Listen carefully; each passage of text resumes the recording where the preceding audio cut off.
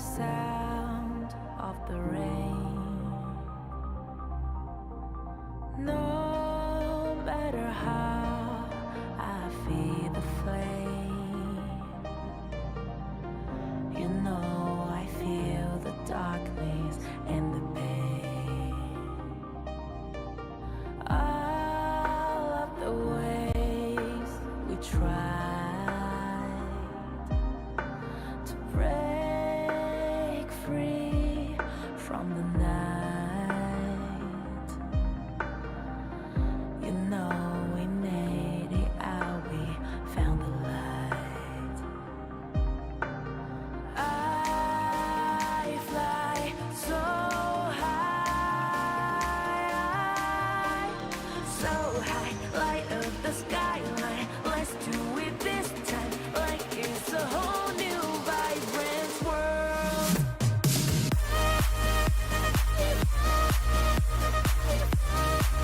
Like we're the only ones in this world.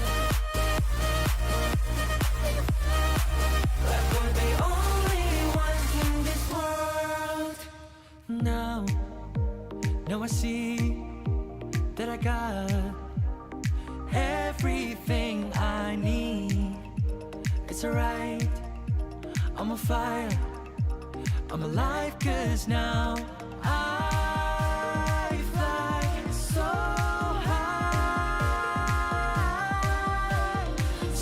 high, light up the skyline. Let's do it this time, like it's a whole new colorful world.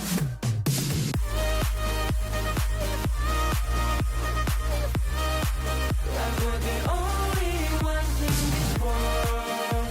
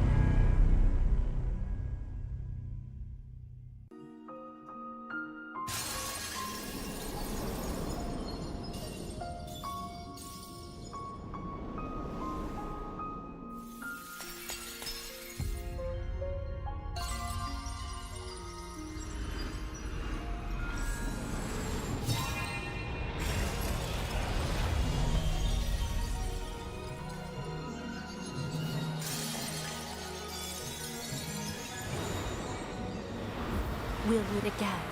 I'll make sure of it.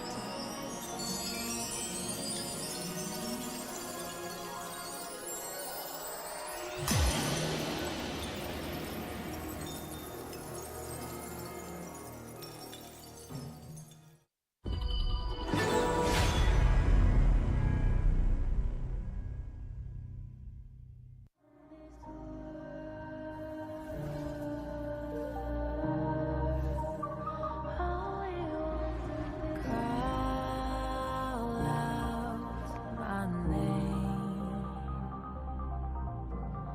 cut through the sound of the rain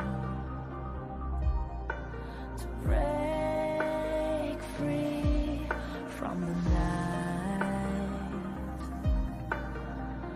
You know we made it out, we found the light. I fly so high, so high, light up the skyline. Let's do it this time, like it's a whole new vibrant world.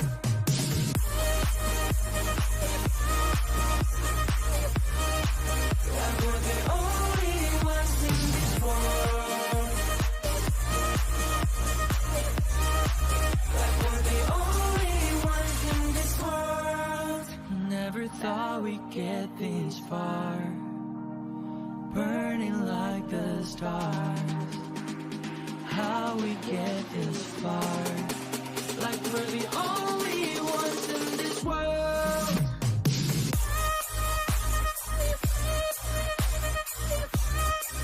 Like we're the only ones in this world.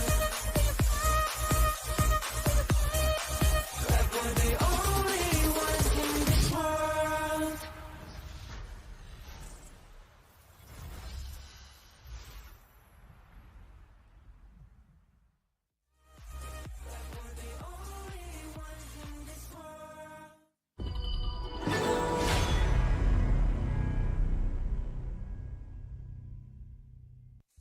Grandpa, what happened in the monkey story?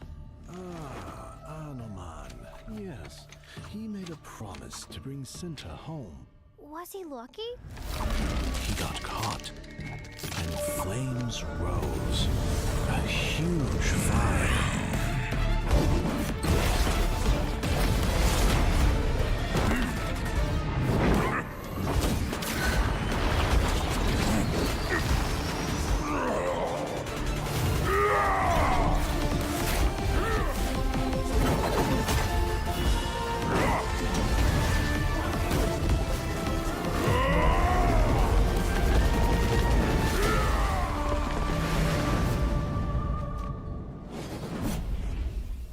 He is a legend.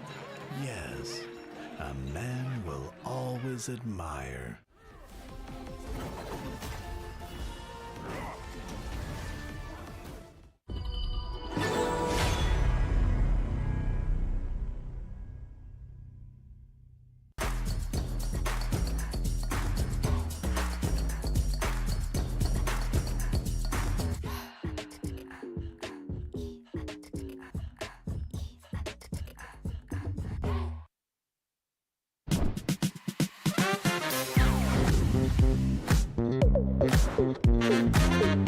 Halo guys, balik lagi bersama aku Momo-chan. Dan aku lagi di Museum Nasional Indonesia. Tapi aku nggak sendirian, karena aku bareng sama teman-teman aku di sini.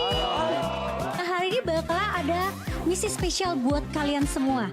Tapi sebelum itu, aku bakalan bagi kalian ke dua tim. Yang pertama ada Jrel. Tim kamu namanya siapa, Jrel? Nama tim kita tim Buko. Tim yang satu lagi, tim kamu namanya apa? Anoman.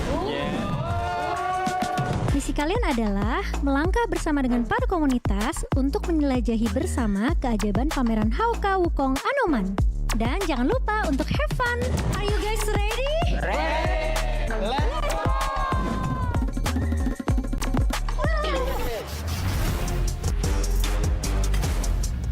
Loh, kok nggak boleh masuk? Kenapa ya? Kayaknya kita harus buat konten dulu deh sama mereka. Konten apa? Kontennya kayaknya harusnya gampang sih. Tapi kalian siap gak? Let's go!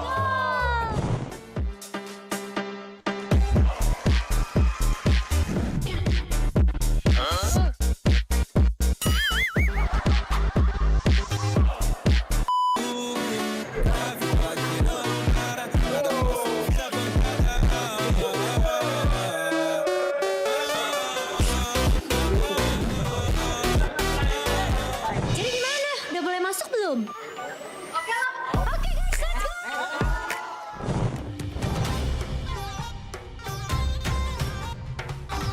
Ini sejarah tradisional Indonesia, ya kan? Apa namanya? Wayang. Wayang kulit. Tapi kalian tahu nggak kalau wayang kulit nih aslinya tuh terbuat dari apa? Saya tahu. Apa? Kulit sapi. Kulit kerbau.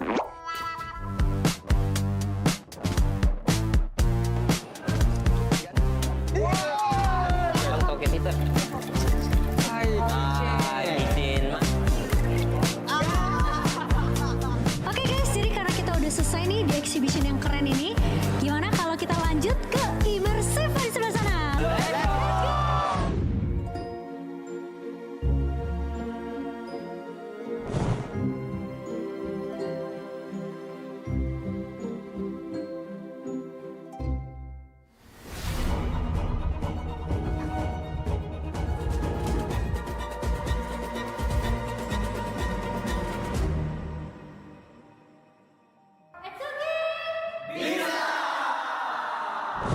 Oke guys, jadi itu dia hari ini kita udah selesai turnya untuk special HOK exhibition juga.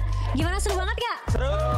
Keren, aku mau ngucapin terima kasih buat waktunya kalian juga, terutama untuk Ace Community. Thank you so much.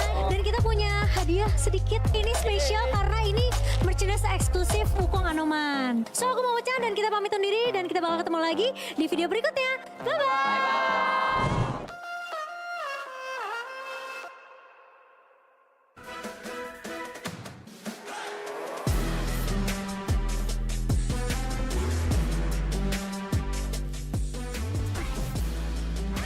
Taker lah ya, ketakutan kita.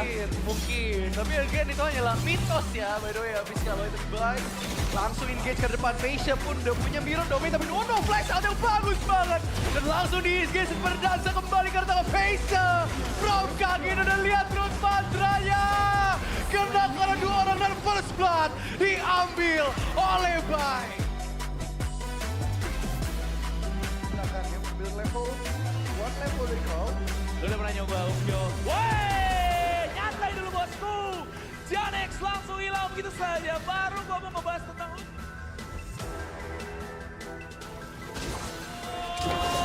Bigetron, mereka semangat. Snowfall Slash berhasil taken down. Crystal terbuka lebar. Ada Bal di sana sendirian coba untuk menahan segalanya. Tapi Bal berhasil taken down. Dan Q juga langsung memanfaatkan destiny-nya. Dan ini dia.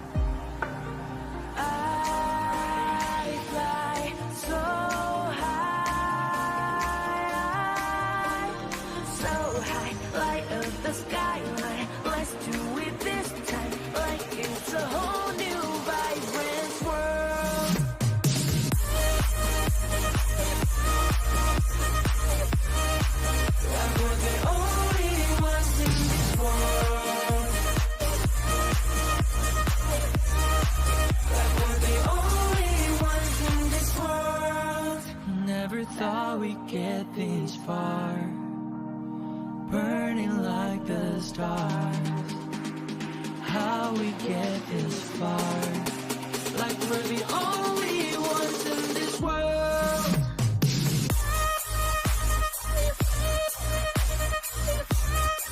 Like we're the only ones in this world. Like we're the only ones in this world.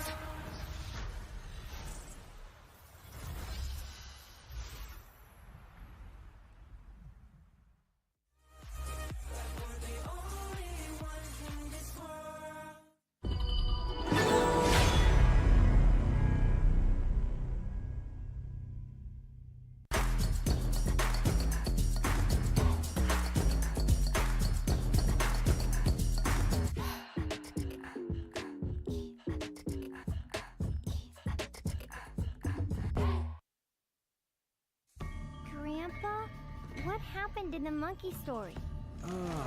Anoman. Yes, he made a promise to bring Cinta home. Was he lucky? He got caught, and flames rose. A huge fire.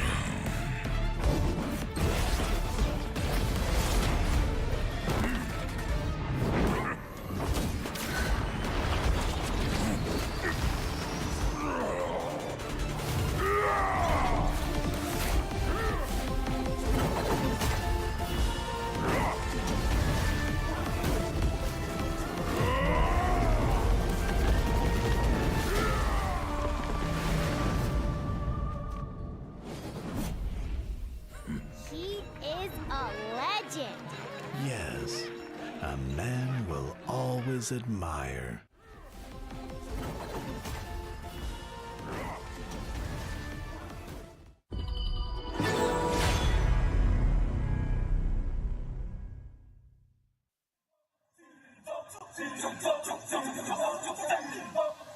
King's Invitational Series, let's go!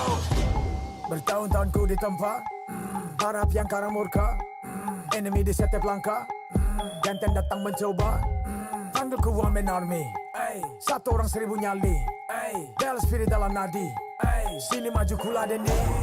Langkah sudah jauh, mereka pikirku mau mundur dan buang sau. Kehormatan yang utama di puncakku pertama, berdiri hantam balik semua yang halangi arah. Pikir-pikir lagi kalau kau mau halangi, genderang perang sebab bunyi sini hadapi. Old school tank mentally dia takkan berhenti, bukan instan imitasi. Coba kau lihat sapu cara bermain agak lain dengan strategi yang saya desain. Akulah mastermind di balik kekacauan, satu punchline sapu ku mundur semua lawan.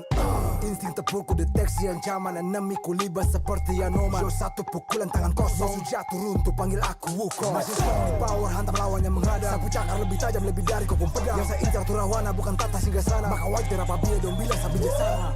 Siapa yang berani mendekat kemari? Saya yang kesana atau kau yang kesini? Jutaan kalian pun saya terakan lari. Seranganku cepat sulit kau hindari. Dominasi, ku kendali, berotasi ke tiap sisi, ku ambil alih. Saatnya kita untuk eksekusi. For my party, push, push, push, push, push, push. Everybody move, move, move, move, move, move, yeah, move, move. Saat datang dengan mode brutal, kendalikan setiap titik vital. Damage magic, serang mental fisik, 1000 taktik, kau kalah cerdik. Mau coba jatuhkan sama mana bisa, siasatmu sudah saya analisa. Terdapat selak, gerak, geriku sulit tu dilabrak.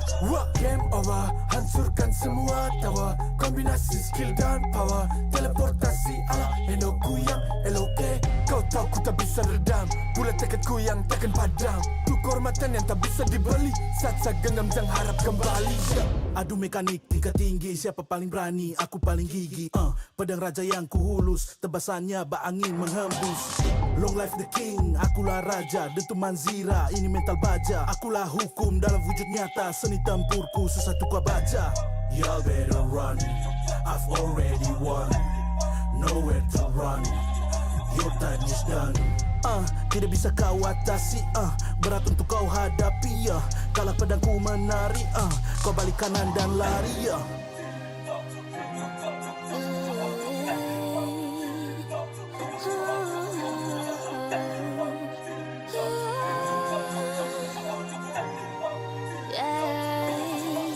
Come give me Punya kau di singgah sana. Aku cinta I'm the queen, feel the aura. Raja jali ternyalain dah. If you want me, prove it way mas. Siapa tadi panggil, cause I'm ready. Siapa bilang aku tak punya nyali. Don't try me ni, aku sumur api. Yes my melody, you can touch me. You ready, udah jali. Lagi coba lagi. Tegak berdiri dan kuatkan lagi. Bukan yang paling cepat, bukan yang paling tinggi. Ini menguji kepala, bukan sekadar jari. Di tangan kiri murka, kanan kehormatan. Aku datang sebagai bentuk perlawanan. Bujuk rayu nafsu ego aku kalahkan. Biarkanlah aku menjemput kemenangan. Di tangan kiri murka, kanan kehormatan. Aku datang sebagai bentuk perlawanan. Bujuk rayu nafsu ego aku kalahkan. Biarkanlah aku menjemput kemenangan.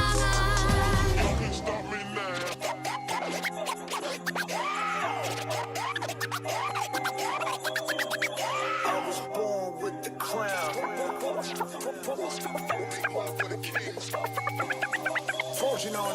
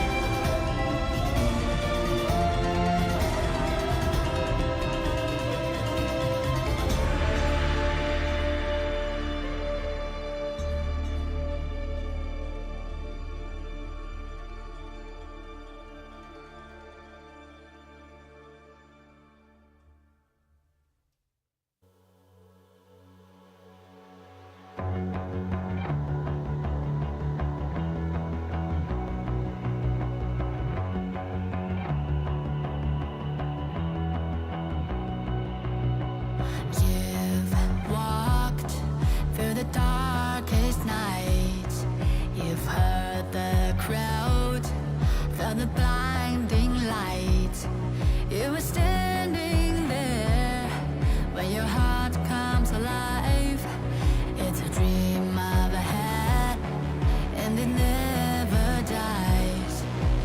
Right here, right now, give it all, get it out. Never surrender, I fight and never fail. I am a contender, a challenge I can feel. The smallest lies become the brightest enemies, relentlessly. And even if you fall, you gave it everything to be a king.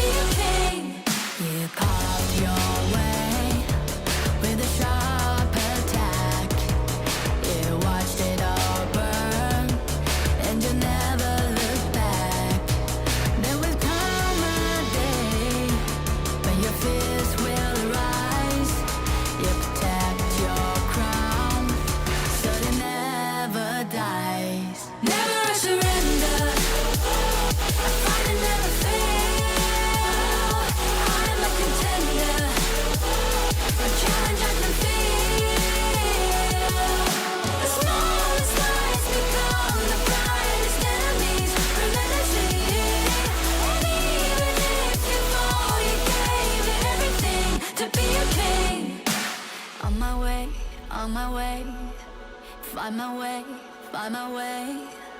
On my way, on my way. Dream my way, dream my way. Never a surrender. I find it never fail. I'm a contender. And challenge I can feel. The smallest lies become the brightest enemies. Grenadity. And even if you fall, you gave it everything to be a king.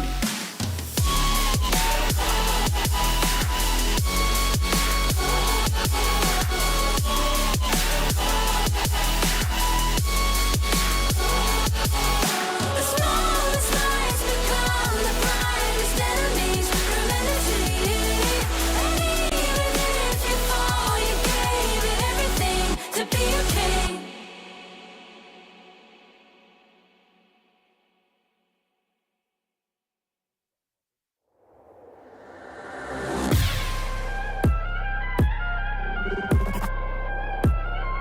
Turn it back.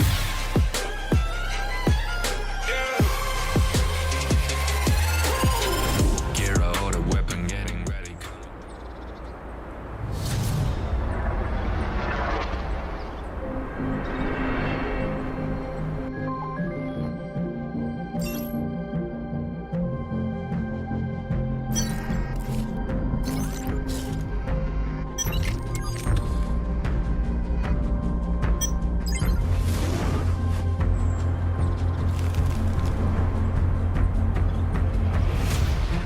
Kami di sini berjuang untuk mempertahankan marah negara dari tahun lepas.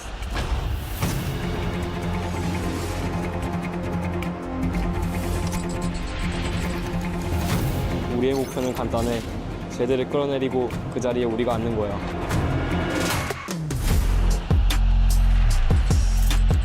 Kapag naaganti na kami, patutunayan namin na kami ang pinakamagaling.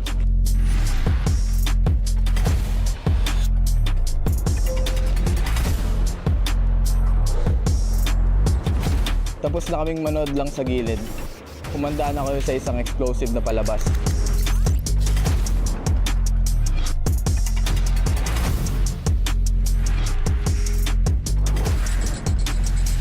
Inilah peluang pertama untuk kita, peluang untuk pertunjukan kepada dunia kemampuan Malaysia.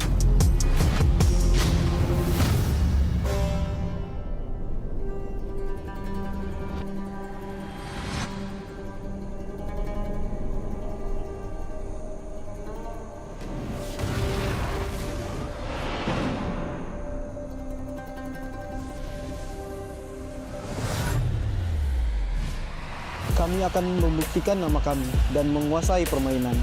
Kebanggaan nasional kami dipertaruhkan.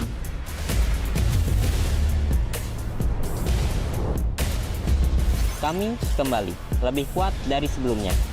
Indonesia punya banyak tim, tapi kita bisa bersatu. Coba ragu sama kami kalau berani.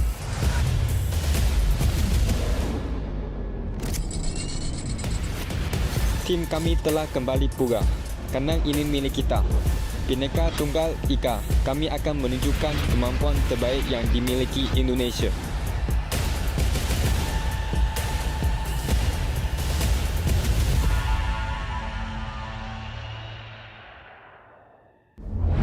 Day 2. The grounds are alive with the hearts of the fans. The atmosphere thick with ambition. For the victorious, the goal is simple. Keep the momentum. For the others, to prove their worth. The stakes are set.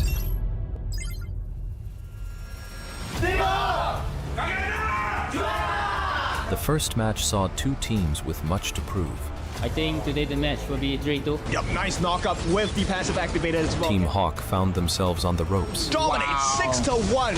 Under Kagendra's confident play, Fei Shi and Sen Ku made sure Team Hawk was found wanting. It promises to be an explosive show for Kagendra's next match.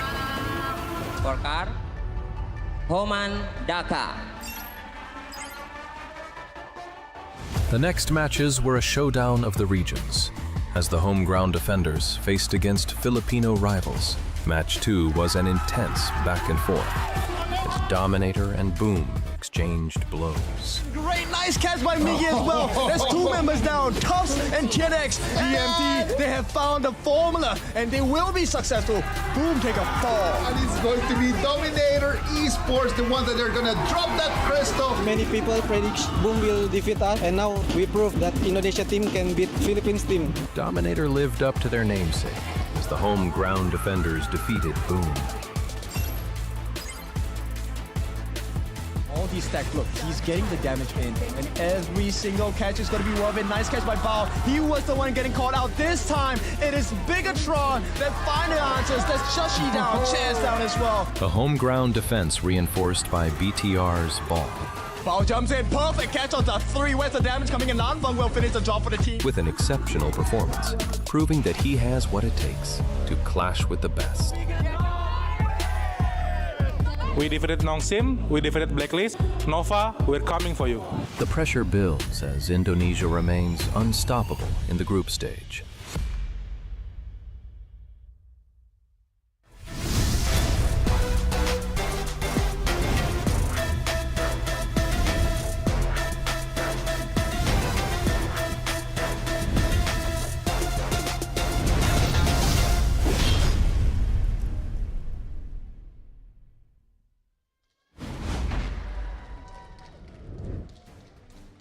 Selamat datang Indonesia, and to everyone around the world. The Hero's Gorge calls once more. The path narrows here in the group stage, and this is the day we will determine the final picture of the brackets in the knockout stage of the Honor of Kings Invitational Season 4. The climb to the crown is brutal. And this is the last chance for the teams to claim their destiny. The final opportunity to gain the edge, set the tone for the long run, and prove that they have what it takes to rise above the rest and challenge for the throne. I'm Mara Aquino, and this is our game. Let the story begin. Casters, lead the gorge.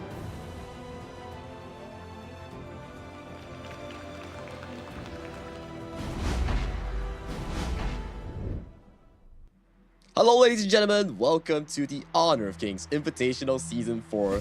Mara, we are at the GBK Stadium at the Basketball Hall of Jakarta, Indonesia, and with me today, the casters leading you in the English broadcast will be me, Sagi HOK, and a new familiar face that we haven't seen since 2015. Holler, welcome to the show.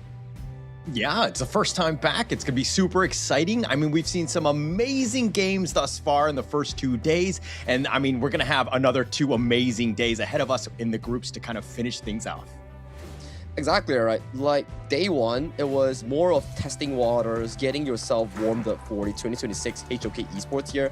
But my oh my, day two, it was the IKL day. Because every single series, the IKL teams, Kagendra, Dominator, Bigetron Vitality played, they defeated all their opponents. We had what? Boom Esports losing up against Dominator. We have Blacklist International being defeated by Bigetron by Vitality. And over the course of the day itself, it really showed IKL is prepared to claim this total prize of $100,000. Yeah, they want, I mean, the lion's share of it. Obviously, the champion's going to go home with 35,000. Second place with 17. Third, fourth with 14,000. And fifth through eighth will be in 5,000 for that. Unfortunate for them. But again, you were kind of talking about the fact that all the IKL teams have been terrible hosts and kind of mean in the sense that they're on top here, right? They're either undefeated or Kagendra taking the L against DMT. So only an IKL team can take down another one. I mean, if you compare it to the 2025 year, it was PKL's year, right? Blacklist International went top 4 in KIC. Boom Esports went top 8. And you turn it into 2026, look at IKL. You can say, yes, group stage, you don't really have any teams that are going to be knocked out, but they are all in first and second place in the groups itself. But talk to me about what we're going to be looking at in today's matches here. Well, 3 amazing matches. We're going to find out exactly how Group A is going to be shaping up. We're kind of seeing exactly some of the teams not do as well. But the first match is going to be Boom Esports. They're going to be going against Team Hawk, and that's from the team from Malaysia. The second match, Blacklist International going up against Nongshim. And the final one, which is going to be the kind of decider of Bigetron versus Nova Esports. I think those are definitely key games to look at. Teams finding their first win, teams trying to cement themselves as the first place in the groups to get that privilege of selecting teams. But this is the current star value rankings of these players here. For those who don't know what is star value, it is a number that you can acquire in-game. It's below events called National Star Rise Up event. If you get 10 million, you get that Miyu skin. If you get 100 million, you get that cool dragon entrance effect. And we saw on our screen just now, top one, none other than the one with the one in his name, Chammy 1. Yeah, Chammy 1. I thought my number was high, and then all of a sudden I saw that, and I was like, okay, that is insane, right? Because of the fact that Chammy 1 is just being able to take that up on top, and plus they had that privilege of being able to choose out some of those other teams, and honestly, it kind of seems like it's biting them in the butt. It's not really paying off. I mean, like I said, right? Yes, Chammy 1, number 1 in National Star Rise Up, but where's their first win in towards their groups, right? So that's something that they definitely want to find out. But before that, another few teams that are trying to find their first win is none other than our first series of the day. A mission of redemption, one rises, the other falls behind. It's between Boom Esports that's coming in towards the stage, coming in as PKL's invited team against their opponents, Team Hak, a new blood coming in from the MKL Malaysia region. Yeah, this is a squad that's kind of does have some veterans on it. I mean, John, he came in from Magna Esports Club. I mean, he definitely played in the MKL Fall, placing 5th and 6th. Bai has been there from RRQ. I'm sure that you guys are very familiar with him because he was there at the KIC. Unfortunately, they were 13th through 16th, but now he joins this squad. It goes back to Malaysia. And then finally, the third place, that veteran that we've seen, Nuodo, he played on Todak. So this is a squad that does have their veterans. So this one will be an interesting day ahead of us. I understand the fact that both teams have yet to find their first win, but we need to compare the, how do I say it, the path that they took, right? For Boom Esports versus Dominator, at the very least, Boom Esports pushed it to 5 games, and in the final game of that BO5, it was really close. But for Team Hak, I feel like they're still trying and struggling to find their footing in competitive HOK esports, at least in this group stage. Yeah, for sure. It's going to be very difficult, right? All of a sudden, now you're thrown into the wolves. Boom Esports right now, call them out. They actually picked Team Hak first going into this one. So if anything, Team Hak should have that chip on their shoulder. They're probably going to want to make a statement in this series here. But going into those stats, I mean, you were talking about the fact that Team Hak didn't have the greatest of times, and these stats are kind of showing that. They've only played one series, though. Yeah, and you can see it from the average goal for Team Hak being below 30,000. It's not to say that they are inefficient at farming. It's more to say that their games are being bulldozed pretty quickly by Kagendra to result into that low goal per average, which I'm excited to see have they went back, look at the recordings to reinstate themselves coming into this series. And the player head-to-head that we will be featuring is actually Boom Esports Carl against Team Hak's Bai, both junglers in their own department. Yeah, I'm going to go on a limb. I'm going to make a prediction here. I'm going to say that Bai will increase the objective takes. He was at 0%. I'm pretty sure that he will take at least one objective in this series, so that number will infinitely rise for him. So I think that they're going to have a chance. You talked about the fact that, yes, Team Hak did get bulldoze, right? I mean, they have the shortest game. They played it was what, 8 minutes and 3 seconds going up at Kagendra. It just seems like Team Hak has really not found their footing. This is something that they need to kind of, shake off and play this game like everything is on the line, because they need to get into this series quickly. And another interesting point that we can really highlight is the jungle matchup, right, between Boom's Carl and also Team Hak's Bai, where both of these players were once in the same group back in KIC 2025. It was Boom's Carl, yes, the jungler still, and Bai used to be with RRQ. Same group, yet to face off each other. This is their first shot between that jungle matchup. Yeah, and it will be interesting. I think that that's going to be the biggest piece, right? Boom Esports, there's a lot of confidence. I mean, they actually chose Team Hak first. I mean, if anything, Team Hak need to take that personally. They need to bounce back. But going up into this one, you're seeing this squad. This is a squad that's kind of been sticking around together. Yes, they took some L's, but they got top 8 at the KIC. And that speaks volumes about this team, because we see that, when the teams stick together and they fight through that adversity, they tend to come out much stronger. It's about the synergy, right? It's not just about your mechanics, just not about your experience itself, but synergizing yourself as a team that's been so long together for about a year or two really gives you the added advantage, right? You have that hidden synergy between your teammates, and plays that you pull off may be sharper compared to the teams that are rather new. Yeah, and this is, of course, one of those teams that are somewhat rather new, right? Mon and Lola, both of these guys are brand new to the Honor of Kings esports scene. I mean, we're talking about Lola here. He's one of those guys that's kind of thinking, what can he bring? How much can he bring to this table right here? And Mon is another new blood on this one. And that's the greatest part about Honor of Kings esports. It's giving people a chance. They have that potential to go in and, of course, bringing it to the main stage. I expect to see big things, but again, this is something that a team needs to kind of evolve in. They still need to learn and where they sit as a team. I want to pull you out of the direct matchup between these two teams first and their history. I gotta say, out of some of the jerseys I've seen so far from the past 3 days, I gotta say Team Hawk's drip is pretty dripping. Yeah, it is actually pretty nice. I mean, come at me, right? I mean, Isagi HOK, send him a jersey, make sure that he gets there, right? I'm doing it for you. Please, I need it. I need it. Just like I need to explain to you the first team coming in towards the third day series. It will be Boom Esports here. Kuya, day one coming in of the PKL region. We have Miggy, Carl, Tatsuri, Danny, and also Draw, comprising of the Wolves.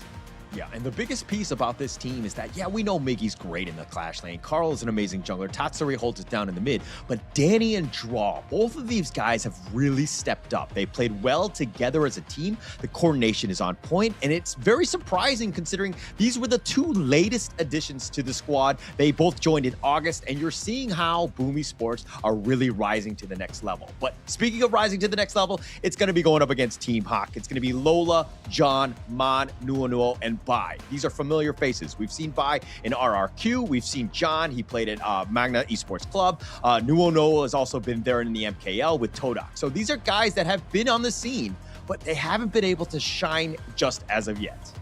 I think it boils down to the question, can they synergize well enough? Can they evolve as the group stage commences, right? Because yes, you can say that group stage, you're not performing well, but at the very least in KIS4, group stage only determines your knockout seeding. It doesn't determine whether you're eliminated from the competition. So they, at the very least, have 2 more days, few more BO5s to really look into how they want to structure themselves, how they want to pace themselves going into these games, especially as BO7 is going to be even more punishing. Yeah, definitely going to be punishing here. I mean, Team Hawk right now, okay, look, if you're on the bottom of Group B, 3rd, 4th, you're going to be potentially chosen out by Bigetron or Nova. I mean, yes, we don't know exactly who will be the top 2. Nongshim could still potentially get into that one, but still, you do not want to be facing any of those big dogs going in. So this is a must-win game for both of these squads right now. It's to really showcase that you have what it takes to cement yourselves in a comfortable position in your groups, because if we see it from a different standpoint, right, they are still 0-1 in the standings. If they can secure this first win, take on their second opponents, and win the series, then potentially they can actually break that tiebreaker to be second place in the group. So it gives you a better standing in the playoffs. At the very least, maybe you don't need to meet some of these strong teams in the semifinals and give you a better pathing to that finals if you can defeat 2 BO7 opponents. Yeah, and obviously I'm getting way ahead of myself because we're still in the group stage, but there's so much at stake going into these final 2 days to see exactly where these teams will end up. Yes, they're not eliminated, and they have those opportunities to, get those games in, to play against high-level competition, especially on the stage. It's got to be a little nerve-wracking, but at the same time, Boom Esports right now, hey, they picked out Team Hawk, right? This is one where they felt that they were very strong, and it's almost disrespectful for the fact that they picked them first. It's what you see like a proving match, right? It's like, hey, the reason why I picked you is because I can pick on you. And for Team Hawk, it's like, you picked me, I'll make sure that you regret picking me. So it's really down to whichever team can stand up to their words or to their actions, right? But with the first game almost commencing into the pick and bans, I do want to point out that recent meta has been shifting away from the Mai Shiranui and also the early first picks on the blue side. It's more going into the jungle-centric ones. We've seen Dolia Yangjin, we've seen the likes of the Pei, we've seen the likes of the Byron, all these being prioritized by some of these teams. Yeah, actually, Byron has been like the hero. I mean, you saw the highlights yesterday, right? Wow, With Bigetron, right? I mean, Ball was absolutely amazing on this hero. I mean, the hero itself is 6-1. It's the 6th most picked in the KIS for thus far. This is a hero that has a lot of, it opens up so many avenues, and it looks like Team Hawk right now hiding their strategies, playing it smart for the late game. I mean, that's just John, man. He's a buddy of mine. He's just, giving you that atmospheric happiness, it's like just joking. It's like, hey, like, how would I say it? It's like cheering up the fans, you like these sort of like goofy people that actually have skills and also the personality, something like a Zanq, for example, right? Of course. I mean, that's the biggest thing, right? Having that personality and also being able to play at such a high level. I mean, you have everything. I feel like, there's nothing left for us normies. I don't know, but some of these times it's like, if I see trying to do some 6-7 dance or some TikTok dance, I find it pretty funny, but it happened once or twice back in KIC. I mean, yeah, we'll keep it goofy, and there's a reason why I'm not playing, and we're kind of just talking about them in the end of the day. But this is going to be one where, again, we want to see these guys really shine. Obviously, sometimes it's the total opposite, right? When you have a camera in your face, you're on the stage, you're seeing the live audience, it is a little, overwhelming at times, right? And so this is where guys, can they break out of their shell and be that boisterous guy that the team really needs to really take them over the edge? Oh, tell me about it. I do. Like, I remember I played one show match back in KIC. The lights was sharp. The place was pretty hot, and you have like earphones. You see those that they're wearing right now. Those muffles your ears pretty hot for the noise cancellation on the crowd and on the opposing team. So you were in a very different environment compared to your cozy gaming house where you can scream from comfort. So I do feel like for Boom Esports, they have this advantage. They have more tournament experience, more on-stage experience compared to Team Hawk.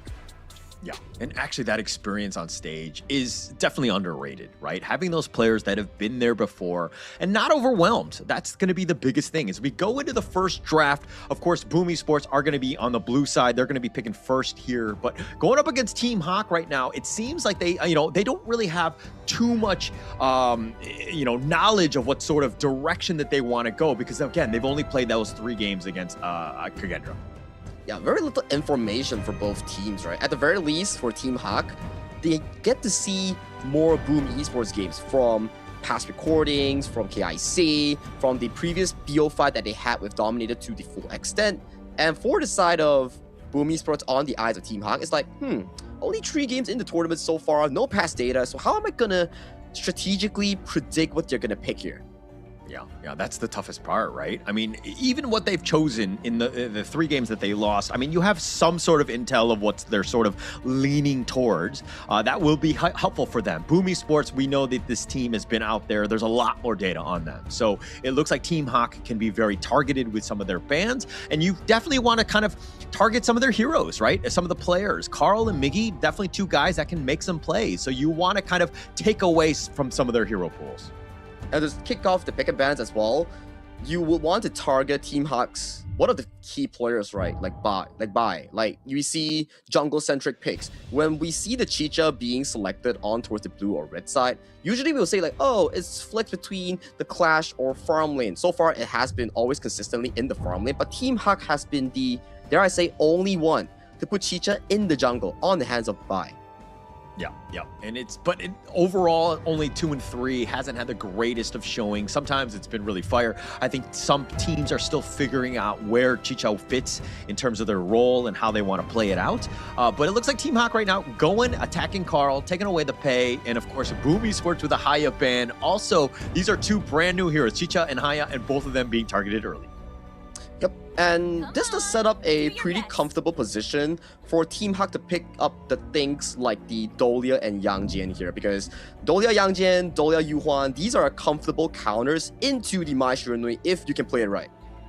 Yeah, and I mean, Dolia has been very, very strong thus far as well. I mean, we've seen it with 5-1. It's an 83% win rate, top 10 most picked. This is a hero that is incredibly strong. Plus, as you were talking about with the synergy with the Yangxian, you have so much potential damage. And these two, like, you kind of want to split them up. So it looks like Boom Esports are letting that go, and they're going to try to counterpick it.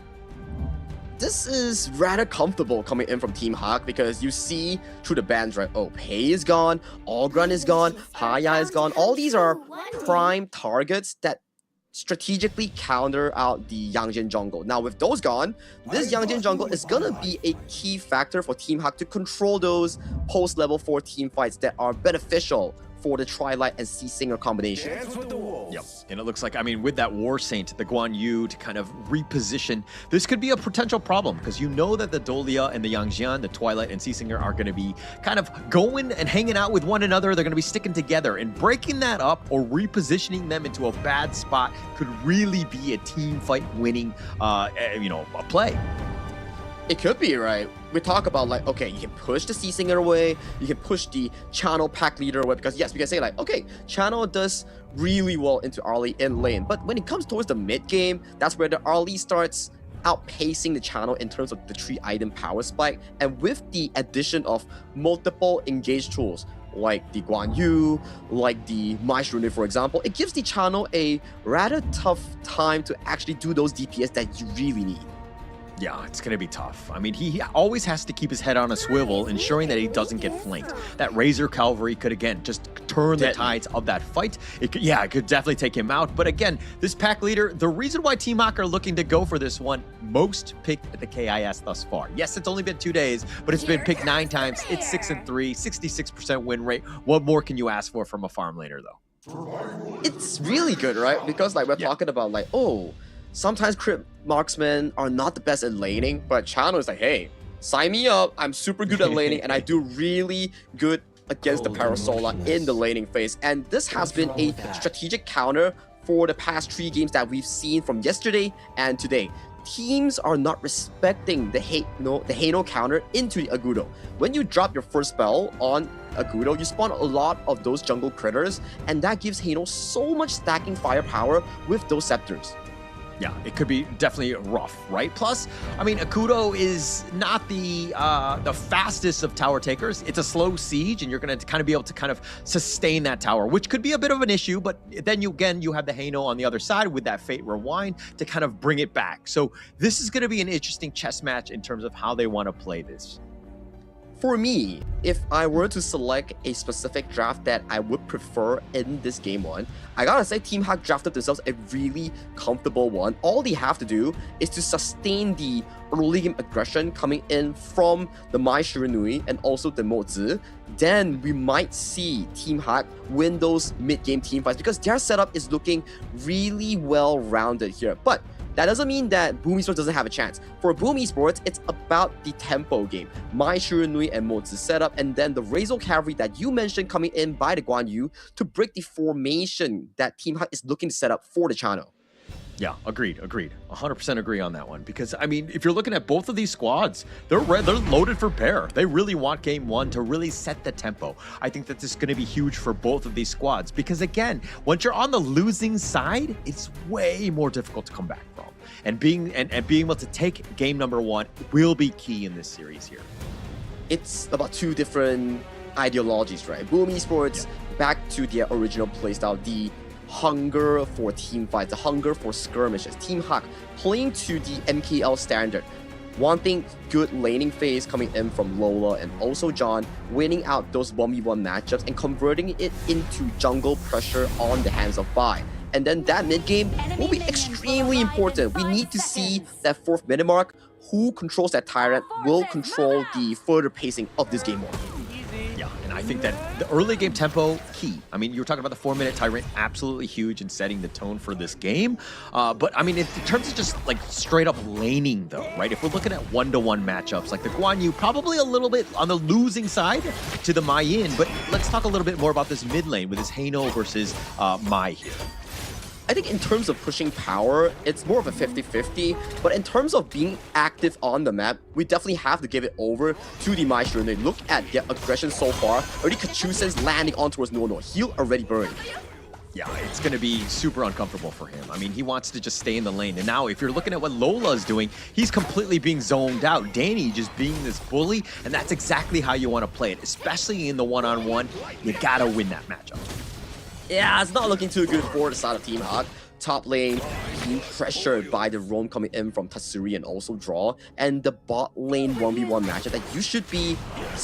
I mean, in a way, if you look from it from a 50-50 side, Lola's channel should win against Danny's early. But hey, Danny outpaced him and got the initial objective, which is the fire big in towards that 1v1 matchup. And you're looking at the level differential. I mean, level 3 to level 2. Yeah. I mean, it's not huge, but it is an edge, right? Especially when you're talking about the fact that Lola should have been winning with the channel. You do have that range. The sword signal does quite a lot of work. But again, we're going to probably worry about those guys come late game, because right now the action in the top lane, look at John getting gone on here. They have the just Soaring Green Dragon right on top, but THQ are going to just hide under that tower. Yeah, just a bit of a poking damage here, signaling that, hey, you gotta back off. We have faster momentum coming in from Tatsuri. This is why the Mai Shiranui is so good. And look at that poke damage already on towards Man's Hano. Yeah, a lot of damage. He's not even level 4 at this moment, so he can't really fate rewind it. But he did have the healing dew. He's going to shrug off most of this. And now that he's level 4, this is a potential jump in by Boom. And it looks like he wants to go. Tatsuri, that is. He wasn't able to get the catch back onto them. And it looks like THQ will dodge that bullet. Oh, a bit of a mechanical misplay here coming in from Tatsuri.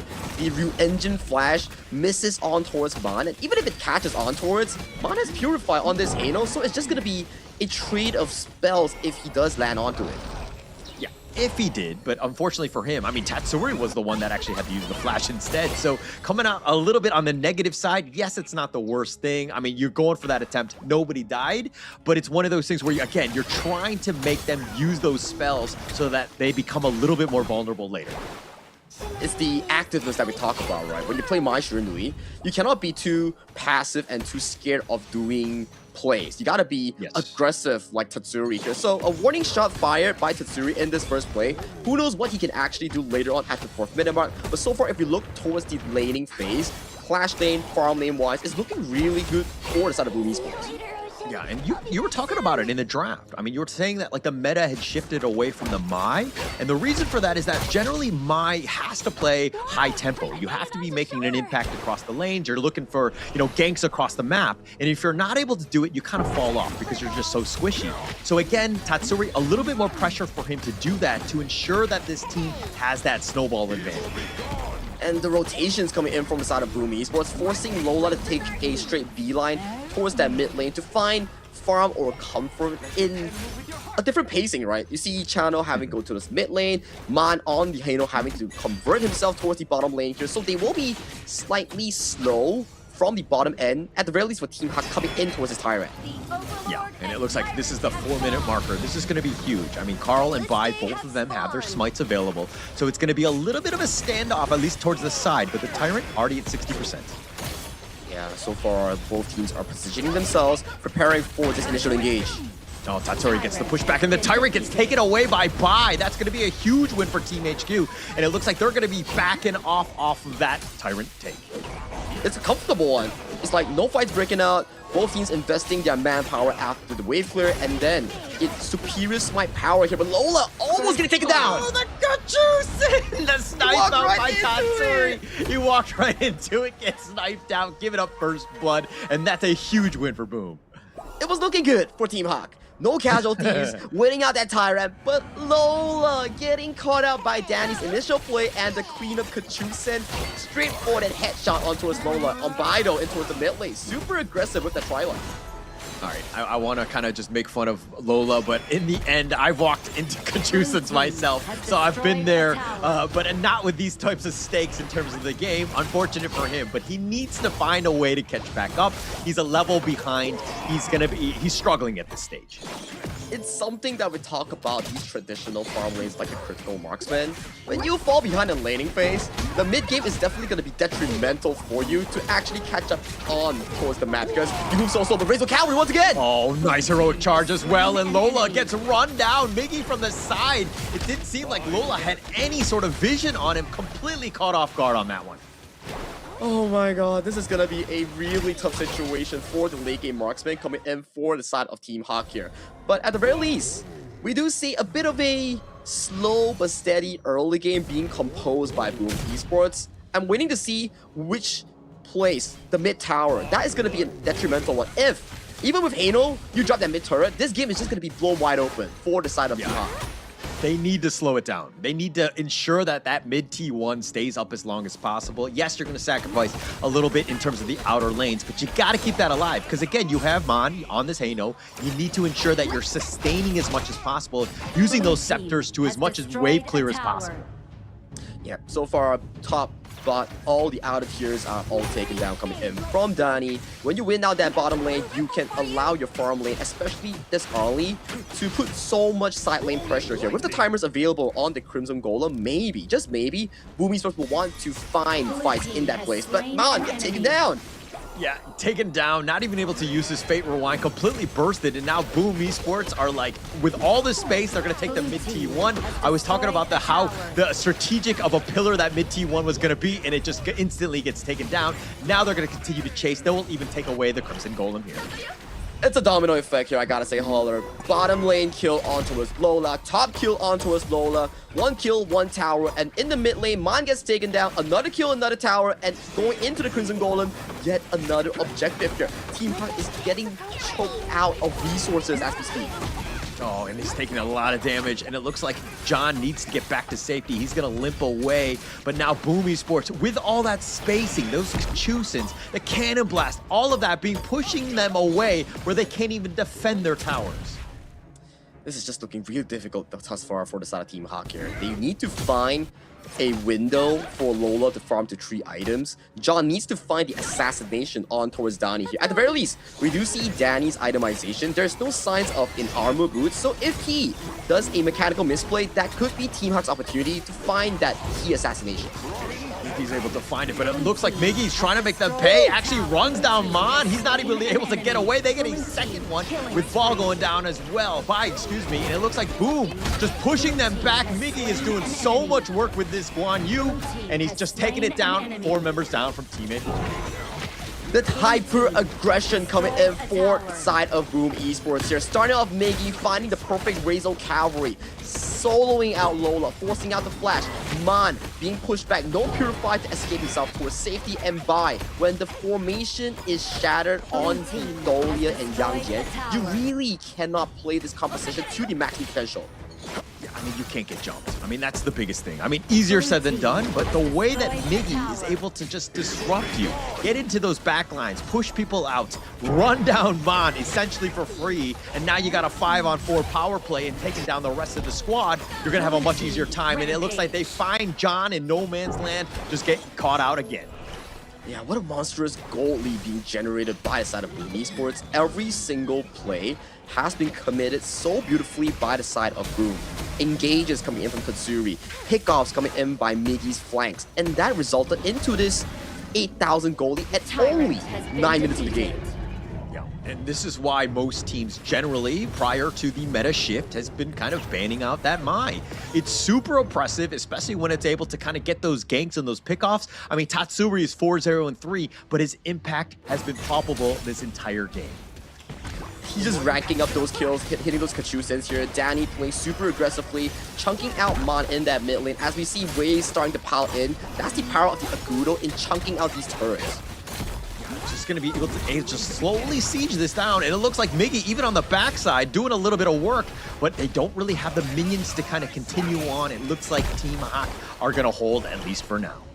Yep, that's the power of the Phase Rewind coming in from the Hano. At the very least, you can slow down the game as what we expected from those early tier towers here, but with the aggression that's being committed by Boom Esports, this is not looking easy at all for Team Hawk. Not at all. Bai actually was looking to hound forward, just dealing with the minions. That's the biggest thing. I mean, it seems silly. Why is he sacrificing himself? Why is he going out of position? But he's wave clearing, right? He's slowing the game down. I mean, yes, this is a little bit more space for them, but now Team Hawk have to find a way to punish them for being separated like Boom Esports are now. Now, this is going to be a dangerous one coming in for side of Boom Esports, trying to go for that assassination. Oh, Tatsuri says, how dare you leave your base? No place is safe. We will take your jungle. Your base is mine. Tatsuri with yet another kill. Okay, bad news. John got taken down. Good news, it's not a double objective being committed by the side of Boom Esports here, but 4v5 for the next 16 seconds. No availability of the Marine. Towers might be in danger for the side of Team Hawk.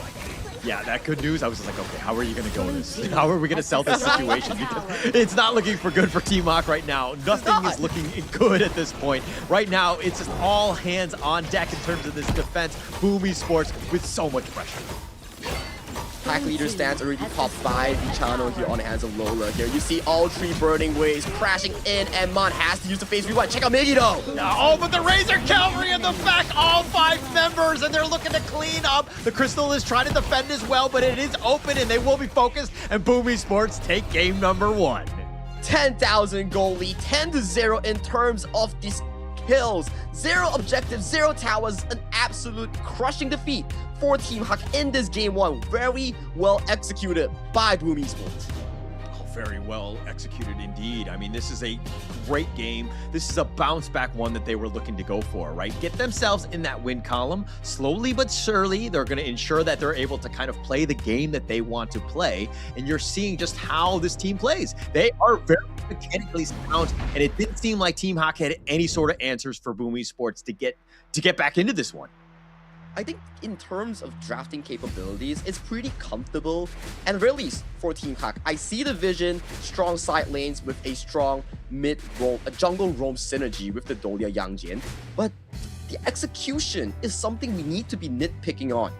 The moment it's 4 minutes, we see, okay, you're losing lane, it's fine. Yang Jian's managed to secure the Tyrant for the team, but Lola being caught first by the Kachusen and also Dani on towards the early, and he rotates himself towards the Clash lane, immediately gets punished by Miggy. That's where you know the game is already into a dire situation for Team Hawk to even progress. Yeah, and Team Hawk, it looked like they were just trying to group up. They knew that they were losing, so they would kind of use the buddy system, but that plays into the hands of Miggy, right? I mean, on that Guan Yu, you know that Razor Cavalry is coming, absolute domination, and you're talking about how Miggy leading Boom to secure game 1, a clear MVP from me here. Hands down, I gotta agree with you for some of these rare occasions. This is definitely a Miggy MVP. He was finding insane flanks, dare I say. Yeah. The last one, that was a what? 4 or 5 man Razor Cavalry in towards the backline to seal the game. And in the early game to mid-game phases as well, we saw how he catches Lola, he catches Mon. Every single play that he has committed with the help of Tatsuri has converted into a very big macro win. Hence you see 10,000 goalie at only 11 minutes. Crazy if you think about it. And the fact that, I mean, Miggy, like, he was making those plays, but he was also the highest net worth on the team. Miggy was like, okay, we're not losing this game. We're going to just trust in me. I'm going to be able to just get onto the backside and ensure that Team Hawk have no sort of way to fight any sort of team fight at all. Yeah, definitely a difficult one for Team Hawk to swallow because they are still looking for their first victory coming in towards KIS4. So definitely after this first game, their second game will be much more pressured because you're still finding your first win. You need to find that perfect, I wouldn't say perfect, that viable strategy to put you into a winning position, or at the very least, an equal one to start off things against Boom. Yeah. I mean, if we're looking at the gold graph, things were kind of equal, right? I mean, at 3 minutes, 50-second mark, we're talking about how competitive they were going to be, but it just got to that point, that 7-minute 38 mark, where you're kind of like, Boom Esports, fully control on this one. They're just going to be able to dominate from then on, and you can kind of see that gold graph just close them out, because this is where Team Hawk needed to have made some sort of adjustments, figure out ways to, again, chip into that lead that Boom Esports had. It's very difficult. When the snowball starts with a Mai Shirunu or so Guan Yu, you kind of wonder, like, okay, I have the Yangjin and Dolia, but my Yangjin and Dolia can't really be standing in front and being pushed back by Miggy into heroes like the Arlie into heroes like the Mozi, that's a lot of CC to actually swallow. And aside from that, you still have the channel that's thinking like, hey, if my formation is already broken, who's realistically gonna peel for me? There's no peel in the game for Lola on that channel. Yeah, no peel whatsoever. I mean, they were also grouped in that sense because they were just kind of lacking vision. They were sticking around too much, and Miggy was able to just kind of make them pay. And all of these lane matchups in favor of Boom Esports at the end of the day, and that is the biggest struggle. I mean, Mon, the only one he really wins in terms of this, head to head was the damage taken because he was taking quite a bit. But this is a tough situation for Team Hawk to figure out a way to get back into this one. It will definitely take a lot of readjustment and I would say practice, right? At the very least in this BO5, it doesn't send you out of the tournament immediately. It's not a knockout, it's not an elimination. It gives you more chance to adapt yourself. But how long can we give you to realistically finalize your form going into playoffs? Yeah, it will be tough, and there's not a whole lot of time. And this is why you're kind of thinking, how would they, Team Hawk do in that game, that second series, that second match? Are they able to bounce back? But this is Boom. This is they're top 8 in the world right now. I mean, that's what we learned from the KIC, right? And going into this one, we knew that they were going to be a tough one, but it looks like the MVP is going to go the way of Tatsuri. It looks like production likes that KDA of 5-0 and 3. 61,000 damage done, 24,000 damage taken, 8.5k gold. It's only an 11-minute game, as you've seen a lot of these moments that's being started by the side of Tatsuri on this Fire Ninja. The mid lane one, the first warning shot on towards Mon, and then you see the subsequent ones, the assassination on towards the backline, and this Kachusa snipe on towards Lola that started everything for the side of Boom Esports. Yeah, started everything right there. But you're just seeing a lot of Miggy on this one. Look where he's at. He just goes right into the middle. Who can he pull? He's going to run down Mon. Anybody that tries to get back to their team, Miggy is literally running them down. His impact was definitely there. Tatsuri with that damage as well to ensure that they have that cleanup when they get repositioned. And again, they were just sniping throughout Boom Esports right now, firing on all cylinders. And every moment that we've seen so far is the Tatsuri and also Miggy. So check this Razor Cavalry out. That was a 4-man Razor Cavalry catching everybody except for the C-Singer on the hands of Nuo Nuo. Pushes everyone back towards the fountains here. Yes, no casualties, but it gives a straight beeline towards the end of the crystal for the side of Boom Esports in this game 1. Question is, how does Team Hawk come back towards this? Because in terms of the execution, it's not looking too good. Yeah, it's not looking good at all. I mean, this is one where they kind of need to, go back to the drawing board. I think that they need to channel the MKL fighting spirit of being like, actually, we're the best, in the world. We need to ensure that we have that. I saw Siang in the crowd. Maybe they get some advice from him in terms of just like what they need to do to bounce back against Boom Esports. Siang was in the crowd. Yeah, good eye.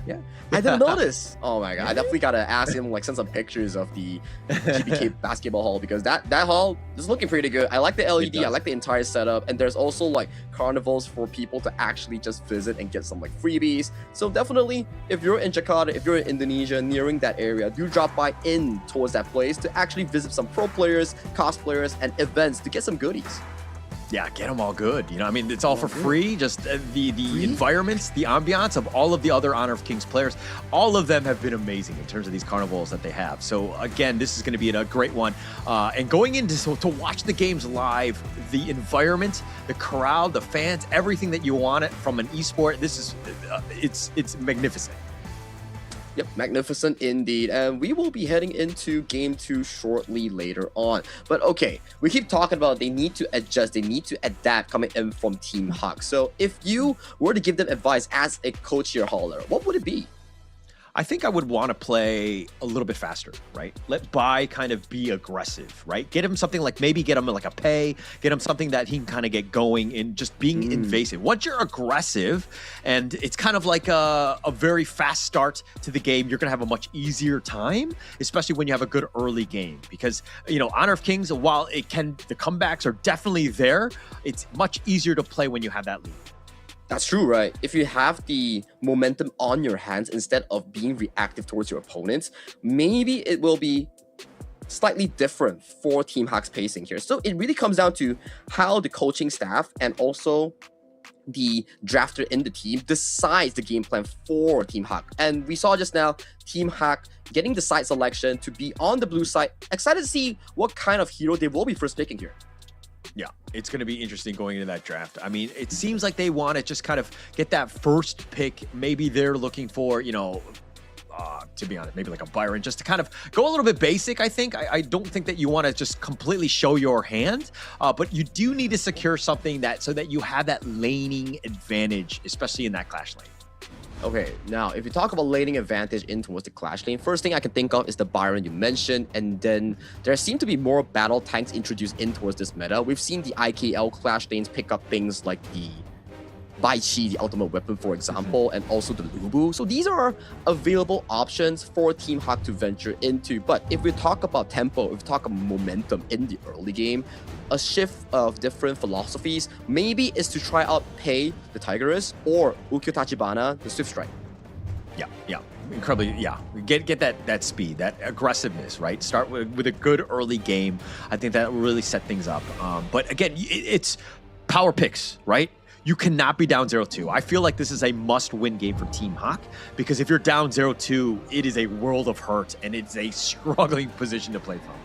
It's 3 back-to-back games that you actually have to come back on towards to, and there is actually stake in this BO5, because we talk about both teams, yes, they're 0-1 in standings, but they need the 1 win and also the subsequent one to force a potential tiebreaker with their opponents that could potentially end up in second place. So that's all they need to do in this series. Try your absolute best, get the BO5 win, but Team Hak's first decision in the draft will be the Forged Maiden, Chicha being locked in, flexible into 3 lanes.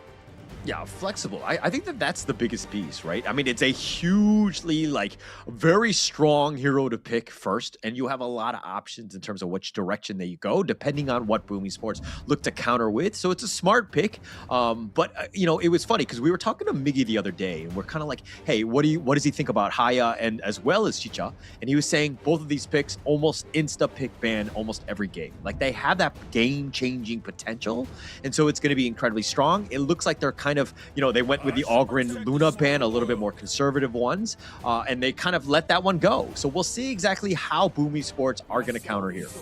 It's more of a rinse and repeat from the game 1 strategy that Boom Esports proposed, right? It's like, okay, Luna, Ogren, things that are strong in the jungle that Bai can realistically use, but they also missed out the Pei Byron that we mentioned in the pre-game draft. Locking these two in, making a shift of momentum, no longer in the hands of the side lane to play that mid-lane game team fight, but it's the early tempo that's going to be on the hands of Bai in the jungle. Yeah, I feel like Amu from the coach from Team Hak is listening in right now, and we were talking about how Pei and Byron were so good, and he picks it himself, right? We clearly manifested that, right? I think it's, 1, we-manifesting it, 2, Team Hak's understanding on the meta itself, and the potential fixes towards their winning capability, right? The percentage, right? If certain things don't work out, you need to look for active changes instead of just laying down there, accepting fate. It's like, okay, this is my fate. I shall lay down and wait for it. Yeah. You can't wait around. You got to make it happen, right? And I think that this is the biggest thing where, I mean, if you're looking at what Boom Esports are looking to do, they're thinking about it. I mean, the Lapu Lapu really just kind of solidifies that counter initiation, gives them a little bit of space, but it looks like they're going to go with the Broken Mirage right here. This is going to be an interesting one because, again, how fast can Carl be here? It's always nice to see jungle assassin matchups between 2 teams. We have Team Hak's Bai on the Tigress, you have Boom Esports Carl on towards Jing, and every season that we watch Carl play, there's always a statement that we put on towards it. He loves those assassins. Now, getting on his hands on this assassin, it also gives Danny a leeway. We've seen Long with the tanky build. It didn't work out really well, but it's actually really meta right now. You go to Force Scar Embrace, you go to Axe of Torment, you go semi-tank, and assassins that like to dive deep, like, for example, the Forged Maiden, the Tigers, it doesn't really do well into tag alone. Yeah, it doesn't do as great. I mean, keeping him alive. Plus, you have that. I don't know what it is. It doesn't seem like they've been able to kind of take him down. I mean, it kind of keeps them off guard in the sense that he's like a little tankier than he should be. Plus, he has that infinite vastness, which is like that get out of jail free card. He's a lot tougher to take down, and he does need to stay alive. But going into this one, I mean, you have the Pei, you have the Nuwa with that long range. Once that pounce happens, you have that potential burst. So I do think in this one that you probably want to go a little defensive. You just need to stay alive here as that loop. That's fully well explained, right? Because in terms of like the counters that we see, why do we always say like, oh, Nuwa counters Long? How does it work? It's because like when you pop that ultimate on the Long, the infinite vastness, you fly around the sky, you come back down, enemy actually has vision, right? So when you come down, you are, I would say, you're not stunned, you just cannot move, right? You come down, you fly down, enemy has vision, right? So the Nuwa, the Celestial's ultimate, can just snipe you from afar, and if you don't flash, you will get hit by it. Yeah.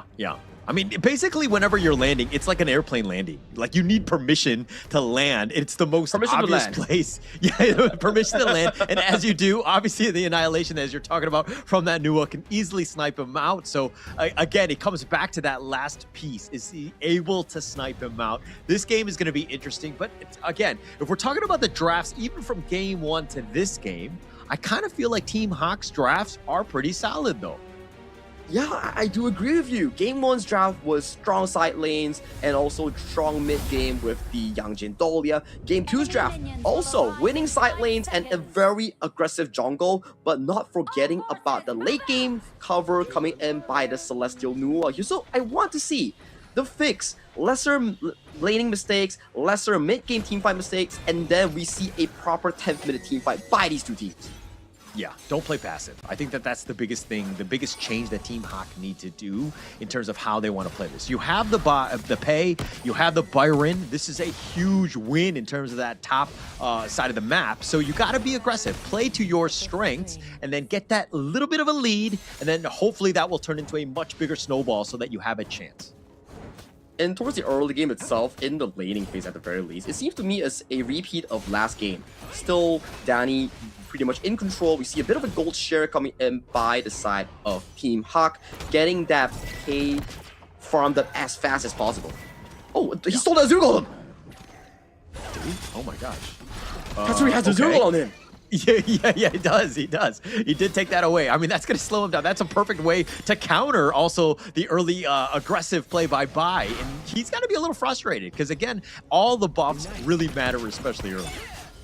Oh, that's not going to be good coming in for side of Team Hawk here. You want the Pei to be online as soon as possible, but due to the fact that you miss out this Azure Golem, we see on our screen right now at 1 minute 30, Pei is now level 4, which is really slow for the Pei standard. And what does it actually translate to? Side lane objectives like the River Sprite having to be given over to the side of Boom Esports. Yeah, it's a feels bad man right now, and they find at least draw. He's going to get back to safety, but this is going to be one of those things where now he's slowly farming. He needs help from Nuo, who will kind of just shepherd him around to speed up some of that farm. Ooh, Miggy's position here. If he stuns John, there's going to be a lot of engage. Oh, the force field suppression is not going to be enough, and that's perfectly set up for Carl to take first blood. What a great play by Miggy there.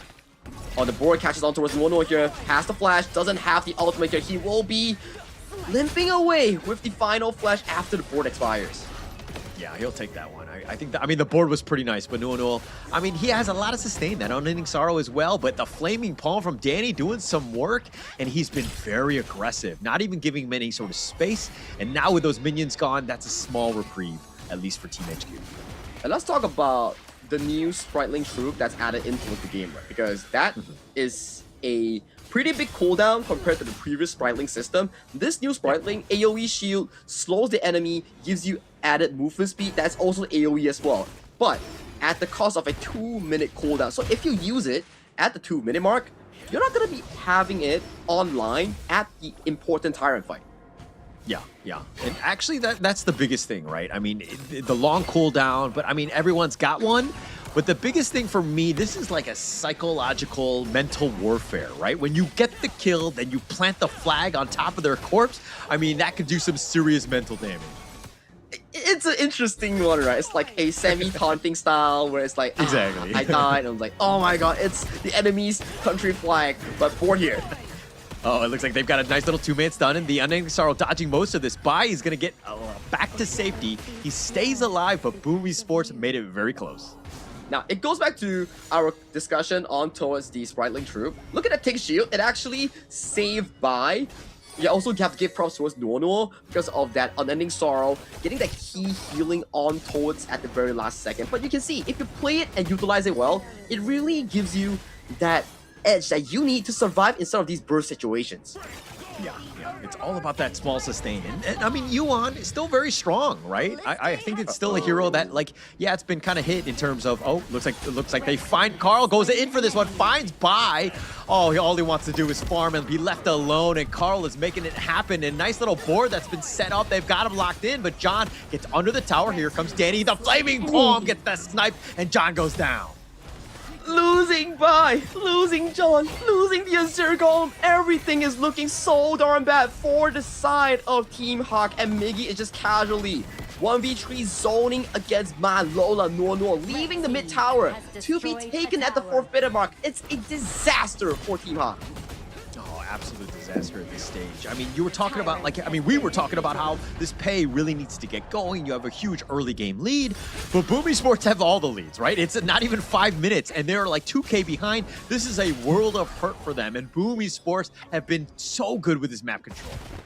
Bai here trying to take a bit of a recovery resource, but Carl is slowly pacing. He sees it, he knows it's in the bush, and he finds Bai. Okay, Bai leads away towards safety here. Yeah, he pounces away. Bai is just running for his life, and Carl's like, that's how you want to play. I mean, he's taking away one of the buffs right now, but Bai right now needs to catch up. He needs to be using that mobility to potentially get some more steals and get themselves back in this game. John goes in for the Storm Strike, finding Tatsuri. He's in a bad spot. He's going to dodge most of this one, somehow staying alive. Lola is going to have to flash under the tower. He's going to be fine. This tower is going to do a little bit of work in terms of this defense here, but they're going to continue to chip away. They do have minions. Tatsuri is very low. He needs to ensure that Mon doesn't get the snipe. The Annihilation had been used, but Tatsuri is just going to recall on back. Ooh, every single mad movement that's being committed by Boom Esports, Team Hawk has no apparent answers here. Yes, you don't drop in terms of kills or in terms of deaths, but you can't really do realistically anything. Like, look at Carl. 1v2, 1v3, stealing away the Azure Golem, but I can't do anything. Can, and that's the frustrating part, right? Especially when you're going up against the Jing, you want to take away his buffs, right?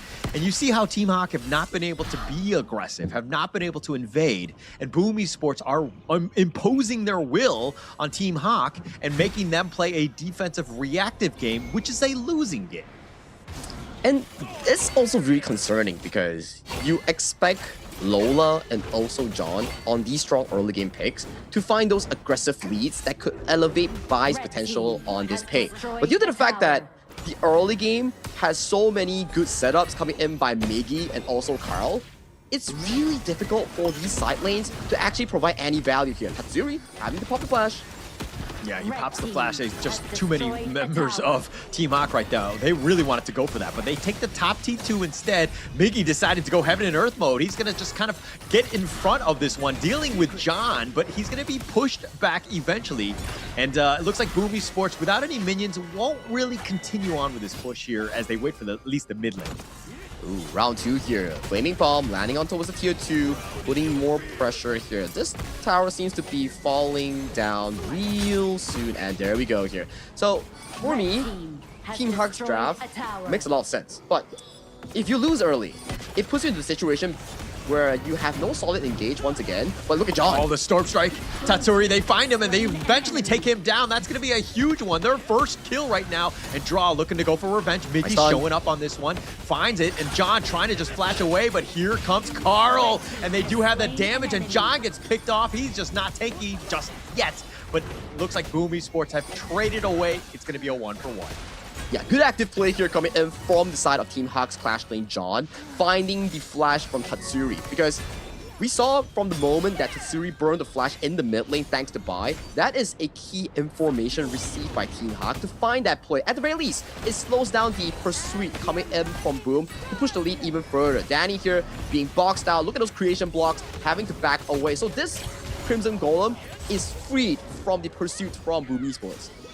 Yeah, it was, I mean, they threw everything at them, right? To ensure that they secure that Crimson Golem. Because Bai cannot lose yet another buff. It's not even 10 minutes at this stage. I mean, they have a 4K lead, Boom Esports, at this stage. And it seems like almost everything is going in their favor. But again, just look at how they're positioning. Everything is being contested. Super aggressive positioning coming in from Draw and also Miggy. Actively just scouting out the bushes here, giving as much information to Danny and also Tatsuri as much as possible. And right now, look at Draw. He's using that spell one, getting control, pushing the members of Team Hawk back in their own base. Are you trying to say that he's trying to draw them out? Huh? I'll to show draw myself. their attention? Yeah, I agree. Yeah. Oh, good. We can move on. But yeah, Draw's taking a decent amount. He will be backing off. I mean, he's doing his job, right? That's kind of what you want to do on the Lapu Lapu. So again, just be up front, provide that vision, and just kind of make people like, feel a little bit scared. Yep, that's going to be the final objective as well, as we pace into that 10th finish shadow objective mark. He dogged on towards John here, enters it, and gets caught by the board. Oh, completely diving in. They are not scared. Boom Esports finding a couple pickoffs early, looking to turn that into a bottom T3. Boom Esports taking everything from them, and Team Hawk right now just trying to hold on. They don't really have the minions. They plant their flags, but what more can they do? They still have 4 members. Boom Esports thought about going in. Looks like they're going to regroup right now. Yep. Quick 2 kills, getting that bot tier 3. Miggy goes in, trying to zap onto his bot, gets the kill! Oh my goodness. Oh, Miggy, the disrespect. He's going to trade his life away. I mean, he really wanted that kill, but he thought about going. Carl is looking to dive on this one. Needs to be a bit careful. Space created. They take the mid T3. The emergence, that will be popped on forward. He tries to go in, but he gets instantly deleted. Oh, it turns into a bit of a disaster, and now they turn him. They do have John locked in. The Storm Strike on forward. He decides to go all in, tries to make the play, doesn't make it, but they do end up getting Draw in return.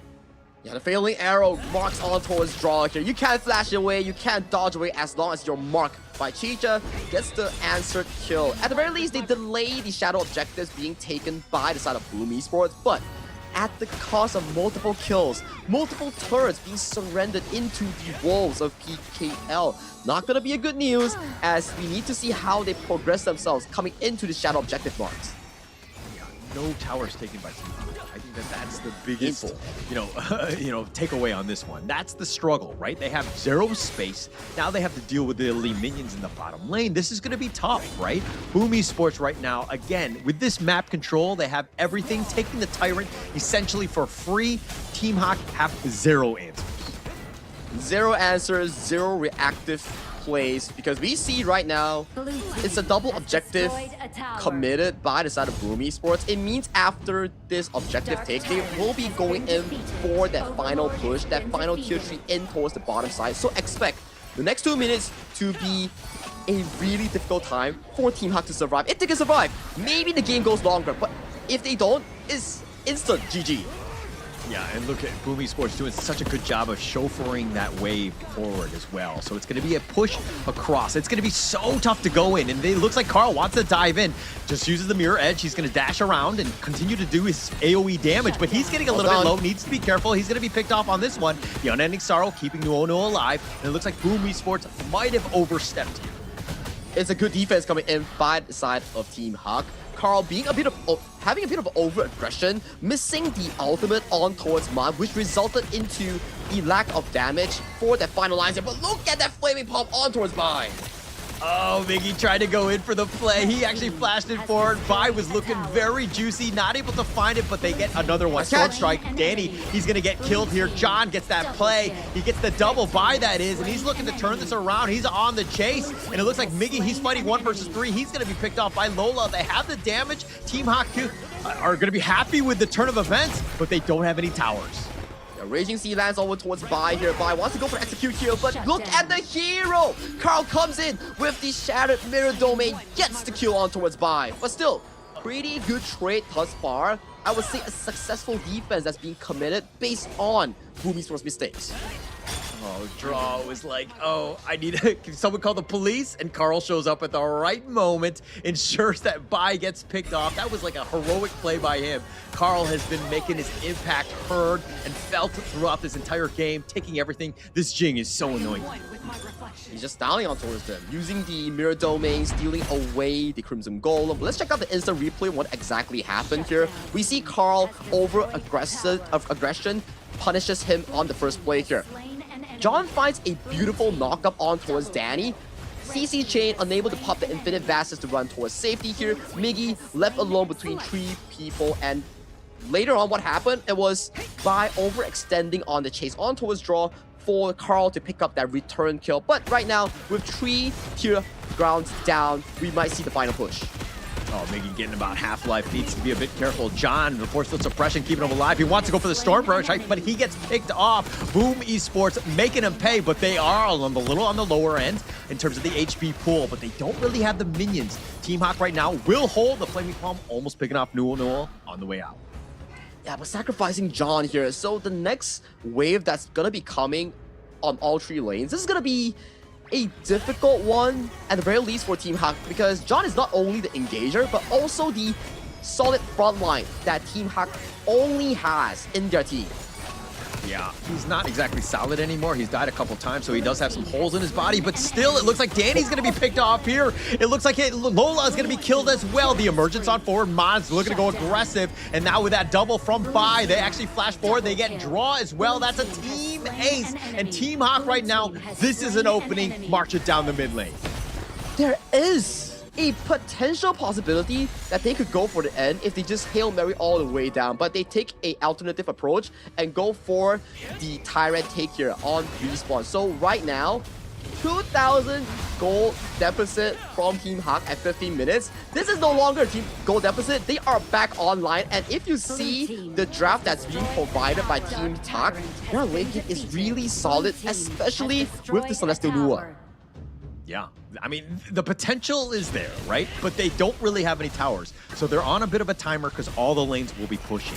So if anything, yes, the net worth is a bit of a wash. Yeah, they have the lead, but still, with all the lanes pushing, now you have to constantly think about the macro game and where the lanes are before you take any sort of team fight. And for the very first time in this series, Team Hawk has the gold lead against Boom Esports. They're trying to threaten a double objective against their opponents right now. This upcoming 5v5 team fight might finish the game for either of these teams. We see Flaming Palms on towards Normal. That's a lot of damage that's being nailed down on towards the Team Hawk roamer. Yeah, they need to be a bit careful here. They don't want to go for the 50-50 in terms of that Overlord. It looks like Miggy's going to go aggressive, not able to do too much, but it did bait out the Unending Sorrow from Newell. That does spell one thing. It means that they're giving up their total position on this objective here. So they cannot really contest this no more. They have to back off, have to restructure how they play for the following fights later. It may be in the high ground and base of Team Hawk at the blue base. So now, with the Shadow Vanguard being secured by Boom Esports, they might just be preparing themselves for this final push. Yeah, and if you're kind of watching, you're like, why did Team Hawk just disappear on that one? They had a great position, they had a foothold, but the lanes were pushing, so they had to go defensive. And that opens things up for Boom Esports. Now for this potential final push, they have the board, they have John locked in. They don't want to continue on because they need to be a bit careful. Understanding that actually the damage from Team Hawk is real. They could get bursted. The Nuwa damage, the Celestial, the creation blocks, those are starting to hurt really hard, especially if you're Tatsuri or Danny, where your range is not as far compared to a Nuwa. So we need to see what kind of engage that's being proposed by Boom Esports to capture the backline. Look at Miggy. Oh, they find Miggy with the Heaven and Earth, and it's instantly gold by Mon. He's just going to try to stay alive, but Miggy's going to be picked off. John doing some work, and now he finds Carl. Do they have the control? And they do. That's a double going the way of Lola, and now they're looking to turn this. Can they get any sort of other catch? Taking liberties is just going to zone them away. Now they're on the run, but John wants to make it happen. They run into Vanguards, and now this is a potential push. Mon is dealing with the waves. He will stay back. And once again, another beautiful flash storm strike coming in from John to deny Danny for any potential counterplay. No farm lane, no jungle carry right now with the death timers being so low. This might be a potential push coming in from Team Hawk to assert their dominance. Yeah, John doing some serious work on this Byron, but the waves have been taken care of, and it looks like Boom Esports are going to hold at least for now. But Team Hawk, again, off of the back of John, which you rightly pointed out with his Byron, the storm strikes have been real. Take a look at the live gold graphic here. If you see, at the middle point, it was a 7,000 goal lead by Boom Esports, and at one point, it was like what? Like 10 kills to 2, no objectives being taken by the side of Team Hawk, but with a flip of a switch, 2 high ground wipeouts coming in by the side of Team Hawk against Boom, they are back at it again, and they are holding a 4,000 goal lead against their opponents. Yeah, Team Hawk needs like 2 or 3 more team wipeouts to just win this game instantly, though. Boom Esports have not made it easy because, again, they don't really have the towers. And with all the lanes pushing, it's very difficult for Team Hawk to mount some sort of aggressive play. And now it looks like they find Bai in a bad spot. He's going to be bounced around. That's going to be Sage's Sanctuary. The board is going to be locked in, and that's going to be his prison. Bai will die in the pit. That's a beautiful roamer item swap coming in by draw, using the house, scouting out the bushes, and capturing Bai. No Sage Sanctuary, no Destiny, going into a Tempest Dragon fight. You do not want that here, but check out Minion fighting John. Oh, finding John, but he's going to go aggressive. Gets the nice little Storm Strike onto 2, but it looks like he's going to get gone on. He's going to be focused. He doesn't really have enough to stay alive. Danny gets the pick off on this one, and Boom Esports, it looks like they've gotten this, especially with Bai down for about 15. Here's the Unending Sorrow. He tries to go for the minions, but he's going to sacrifice his life away. Now with only 2 members, how do they hold? The minions are slowly there. Tatsuri gets a little bit on the lower side. He gets picked off. Lola flashes away. He gets back into the fountain. And it looks like Mom was trying to deal with the minions, but Sage's Sanctuary, here comes the minions. The crystal is now under assault, but now Bai is right back up, but he's going to be focused in. Lola, that is. He gets killed here. That's a double going the way of Carl. Bai just trying to stay alive, but the minions are now on point. They go for the crystal, and Boom Esports take a tough game number 2. At the brink of 20-minute mark, Boom Esports found the opening with the Hall coming in by draw, finding the key catch on towards Bai, and immediately converting that into a key pickoff on towards John's Byron. And it's an odd number fight, providing so much value in Boom Esports to actually collect that tough win. We saw signs of hope coming in from Team Hawk in acquiring their first game win in KIS4, but to no avail. This was what they had to swallow. Mistakes in these key situations does not allow you to get that clean win. Yeah, there were mistakes on both ends, right? I mean, Boom Esports, this is a game, they had a 7K net worth lead. They should have just closed it out. But giving the opportunity for Team Hawk, where they kind of stumbled on the high ground and allowed them to get back into this game. But towards the end, that was Team Hawk's game to lose, right? Bai cannot be picked off there. He should not have been killed. If they stayed alive 5 versus 5, they would have had a chance. Unfortunately for Team Hawk, they lose this again. Carl's aggressive play, just really securing that one.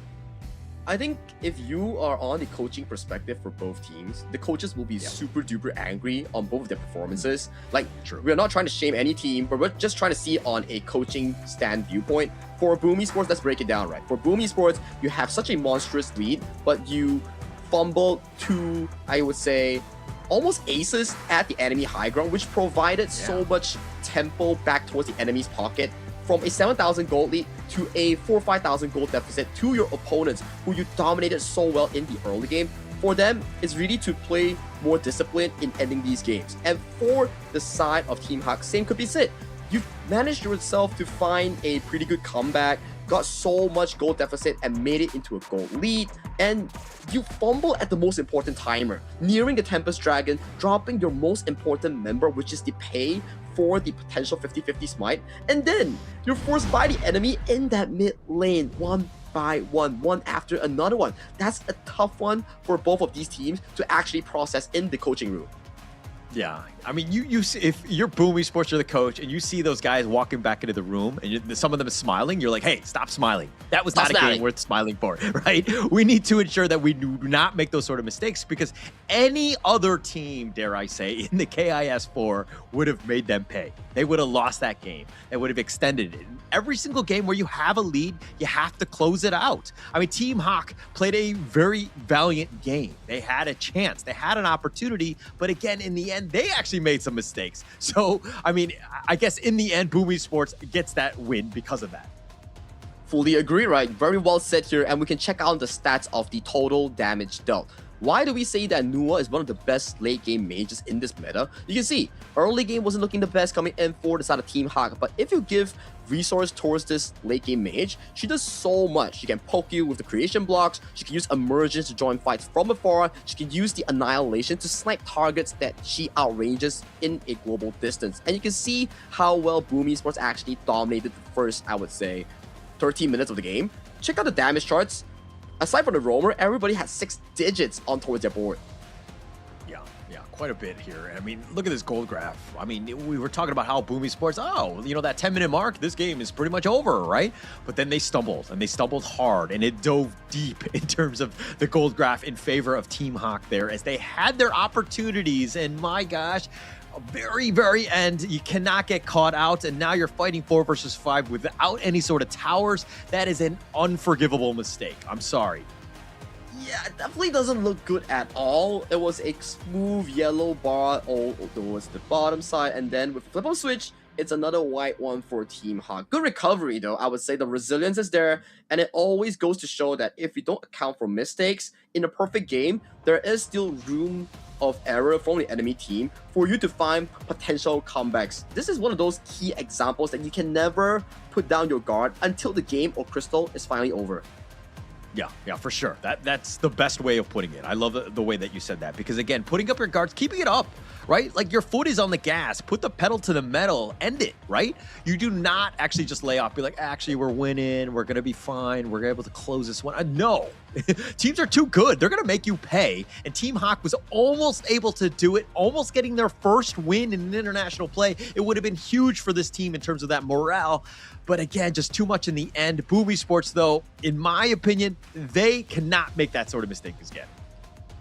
Easy to say, much more to learn coming in from both teams. That's why you get to experiment yourselves in the group stage format, where no teams get eliminated even if you're placed last. But how do you convert this learning experience, these EXP points, into your learning, into your database in your brain to perform even better in the playoffs? These are what they need to answer and suck in as professional players and team.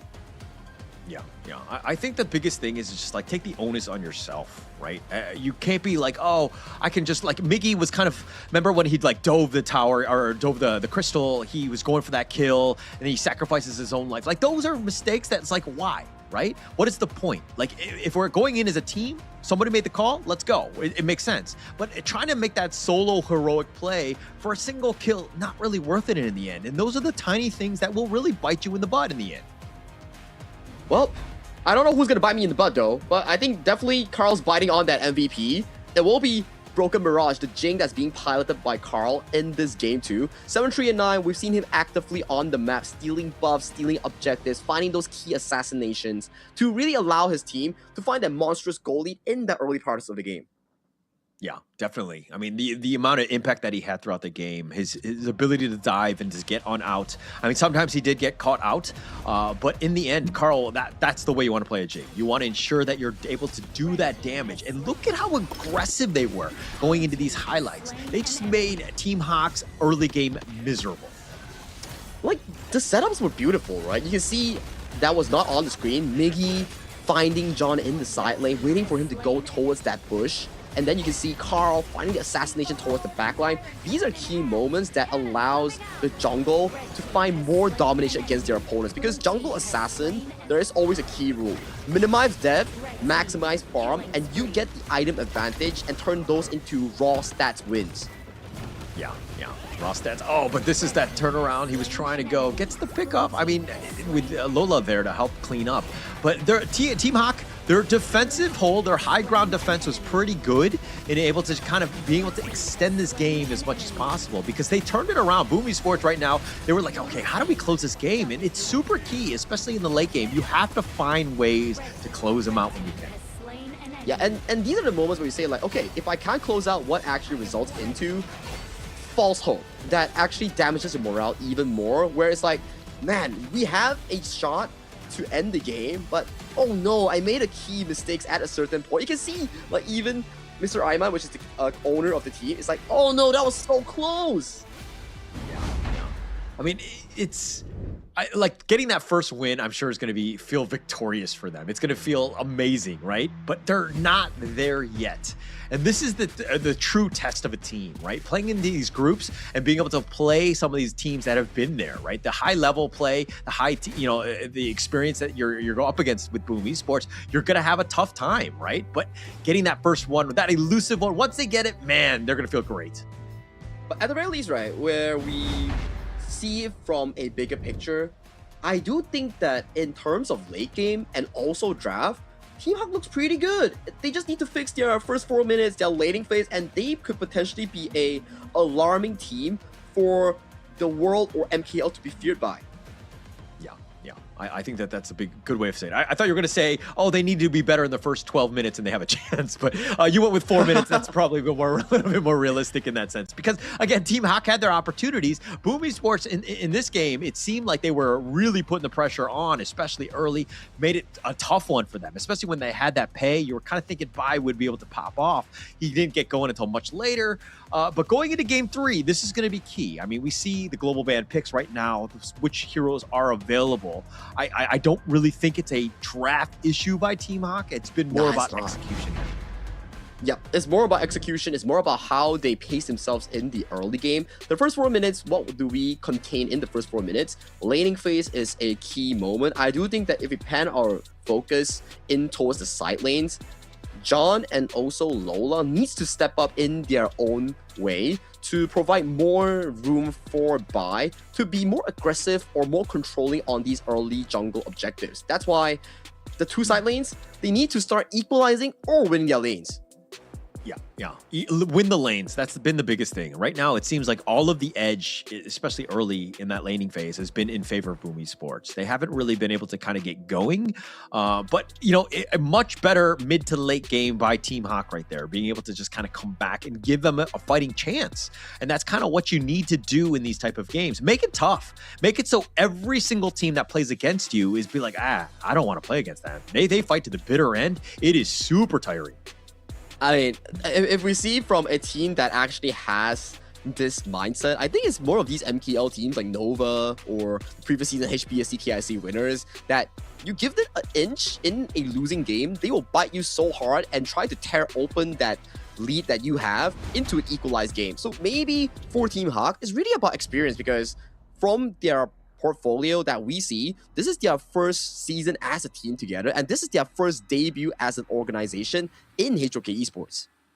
Yeah, and look, Boom Esports, when they first came onto the international stage, they were not that amazing. Okay, let's be very clear.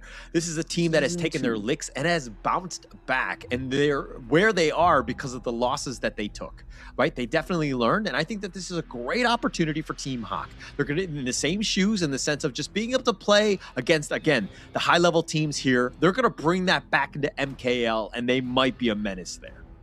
Oh yeah, you make a good point, right? They were once here at Season 2 back in Malaysia, and then they were absent in Season 3, and they managed to go for the PKL Spring Champions. And that's where they started their top 8 run in KIC. So these are important experience points that Boom Esports have absorbed for themselves, hence we see this updated version of them. So how far can Team Hawk actually grow in 2026? That's still an unwritten book for all of us. Yeah. I think that's going to be the most exciting part. I mean, this entire Honor of Kings esports, environment has been great for all of the teams, right? If you're looking at even like Blacklist, BTR, all of these teams are so much better than when they started, right? But it looks like Team Hawk going with the Haya first pick. Talk me through this hero. This hero is amazing with the Mirage. Okay, Haya is a nightmare for soft roamers like Dolia, Diadia, Mozi. Those that are not tanky, right? You lock them into that Moonscape Mirage 1v1 zone and box them out and make sure that they regret for mispositioning, right? And it also is a double-edged sword where if you out someone as Haya on your own team, you need your teammates to immediately respond and go right towards you. You need to wait outside of the Moonscape Mirage. It's like you are happily 1v1ing, but imagine you come out, your team is not here, but the enemy 5-man is like, hey, You're out of the Moon's Gate. I'm here to pummel you. Yeah. I've been there many a times. To be honest, this is my most hated hero in ranked right now because I play melee Clash laners, and he just Haya just absolutely throws me in the Mirage, beats me up to a pulp, kills me in there, and then just just laughs on the way out. Right? Like, this is a super annoying hero to deal with, and I mean, playing it on this stage now with like a 5-man stack where everybody's on the same page, you're gonna see the true power here. Yep, but let's talk about the counters as well against Haya. So this Purify spell is one of the counters to remove the link that she has on towards you. Or, for example, Direnjin could be a good pickup here coming in for Boom Esports to really use that spell too, the legal immunity, to remove the Haya ultimate as well. Not when you're in the ultimate, but when she's channeling that ultimate.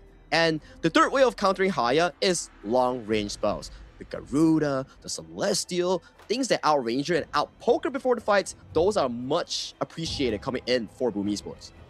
Yeah, basically just soften her up a little bit before that so that she's a little bit more hesitant to take that Mirage, that Moonscape Mirage, fight for it. So it looks like Boom Esports have taken, they're on the same page with you, Sagi, right? They're going to pick up the Nua here, the Celestial, to kind of deal with that. And also, it's a nice little counter into the Lung as well. We talked about that in the last game. Yep, we saw it, right? We saw how Danny was having such a difficult time piloting the Lung into some of these long-range spells that's being pummeled in towards his face. So excited to see what Tsuri can actually answer into Lola for this game 3, because after that game, Coach CN is probably like, hey guys, no more toying around. We are ending it here, and we're making sure that we are back on towards the leaderboard. But let's take our focus in towards the drafting phase on the second phase. We do see more of the roamer bans. I like the Zhuangzi ban coming in for the side of Boom Esports. It's because you have the Zhang Fei, you have the Martial Monk. All these are big knockups that you do not want them to be actually voided out by with just a click of a button.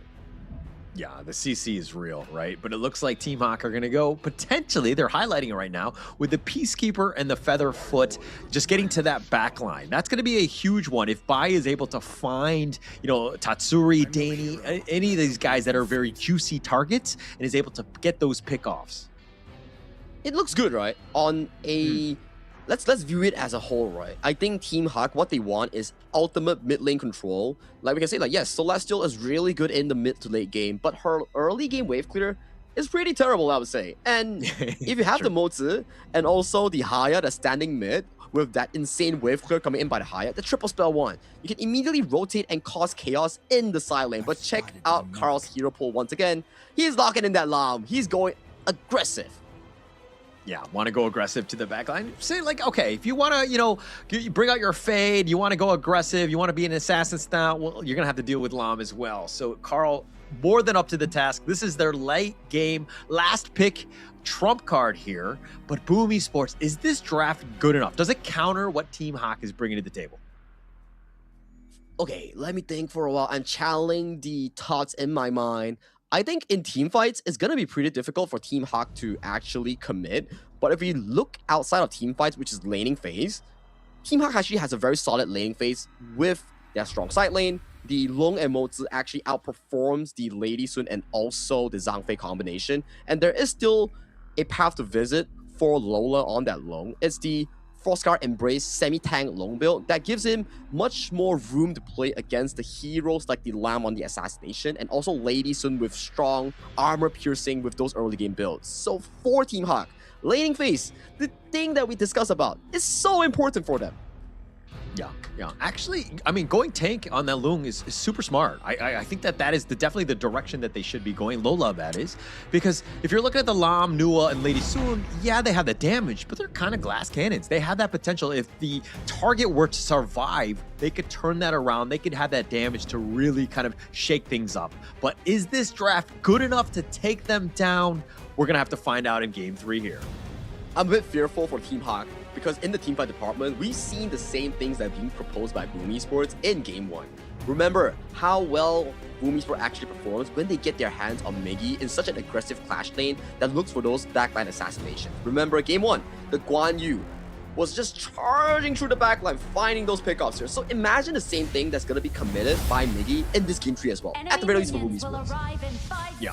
So again, it comes back to, you know, the deficiencies of game 1. Team Hawk was they were losing the vision score. They had zero idea where Miggy was coming from. His ambushes were on point because he was coming from the shadows and a complete blind spot on them. So Team Hawk, if anything, they need to space out. They need to check every brush so that nobody gets the jump on them. Good creation block to block off Mon in this early phase, but check out Haya here. Triple spell 1, boom, boom, pow. Okay, easy wave clear, and he's out of here. So it's a bit slow. I think he never really tagged all the minions here, which allowed Carl to pick up some of these farms straight off the bat, but it's okay. All is good. 2v2 towards the bottom side here. Nice cannon blast into the right of wind to chunk out Danny. It's going to be a good start for them. Again, I think the biggest thing is Lola. He's been left isolated in the other 2 games, right? He was going up against Danny. Danny has gotten the better of him, and so kind of, you know, accelerated from there. So giving Nuo, you know, the babysitting duties, I think is going to be very smart for Team Hawk here. It's shifting priorities, right? Like game 1, game 2, leaving the farm lanes to duke it out in a 1v1 solo match, and right now changing up the priority, making sure that Lola doesn't have too bad of a time. But this Firebeak looks to be easy access for Danny, but Carl's position. Oh, Bai actually was thinking about it. They find Carl, though, who actually takes a little bit of damage. He was looking to ambush himself, but Bai spots him out. But Carl, again, just walking it off. Yep. Step from below, pushing the minions back into the hands of Tatsuri. Fast clear, moving out as soon as possible here. Tatsuri just camping on towards this bush, giving as much information as possible. So early game-wise, back and forth slightly, but people are still hesitant on going all in. Yeah, and that's going to be the biggest thing, right? I mean, nobody wants to kind of give away the game, especially early. That first blood is kind of key. Miggy even showing up to ensure that Carl has a little bit more space. Nobody's kind of taking away his farm. Mid lane is so scary here. Look at the amount of people that's being invested by both teams. And to a certain point as well, if you're playing jungle and you're playing roam, and if you don't want to take gold from your laners, you need to space yourself as a roamer away from the wave when the jungler is present, because the jungle item and roamer item actually counteracts each other, and the gold goes into who last hits instead. Because usually, if the roamer last hit, it's like, okay, it's fine, I still get the full gold. But when both jungle and roamer are present with the laner, that's where you need to watch out. Yeah. I mean, he's got to just make sure that the spacing is proper here. But it looks like Boom Esports, I mean, they're sticking around. I mean, you're seeing the draws just reaping the benefits of at least the XP, and that's kind of what he wants. He doesn't really need the net worth and that gold. And Carl, right now, his farming has been on point.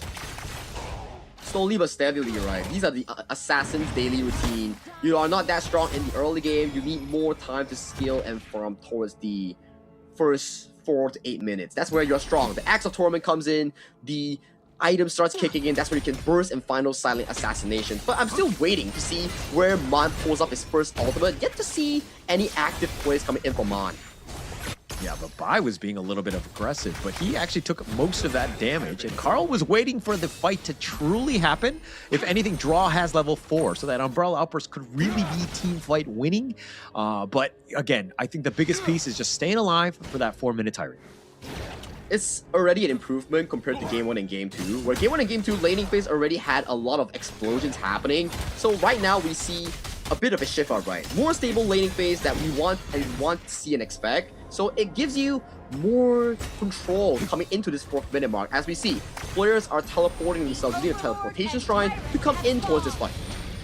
Yeah, this is going to be key, right? I mean, setting it up for 4 minutes, the teleportation, it looks like John was thinking about it, but he's going to pump fake it, not actually commit on this one. This is going to open things up for Boom Esports, who have the numbers advantage on the Tyrant. Draws there, providing that vision in case somebody potentially were to dive in with Nuno, but it looks like Carl has the Tyrant. It's just a clean give up, right? It's like, okay guys, John is already slow. We are focusing on Bai's jungle pathing here. Make sure that Bai gets the most farm as possible. Then we play for the late game here. The emergence comes in, tries to save Boom Esports here. Maybe with that truth, setting it up. Oh, but the Moonscape Mirage, they've actually got locked in, and now Tatsuri's on the run because he's all by himself. He does stay alive. Infinite Fastness on back, and Miggy comes back, and he's angry. He wants to go in, gets the Formless on, gets the knock around, and Mon is going to give up first blood to draw. But on the flip side though, Carl gets caught in an awkward position here. Face checks towards the bush, gets caught in the box by the hands of Nuono and also John. 1-for-1 in terms of jungle exchange, but check out bot lane though. Danny wasn't around, Danny was just pummeling those turrets. Yeah, taking that one, that bottom T1, which is going to be huge for them. And I mean, this is going to be a big factor, right? No. How much control can he have? Is he able to lock down Carl? I think that they're going to really be able to turn some team fights if he gets like multi-man boxes. And this is a painful exchange coming in from Team Hawk. It's not just one tower. That's 2 towers in towards the farm lane that was picked up by Dani. And also the amount of waves that he got for free. This is gonna skyrocket this Lady Sun Cannonball's farm into a very high GPM. Yeah, you don't really want to see the Lady Soon Danny get really free farm. 3.9 right now, highest actually in the game. So all that space, he's happily taking that up, and he will become a monster come mid to late game. And you can see the build that we discussed pre-game. Last game, Danny went for the full critical build, and this game, Lola went for the semi-tank build on first long. This gives you very good tank ability, and you don't really die that easily. 300 extra armor, similar to a Ominous Premonition, but the key giveaway here is you can sustain, you can fight longer, but you sacrifice your burst damage. Yeah. I think right now it's just about staying alive. They have a lot of, really offensive weapons on both squads right now. It's about just being able to withstand that initial burst and then do your own damage. Because again, the other squad, very squishy as well. Very squishy. I'm still keeping my eyes on towards Mon's Evernight Aspiration here. Waiting to see where he gets his second ultimate. But look at Miggy though, nice set! Oh, nice little set. And they've got him, and they get the pick off. Mon was left watching on this one. Miggy making him pay, and again, from the brush. Miggy is just really aggressive when you give him hands on things that are CC geared up. Like, remember the Guan Yu in game 1? He was just around the map fighting those pickoffs, and remember this game? He's been fighting back-to-back one, but Danny here in the bad position. Oh, Danny gets Jade Seal to death, and he's going to just try to stay alive, though. He's going to dodge most of this, and he gets on top of the ledge. He's going to be bouncing around. And I mean, Team Hawk have actually found a nice little pickoff finding Danny early. Back-to-back good pickoffs coming in by both teams here. Gold lead is within a 1,000 comfortable for both sides. Suri comes in, but is he in a bad position though? Nice creation block, pushing back by. But tower is secure coming in by the side of Team Hawk. Yeah, big commitment there by Boom Esports. They were trying to save that tower, but Team Hawk right now are feeling it. I mean, yes, they're down slightly. It's about 600 gold at this point, but this is far, way better than they've been in terms of this series, right? This has been their best early game. They need to continue on with this pressure here. I love the improvement. Like, they're pacing themselves from every game's mistake, right?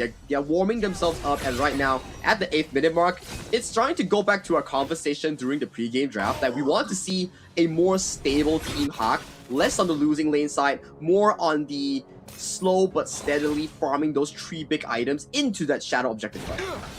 Yeah, and actually the biggest piece of that was that Bai was like, okay, we need to get that pickoff onto the guy that has been free farming, which is Danny, right?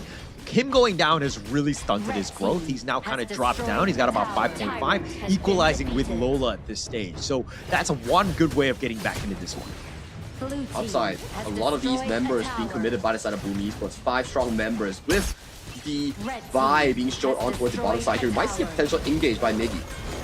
Oh, they find him. John, he's in a bad spot. He tries to flash. He runs into the wall, but he actually just gets back barely enough. And it looks like the box is going to save him. The Cannon Blast covering that retreat as well. And space created for Bai in that bottom lane. Bottom T2 going down. And Bai looking to go for cleanup. No, he wants to go for the minions instead.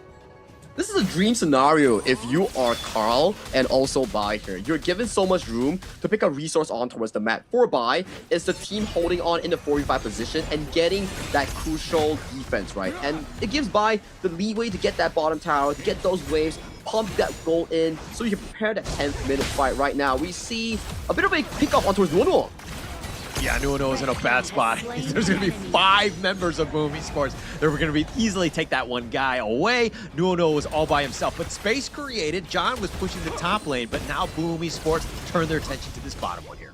Annihilation doesn't find on towards anybody though. Danny getting a bit of a poke on towards the tier 3, on towards the bottom side. Some signal shots to just push the enemies back towards the base here. With the death timers being so close in towards the shadow objective, I do think that Boom has a prime position going in towards the 10th minute mark.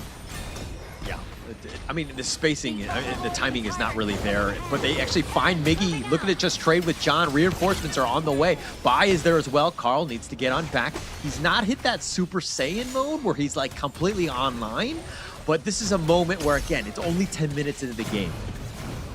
Alarming mana bar as well coming in from Bai. Tatsuri has to pop the flash to escape from the Moon's Mirage, but he does find on towards Danny. Danny's just pummeling him. Oh, Danny actually says, oh, you want to send me into purgatory? Let's go. Gets the pick off. They find it. It's a team ace. Boom Esports making them pay. That was a really fast team fight. I think within 10 seconds, everybody is down coming in from Team Huck. It started off with Mon pulling Danny into the Moon's Mirage, but due to the item disadvantage coming in by Dahaya, it was a clean and easy kill by the side of Danny. And out on the other end, it was the beautiful unbridled outburst chain from the death from below by the side of Carl in finding those big kills. And right now, with an ace, double objective once again. Yeah, actually, I'm sure Mon is just like, okay, mistakes were made, right? Danny was the worst guy to pull in. I mean, the damage that he had was able to just burst in, where Mon really didn't have much of a chance. And Boom Esports have the other guys. You have Carl on the Lam as well as the Nua Tatsuri. You have a lot of heroes that can deal that damage. And you don't always need Danny to do it, but now it looks like they find Miggy in a bad spot. And now here comes the turnaround. The Infinite Fastness is going to be used. The box is going to be setting them up, but somehow Miggy is so low, and he eventually will fall on this one. Danny dies as well, but Carl with the double, they're looking to trade. Bai gets the double, so it looks like they're going to be retreating here. This is the good news for the side of Team Hawk. With Boom Esports securing both shadow objectives and they can still force an equal trade, this means the shadow objectives that they have attained wouldn't be much more beneficial compared to before, so they have halted the advance coming in from Boom. Maybe a repeat of what we saw back in Game 2. Yeah. Definitely the potential is going to be there, right? I think that Bai also, if he's able to get online with Lola, having those items to really fight back, they might have a tough time, right? Boom Esports right now, yes, they have the heroes to kind of, win that team fight, but Team Hawk, the way that they've been positioning, they've been able to outmaneuver a lot of what Boom Esports are throwing at them, plus their high ground defense is generally on point. Yep, the good wave clear that we talk about, right? You get caught by these engages here, but Carl pushing him back. Screen does pan over to the Nando. Yeah, it looks like they're not going to get much in terms of John there. They will eventually just fall back at this point, but they're losing their jungle in the meantime. All 3 lanes right now about the mid area, so if anything, Boom Esports probably want to be just fixing the lanes first. They still got John's flash. That's going to be a key cooldown to put Danny into a much more comfortable spot. If you imagine you have like a Fatih with like flash jumping onto you with the third spell, 1 flash, that's gonna be pretty uncomfortable if you're a marksman player. But now knowing for the fact that, hey, the enemy Fatih doesn't have flash anymore, I get to play more aggressively on this Lady Sun. Yeah. And just being able to just kind of do your damage from afar. But Bai looking to go on the ledge. If anything, he's going to be backing off. But John, look, he's only level 13. He's a level behind Miggy, but he still needs more time to come online. They're going to lose the top Team 3. Less time for Team Hawk available. Ooh, that's going to be painful here. You can see the high grounds are just slowly but surely being chipped away. This is thanks to Danny's rolling raid on the Lady Sun. Extended range, he has to hit towers from afar. So if Boom Esports secures objective, better be ready here, Team Hawk, because those towers are not going to be staying for long. Yeah, not much at all. I mean, Boom Esports have a lot of damage. That burst is real. If they're able to get any sort of, pressure on, especially with those minions, they're gonna have a tough time, right? And the wave clear, too slow. They're not able to keep on pace, and Boom Esports taking the bottom T3 for free. That's the difficulty of the Haya, right? When you play a Haya and you can't find those early game aggressive plays. So far, we've seen the Moonscape Mirage coming in by Mon, hasn't been too beneficial. I think every single play has led to a good Boom Esports counter engage with Danny out of position. Oh, the washed away by was thinking about going. The emergence is going to deter him from actually committing, and now Carl on the heroic play, deciding to go in on this one. He's not able to find the pickoff as of now, but John continuing, he's going to be left for dead. And now Boom Esports, it looks like Tatsuri gets picked off with that Flaming Palm. He gets on his dragon, he gets on out of this one, but Bai has been killed as well. And now Carl is trying to find Mon and Lola, but he's not able to go. Carl needs to be a little bit careful, turns it around, that's a triple kill, and they get the team ace, and Boom Esports will take game 3 and the series. It was looking good at the very start of the fight, where Bai found the successful flash on towards the side of Danny, but the re-engage coming in by the Zhang Fei and the assassination angle coming in on Carl's Lam was just too crucial in breaking the formation of the side of Team Hawk. But with that, clean 3-0 victory awarded to PKL's Boonies for finding the first win in Group B. I'm going to kind of correct you. I don't think it was clean. I think it was a 3-0 victory in favor of Boom Esports. There were definitely some mistakes that they made, but I think that this is something that they can kind of build off, especially into 2026. This is a great win for them. That's going to be great in terms of confidence and really setting themselves up for the future, but they made some mistakes. They did not look like the Boom Esports of old. Agreed. Like, they need to get back to the hotel or the player room, check the tapes, and make sure that they improve themselves ahead of their series again. Potentially, if I'm not mistaken, Kagendra that's coming up tomorrow here. But congratulations to Boom Esports finding their first win, first 3-0 in Group B. For Team Hawk, another tough one to swallow. Yeah, tough one. But there was a lot of positives, I would say, coming out of this one. Agreed, I mean, it's hard to be yes. like, oh yeah, you got 0-3, you got swept, and we're talking about the positives. But you had chances, right? This is a game where even in that last one, they were kind of winning at times, right? They had their moments, but it just, again, the mistakes in the end, just being able to just put them in a bad spot just too many times by Team Hawk. But they will build on this, they will grow, they will learn, and they will come back much stronger. I think you make a good point. If we were to break down the entire series from Team Hawk's perspective, Game 1 was an absolute stomp coming in from their opponent, Boom Esports. They had no retaliation, no real method to make a comeback. But Game 2 started to look good. Early game-wise still has some flaws, but at the very late game stages, they pull off the high ground defense, made a comeback in terms of the goal lead, which is really good resilience and really good pressure handling. When it's late game, you have no high grounds, you have to worry about 3 losing lanes. But they managed to pull it off, and they put the game into a 20th minute mark. But sadly, they still lost the game, but it's still good improvement. And in Game 3, it's the early game laning phase that we keep nitpicking about, right? You lose the lane, you make it very difficult for Bai to play, but they still managed to improve compared to Game 2 and Game 1 to put themselves into a much more 40-60, 50-50 position in those mid-game team fights. Yeah, and I mean, we'll see kind of how this kind of played out in terms of the highlights, right? But I do think that, you know, if we're looking at the moment when, at least the one that's kind of sticks out to me, is when Mon decides to Moonscape Mirage, Danny, right? And once they lost that, they got wiped, right? And that completely changed the game, right? The dynamic of it, Boom Esports were able to completely control from then on.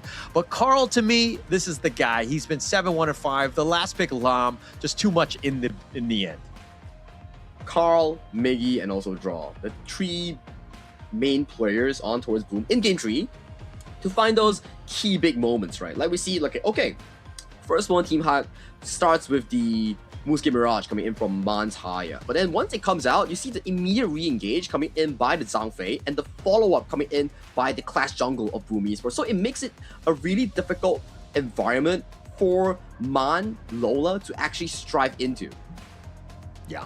They didn't really have a great time. I mean, I like the draft. I didn't think saw too many weaknesses in it, but kind of going into it, they were very much on a knife's edge. Everybody's just very squishy. If somebody gets caught out and Boom Esports has that burst to really make them pay, they're just going to clean house. Once you lose one guy and you're down a member and you're playing man down, you're not going to really have a good team fight. So you're going to really struggle. And as you're seeing in the gold draft, you're going to struggle like Team Hawk did here. Yeah, 4 minutes to 9 minutes, it was looking stable between 2 teams, with Boom Esports having the slight edge. But it was that fight that you mentioned, right? The Haya ulting the enemy Danny's Lady Sun, but then losing out the 1v1 at the 4v4 front end. They don't really have sufficient DPS to manage the firepower that's being provided by Boom Esports. Hence, they just lost the fight in like what? A blink of an eye? Yeah. You blink, literally one person died, you're like, oh, wait, the entire team is gone. Like, everybody was just instantly killed. And Boom Esports made them pay, right? I think that their positioning was far superior. They had really good vision in terms of when to make the proper jumps, and they made them pay throughout. It seemed like Team Hawk right now are not really on the same page. When they're trying to get the team fight, that initiation, like, somebody will go in. Like, John will be by himself, and the rest of the team isn't really there to follow up and take advantage of that jump in. It's what we say like a miscommunication, right? Where timing might not be right, the entry point might not be right. Someone is like missing from the fight because of miscommunication. The first 1 minute is perfectly understandable. It's because that the Fate on the hands of Bai wanted to prioritize on the jungle buffs for the farm tempo, right? But the 10th minute fight, the side lane, the 5v5s, those are key things that we need to look at, where if you are slow in entering certain places or entering certain fights, that's where the disparity gets enlarged. People see like, oh, why is the fight so out of sync? It's because some player or the specific communication between the players of a team, it's out of sync. Yeah. And it's noticeable, right? Like somebody's out, like somebody is not on the same page with everybody else. But it looks like Draw, wow, he says no, shrugs it off, and he's gonna be like, no, I am the MVP. I am the guy. I was making all of those plays, and Zhang Fei on the beast was 1-0 and 12. The amount of damage that he took, plus that control with that ult, he was really on point this game. Roamers deserves love, and Draw definitely played a masterful game on the beast, which is Zhang Fei. I would say that it's like what you mentioned, very solid controls, and he's not really flashy. He's utilizing his spells with a very smart efficiency. When you need the ultimate, he pops it. He doesn't just use it for fun. He uses it when his team is all in position. Hence we see in these early highlights, he got the first blood. Yeah, he was just setting it up. He was always there when you needed to have been. His leaping sabers are on point. I mean, he misses this one, but look at the amount of revenge that they were going for. The amount of impact, and just push back here, all 5 members catching out Nuo. That was kind of a good start for them, but that a 3-man Unbridled Outburst, that was on point. 3-man Unbridled Outburst into 3-man set coming in by Miggy's Truth Mantra, and then Carl just sweeps up everyone. That was just beautiful stuff coming in by Draw. Yeah, did a great job here. Nuno with a nice little box here. Gave them a potential. There were moments you're kind of thinking, they're able to fight back. Bai was doing his work. He was trying to get on that ledge, but Carl was also sniping the back line as well. Look at this damage that he has. And John, this is that moment. He's going in, but the rest of the team had already been retreating. And John is like, okay, what am I doing now? You know, he's all by himself, and he, pays with his life. And out of the screen, Bai also got sniped by the Annihilation coming in by Tatsuri. As of this point, you don't have 2 strong fighters to provide sufficient DPS, and Lola is just left to dry. Hence you can see, yes, 5 individual strong players are good, but 5 individual strong players that are on sync and have synergy are better. So Boom Esports, with their long history from spring, fall into 2026, gives them much more experience in combat Team Hawk, which is a relatively new team. Yeah. But going into this one, the updated standings on this one, Team Hawk, unfortunately, they will drop to 0-2, guaranteeing them a 3rd, 4th spot. Boom Esports right now in the fight, in the thick of things with Kagendra right now, Dominator right now on top in Group B. They've had a great KIS thus far. Dominator, Boom, Kagendra, right now they're in a loop. If Boom Esports wins against Kagendra, which is like a grudge match, because before it's like Boom Esports won Kagendra twice in KIC, sent them out of the tournament, and then they went to top 8. For Kagendra, it's like a revenge match. They want to prove that, hey, we win you on home crowd, and then we make you be the selected team in 3rd and 4th pool. So that's what they actually want to look to achieve in that grudge match. Yeah, I think that the biggest thing, though, is that Kagendra, like any team that was selected by Boom Esports, I think that you take that personally. I think that you go after them, right? I think that that's going to be a grudge match. Plus, there's that PKL, IKL rivalry that we'll always see. But let's check out the winner's interview with Mara. Please take it away. I think, yeah, like Mara definitely has something to tell us right now. I'm interested to see who they are actually interviewing thus far. I think production did say like Mara is ready, so yeah, let's pass towards Mara. What an explosive performance from Boom Esports. Congratulations, Miggy, Carl. You guys got the first win for the Philippines. Now let's talk about how you guys were able to reset from yesterday's loss to make sure that you came out today looking so good, solid with that 3-0 sweep, Miggy. Nung time na natalo kami sa Dominator, pinagmeetingan lang namin kung ano yung kulang sa nangyari. Tapos yun, nag-come up kami sa gameplay namin ng mid to late game na kailangan namin maging aggressive pa kapag may lead. Yun, kaya ngayon, tinry namin. And that was very evident. So after that loss against Dominator, they had a meeting and they talked about their mid to late game to be more aggressive. And that's exactly what they had to adjust today. And it worked. Yes, po. Job well done. Now we're going to be talking about the teams that you picked in your group. You picked Team Hawk, Dominator, and Kagendra. Was there any strategy behind this choice? Why them? Yung sa Dominator, gusto namin sila makalaban kasi tinanggal nila si Toshi. Okay. Gusto namin sila talunin. Then dun sa Team Hack, naunahan kami ng ng Blacklist sa Nova eh. Kaya gusto rin namin may isang Malaysian. Tapos sa Kagendra, no choice. Because they were the last. Yes. Okay, so once again with Dominator, well, because their old friend named Toshi was taken out of that team, they wanted to get vengeance. Yes. That's why they got Dominator. As for Team Hawk, well, Blacklist International chose Nova, so they had to choose Team Hawk because they respect Malaysia so much, they wanted to go up against a Malaysian team. And finally, Kagendra, well, they're the last team, so Kagendra was brought to their group. Now, Carl, yesterday, I don't know if you saw, but Senko turned to the camera and said, Carl, humanda ka. You're going to be going up against them next. What would you like to say back to Senko? I think to Senko, ako siyap. Ako siyap.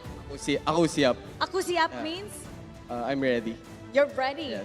And we're ready to see how ready Boom Esports is. And you know what?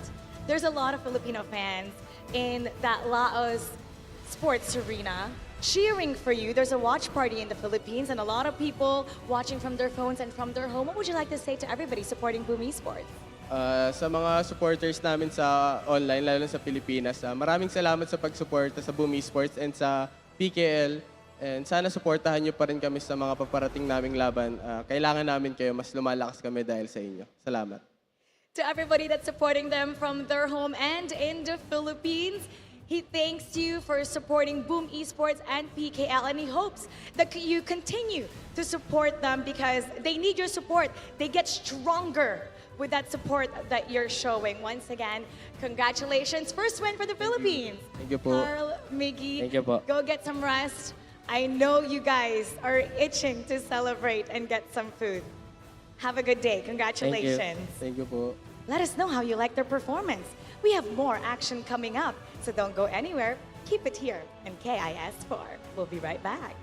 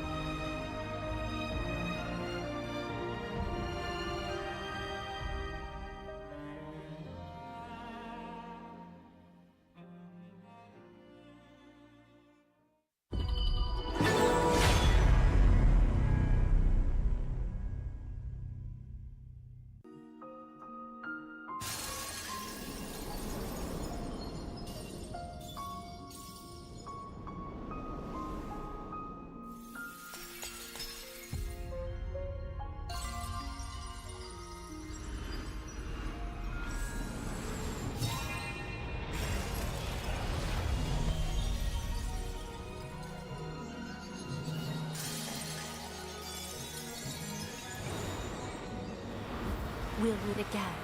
I'll make sure of it.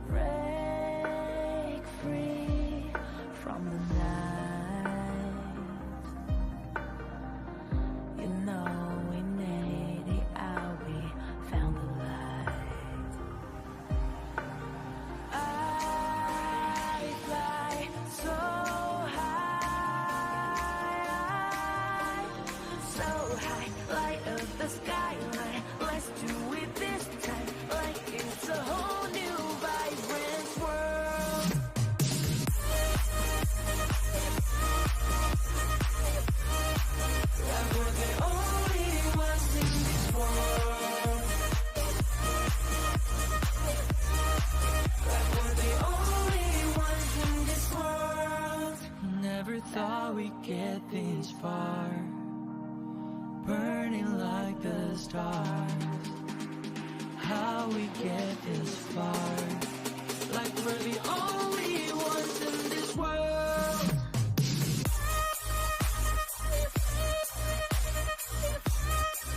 Like we're the only ones in this world. Like we're the only ones in this world.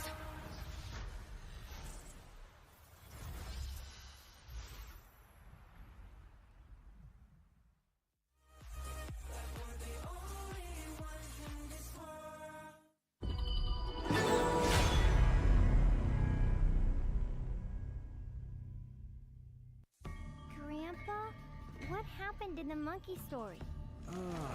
Anoman. Yes, he made a promise to bring Cinta home. Was he lucky? He got caught, and flames rose. A huge fire.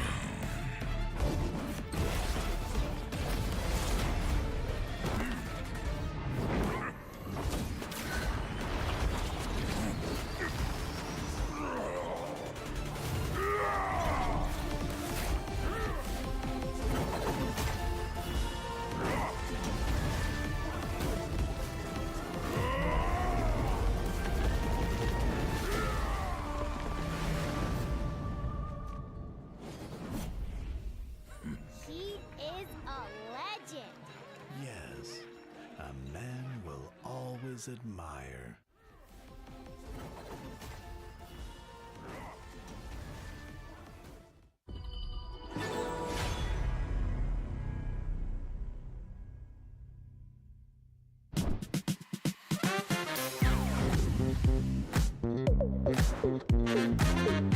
Halo guys, balik lagi bersama aku Mo-chan. Dan aku lagi di Museum Nasional Indonesia. Tapi aku nggak sendirian, karena aku bareng sama teman-teman aku di sini. Nah, hari ini bakal ada misi spesial buat kalian semua. Tapi sebelum itu, aku bakalan bagi kalian ke dua tim. Yang pertama ada Jrel. Tim kamu namanya siapa, Jrel? Nama tim kita Tim Buko. Tim yang satu lagi, tim kamu namanya apa? Anoman. Misi kalian adalah melangkah bersama dengan para komunitas untuk menjelajahi bersama keajaiban pameran Hauka Wukong Anoman. Dan jangan lupa untuk have fun. Are you guys ready? Ready. Let's go.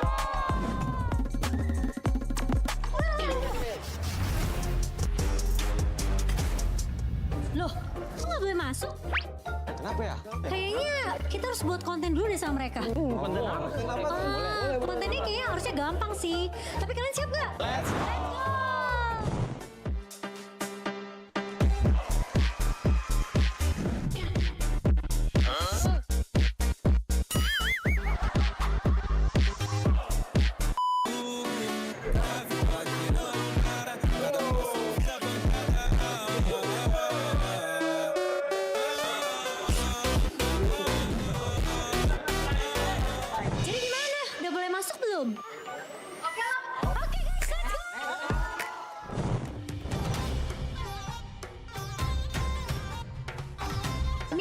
sejarah tradisional Indonesia, ya kan? Apa namanya?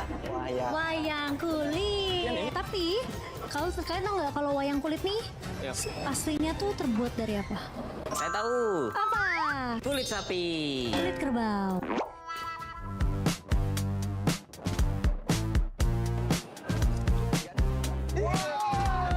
Toket itu.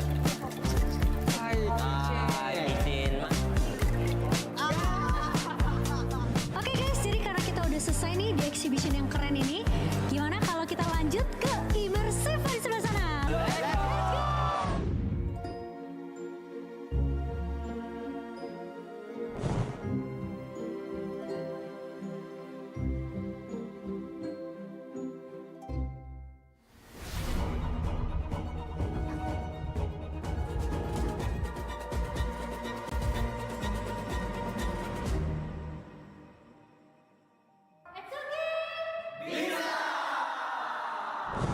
Oke guys, jadi itu dia hari ini kita udah selesai turnya untuk special HOK Exhibition juga.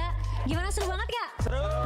Keren, aku mau ngucapin terima kasih buat waktunya kalian juga, terutama untuk Ace Community. Thank you so much. Dan kita punya hadiah sedikit, ini spesial karena ini merchandise eksklusif Wukong Anoman. So aku mau ucapkan dan kita pamit undur diri dan kita bakal ketemu lagi di video berikutnya. Bye-bye!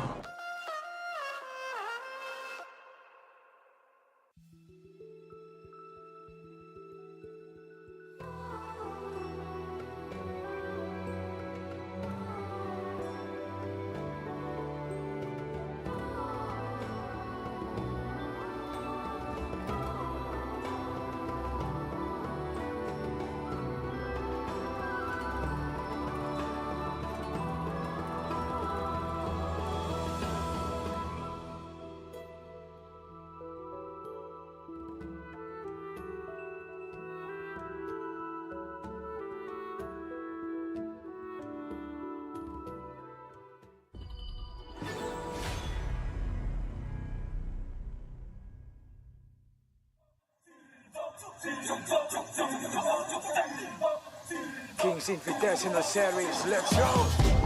Bertahun-tahun ku ditempa, harap yang karang murka, enemy di setiap langkah, Ganteng datang mencoba, panggil ku one man army, satu orang 1000 nyali, Del spirit dalam nadi, sini maju ku ladeni.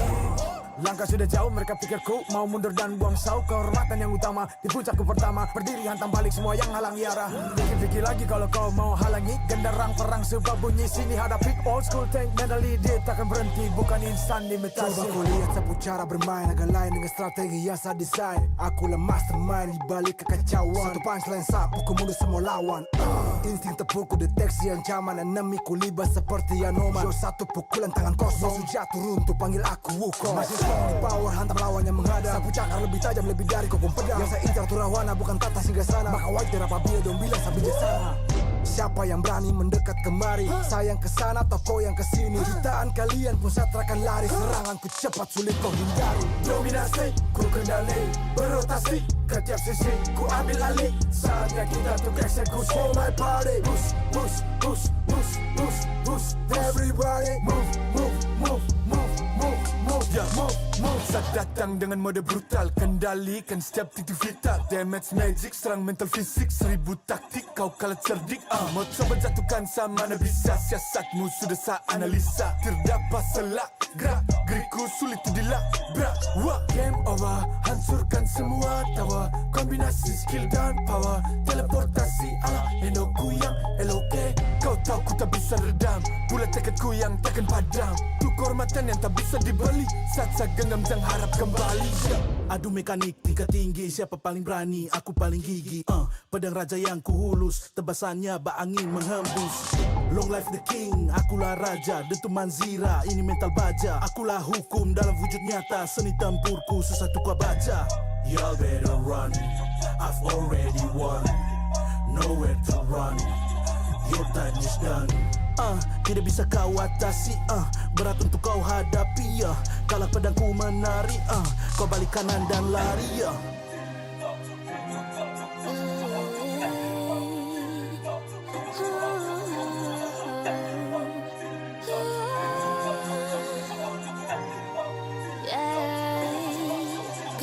kau di singgah sana. Aku cinta I'm the queen, feel the aura. Orang jajali ternyalain dah. If you want me, profit me way mas. Siapa tadi panggil, cause I'm ready. Siapa bilang aku tak punya nyali. Don't try me ni, aku sebut api. Yes, my melody, you can touch me. You ready, you jajali. Lagi coba lagi. Tegak berdiri dan buatkan lagi. Bukan yang paling cepat, bukan yang paling tinggi. Di menguji kepala, bukan sekadar jadi. Di tangan kiri murka, kanan kehormatan. Aku datang sebagai bentuk perlawanan. Bujuk rayu nafsu ego aku kalahkan. Biarkanlah aku menjemput kemenangan. Di tangan kiri murka, kanan kehormatan. Aku datang sebagai bentuk perlawanan. Bujuk rayu nafsu ego aku kalahkan. Biarkanlah aku menjemput kemenangan.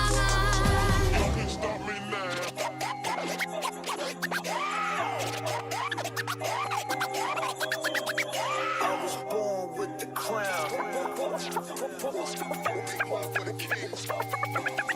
Fortune on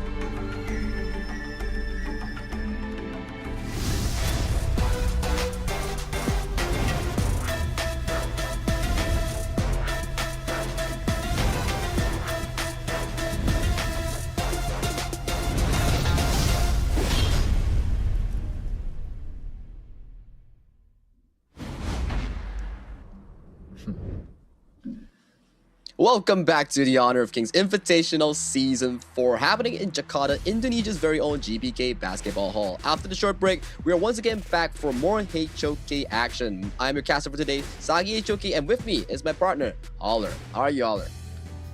I'm good. I'm excited about this one, right? I think that this has been a long time coming. We thought that this matchup was going to happen at the KIC 2025. Unfortunately, in the way that the group draw worked, Nongshim never met up with Blacklist International, and they actually got knocked out pretty early. There were some changes to this roster, so it's not the same one that took them Blacklist out in Season 3. So this is an exciting matchup because, again, this is a long time coming for this one. It's a very amazing storyline, right?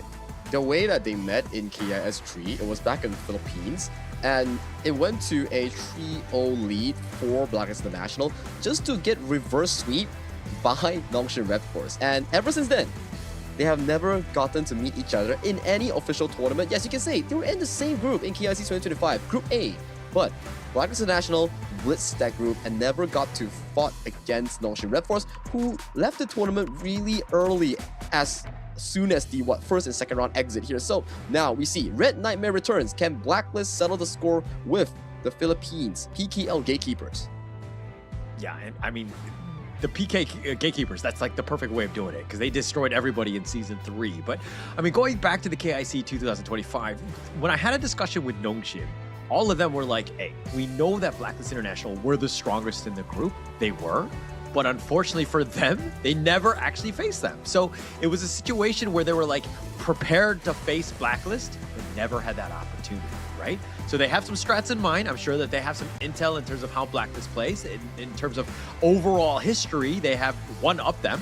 But going into this one, I know Blacklist, this rivalry is real. They're going to definitely want to settle the score here. And to trace back when we did the group stage live draw with Blacklist International, they selected Nongshim RedForce in their group. So it's more or less they're like saying that, hey, we have unsettled scores. It's time to settle it once and for all here in group stage. And potentially, who knows, they may meet again maybe in the knockout stage semifinals. Yeah, and the best part about this is that, yeah, they chose Nongshim in terms of putting them in their groups, but this is a roster that's not the same. We kind of saw them. They were not that great against Bigetron. There was definitely some moments where you're kind of like, this is a team that's not 100% gelled. They haven't figured things out. The coordination hasn't really been there, but this is a perfect opportunity to really make a statement. If Blacklist International were to lose this series, I mean, they would be 0-3 in a group that they selected. It would definitely be a red nightmare for them. That's definitely going to be painful, right? Because both teams right now have yet to find their first win in this group. And for Blacklist International, they lost at the most crucial time back in KIS3. If they win that one more game, it pushes them to the finals of KIS3, but it was Nongshim RedForce, the Red Nightmare, who conquered the game and made a reverse sweep in 2025. So this specific matchup is definitely going to be an eye-opener here for this group stage. Yeah, definitely so. And I mean, looking at these stats, I mean, Blacklist have already played 2 matches. They lost to Nova and Bigetron by Vitality. So they're right now 0-2. They're almost guaranteed a 3rd and 4th spot, which is not where they expected to be. Nongshim RedForce, they've only played 1 against Bigetron, so their stats are a little bit more static in that sense. But I mean, their stats right now looking very similar. These are 2 teams that are kind of reeling at this stage. Okay, I need to put you in a different perspective as well. So if we used a different metric, Blacklist International went 5 games against BTR. Nongshim RedForce went 3 games, 0-3 against BTR. So can we say, in terms of numerical value and the amount of games they played against the same opponent, maybe Blacklist has the edge? Yeah. I think that, I mean, being able to win at least a game, it does a huge amount, like a morale boost, confidence, everything that you would want, right? Going into any of these sorts of series, getting 0-3, that's got to be a terrible feeling, right? And it's a situation where you do not want to let any of these teams to really put you in. So this game 1 going to be key. They really want to set the tone against Blacklist and say, hey, Nongshim RedForce, this is a team and they're for real. Yep, they're definitely for real, and especially when you're against the opponents, which is Blacklist International, who I would say achieved themselves into a very high marker in the year of 2025.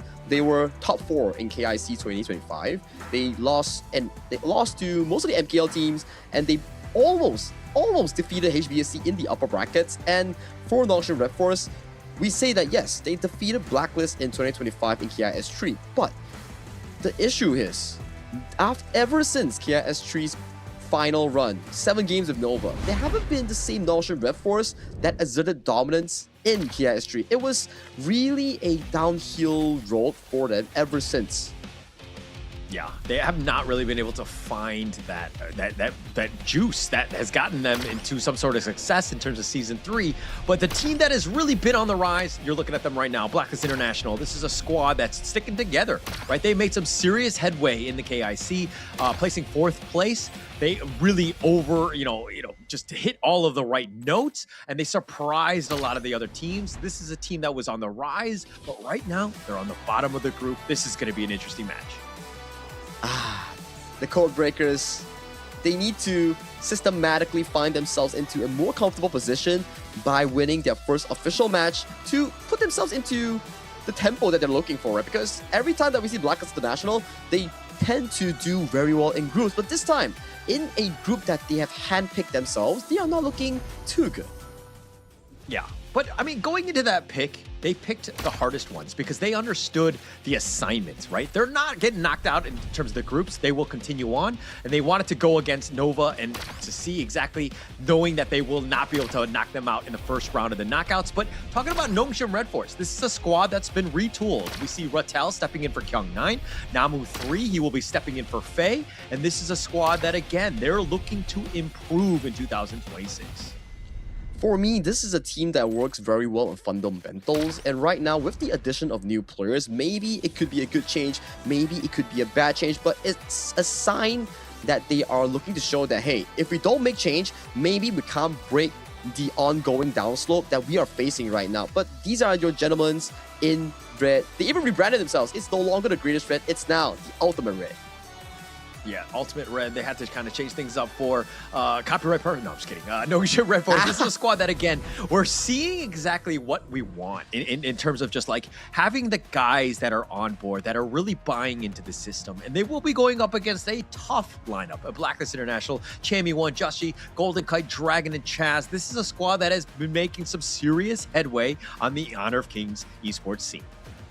Definitely massive improvement, right? From PKL all the way from spring to fall, second place, and then EWC coming back from not a great run, dominating fall against Boom Esports, and then going into KIC getting that top spot. Same could be said for Nongshim RedForce, but in a reverse order. They did what they could in KIS3, but that's where the downhill started. Hence you see a brand new Ultimate Red. Ratel, Namu3 in as the new players here, paired up with the core 3, Siri, Illusion, and Haku, formulating this KML giant.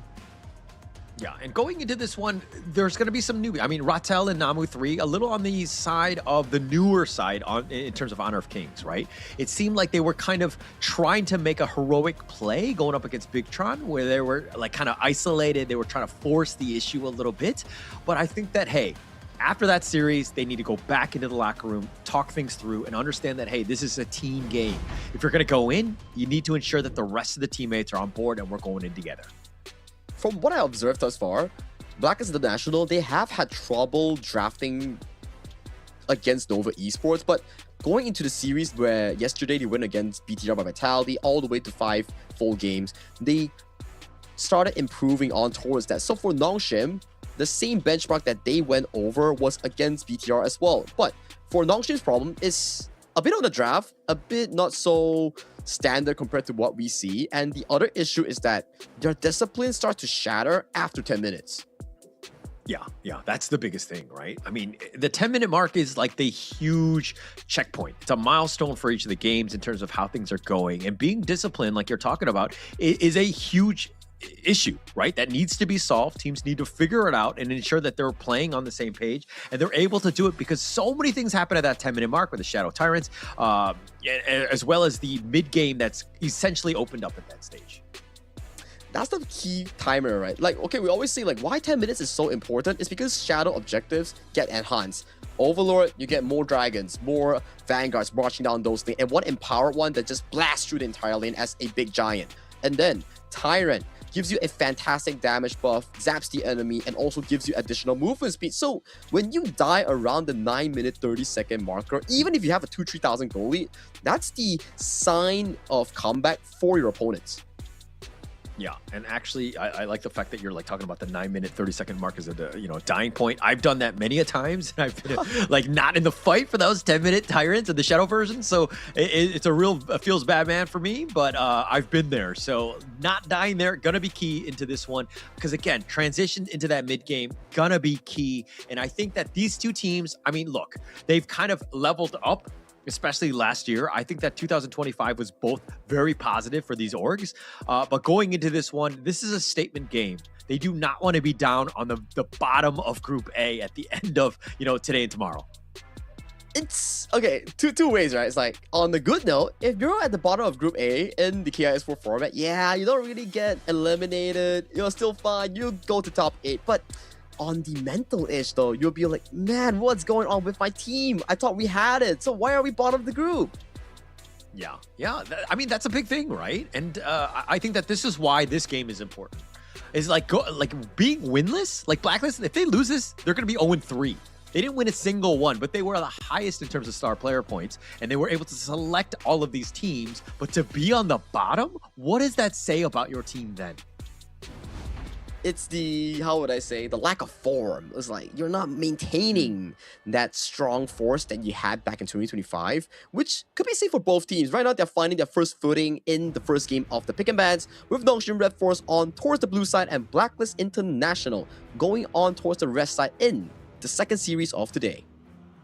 Yeah, this is going to be the chess match between Coach YK on the left representing Nongshim RedForce and Coach TG representing Blacklist International. Both of these guys know how to draft. They have a lot of strategies in mind. They have definitely trump cards going into this one, and they're very familiar with one another. They've done a lot of research, so even in this draft, it's going to be important. you just sprinkle some magic onto those draft, right? Make it so that the players get to have the most comfortable position going into a game. You don't want to draft yourself into a very awkward position. No winning lanes, no pushing lanes, weak jungle into a strong jungle. Those are points that put you into a weaker position and a harder game for your players to actually execute. We can always say that, yes, it comes down to players' execution in-game, but if you give them a not so good of a start, it actually impacts them on their ability to play in the game itself. Yeah. And gonna be key, right? And also being able to choose heroes that they're very familiar with. And as we were talking about just like familiarity, Blacklist International right now, a lot of respect the illusion in that mid lane. That's one of his best heroes. And then you've taken away the Luna as well. You want to attack Haku as much as possible. Nongshim RedForce are gonna solidify that farm lane with Series Lung. He's one of the best on this hero. He's been one of the few, I would say, key players on towards our Nongshim RedForce that has given a lot of pick and ban priority. Every version of the pick and bans I've seen so far in the past 2 series has been at Nongshim RedForce giving Siri the first picks, like Concert U, like Long, the Arlie, even to the Chicha. All these are the welcoming picks for Nongshim RedForce. I would say they're drafting towards their comfort. Yeah. Drafting for the comfort is definitely going to be key, right? Especially in a best of 5. It's not the longest of series, but at the same time, you got to ensure that you have your best heroes ahead of you. But one thing to kind of take note of, Blacklist International, if we're looking at the promo picks right here of Golden Cut and Dragon, it is not a duplicate. They are twins. In case you are just tuning in for the first time in the Honor of Kings esports scene, Blacklist International has, it's all about family for them, right? And having twin brothers on the same team with Golden Cut and Dragon, this is a phenomenal duo. And I also like how production specifically took the pictures where their hair has a bit of a slight alteration between Golden and also Dragon here. But if we were to put our focus back into the pick and bans, you remember your one term that you put back in 2025? If you give Chami 1 Dharma, it's a set game. So do you think that statement still persists in 2026? Until, I think towards the end, going up against like the MKL squads, he didn't have that 100% win rate. But I think that outside of MKL teams, he's 100% on that Dharma. So I will continue that. I think that Blacklist International already have an edge here. Yep, that's like statistics, right? It's not just Hollis saying that, yeah, I'm a Blacklist fan, I'm just gonna say that Chami 1 on Dharma rules. No, it's based on statistics. Everyone else that's not an MKL team, Chami 1 has, I would say, not to say it overly, but he has destroyed them on how many sets he can do. So I'm hoping to see some pretty interesting brawl and also teamfight controls coming in from both Clash laners, Rattel and also Chami 1. Yeah, but at the same time, if we're looking at what the Yukio has been picked, a nice counter to the pay, right? We've seen it time and time again. Joshi is able to make some serious headway on this hero and is able to do some damage. So in terms of that early game lead, they're going to be able to contest Blacklist International, looking to fight the early game with their own firepower early.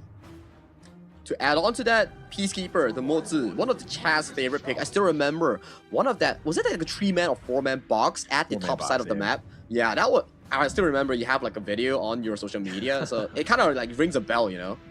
Yeah. Actually, he's amazing on this hero. And to a detriment, there was a moment where when they were going up against HBSC in the ultimate battle, and Chaz was just like, just give me my moats. But it's not the best roamer, and HBSC had chosen the Athena at that time, and they completely dominated because of that vision. So it's one of those things where it's like, yeah, okay, I get that you're comfortable on it, but you still need to pick the best hero for the sake of the draft.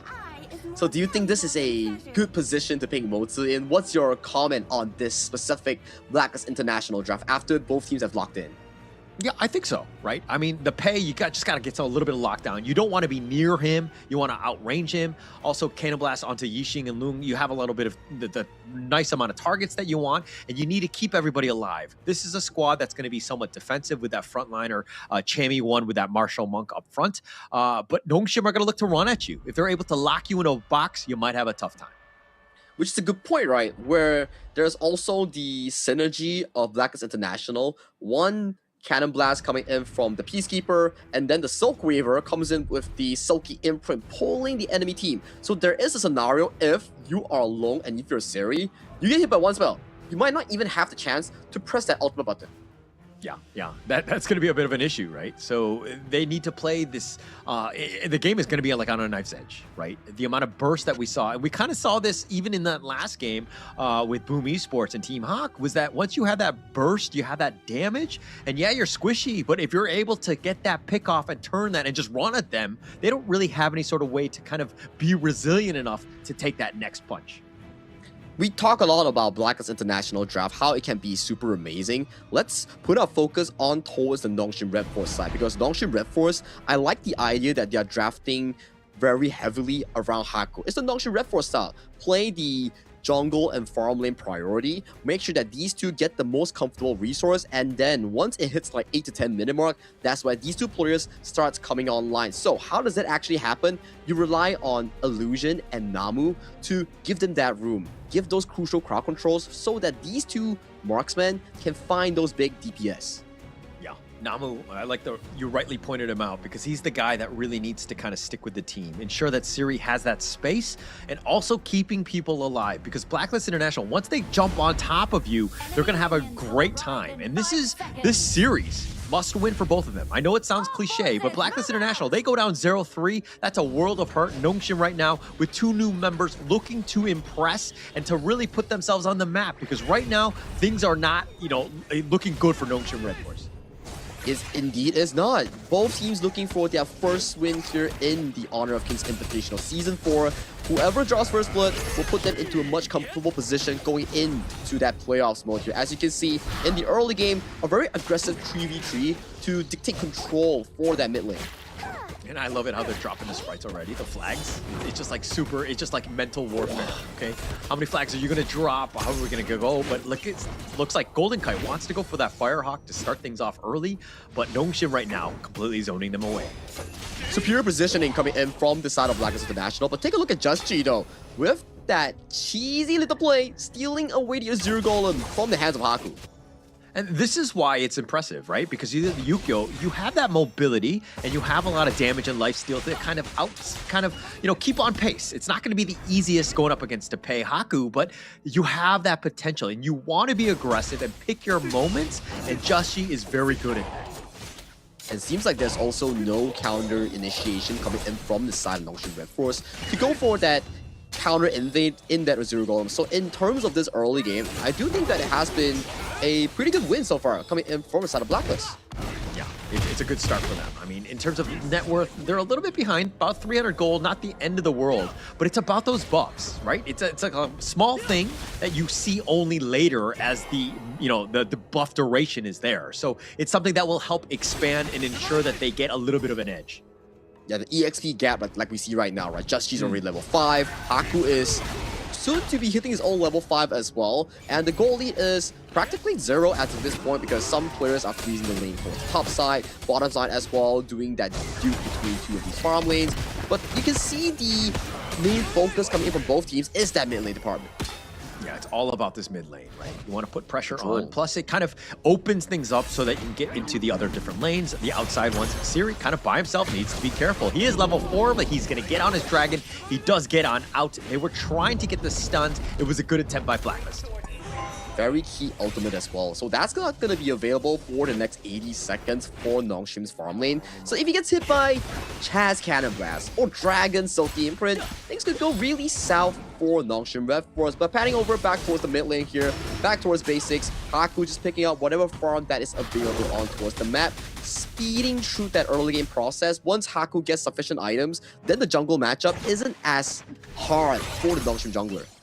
Yeah, and as any sort of draft happens, you kind of need to put it into like the warfare simulator. Like how is this team fight gonna just eventually evolve, right? Like how is it gonna start? Who starts with it? You have the cannon blast, you have the silky imprints as you were talking about. You have a lot of control, but then you have Joshi and Golden Kite with that damage to kind of clean house. So that's ideally how you want to do it, because you have a balanced draft, which will really set you up. But now they need to execute based on it. Talking about the warfare that you mentioned, how would the Nongshim RedForce draft be the perfect occasion for you? What needs to happen for them to get control in this game? Yeah. So, I mean, Haku needs to get going, right? He needs to ensure that he's kind of being aggressive. I know that he's the type where he doesn't really invade too many jungles. He's kind of stays on his own side and he just outpaces people. That's how he kind of gets going. But I think in this one, he needs to be aggressive because once he gets those items, he's going to start things. But now it looks like they've got the box. Chaz is looking to go for this one. But with that nice little board, it looks like Chaz is going to be picked off. Justy now on the run. Haku pounces on forward. It looks like here comes the rest of them. And with Rotel and Chami1 looking to join in the fray, but they're not going to get you. Ooh, key misplay here coming in from the side of Blacklist International's roamer here. Very good box on towards Haku, but you're in enemy territory, which doesn't allow your teammates to actually come into assistance as fast as Nongshim RedForce. So being punished there and also having to surrender that Tyrant, not the greatest of the start here coming in from the Filipino Giants. Yeah, not the greatest, but they still have a little bit of map control. But now Justy, he's going to get gone on. The Tremor Smash is real, but can they get actually follow-up? Haku's going to pounce away, but he's going to be killed on this one. And it looks like Namu just over the wall. He gets under the tower, and Blacklist not able to get anything else, but they got Haku, which is the prize of the day. That was a beautiful set coming in by Chami1 here. Although he didn't land a true mantra on towards the wall, but the damage and AoE has already been done, and it already has displaced Haku from the rest of the team, which formulate this 1-for-1 exchange in favor for Blacklist. Early game, it's on towards Chaz, and now it's on towards Haku. And you can say, if you can stop Haku's train of farm and make sure that he doesn't outscale Justy, then it's the game plan of Nongshim RedForce being disturbed. Yeah, for sure. Definitely being disturbed. And that's a bit of a problem here. And Blacklist International understanding, hey, pay, a lot of the teams play it, right? We've seen it time and time again. It was definitely the meta, but teams are now adjusting. They're finding out that Yukio actually a pretty darn good counter. And you're seeing Justy, he's got a 300 gold lead. Haku did die as well, so XP is going to be a little bit further behind. Justy level 10, just doing everything well at this stage. It's a good point, right? Where we have a major patch before the tournament, so teams that have their draft locked in from 2025, they have to go through more evolution, more simulation in terms of the drafting phase to find what works best for their team, as we see the board landing on towards the mid side.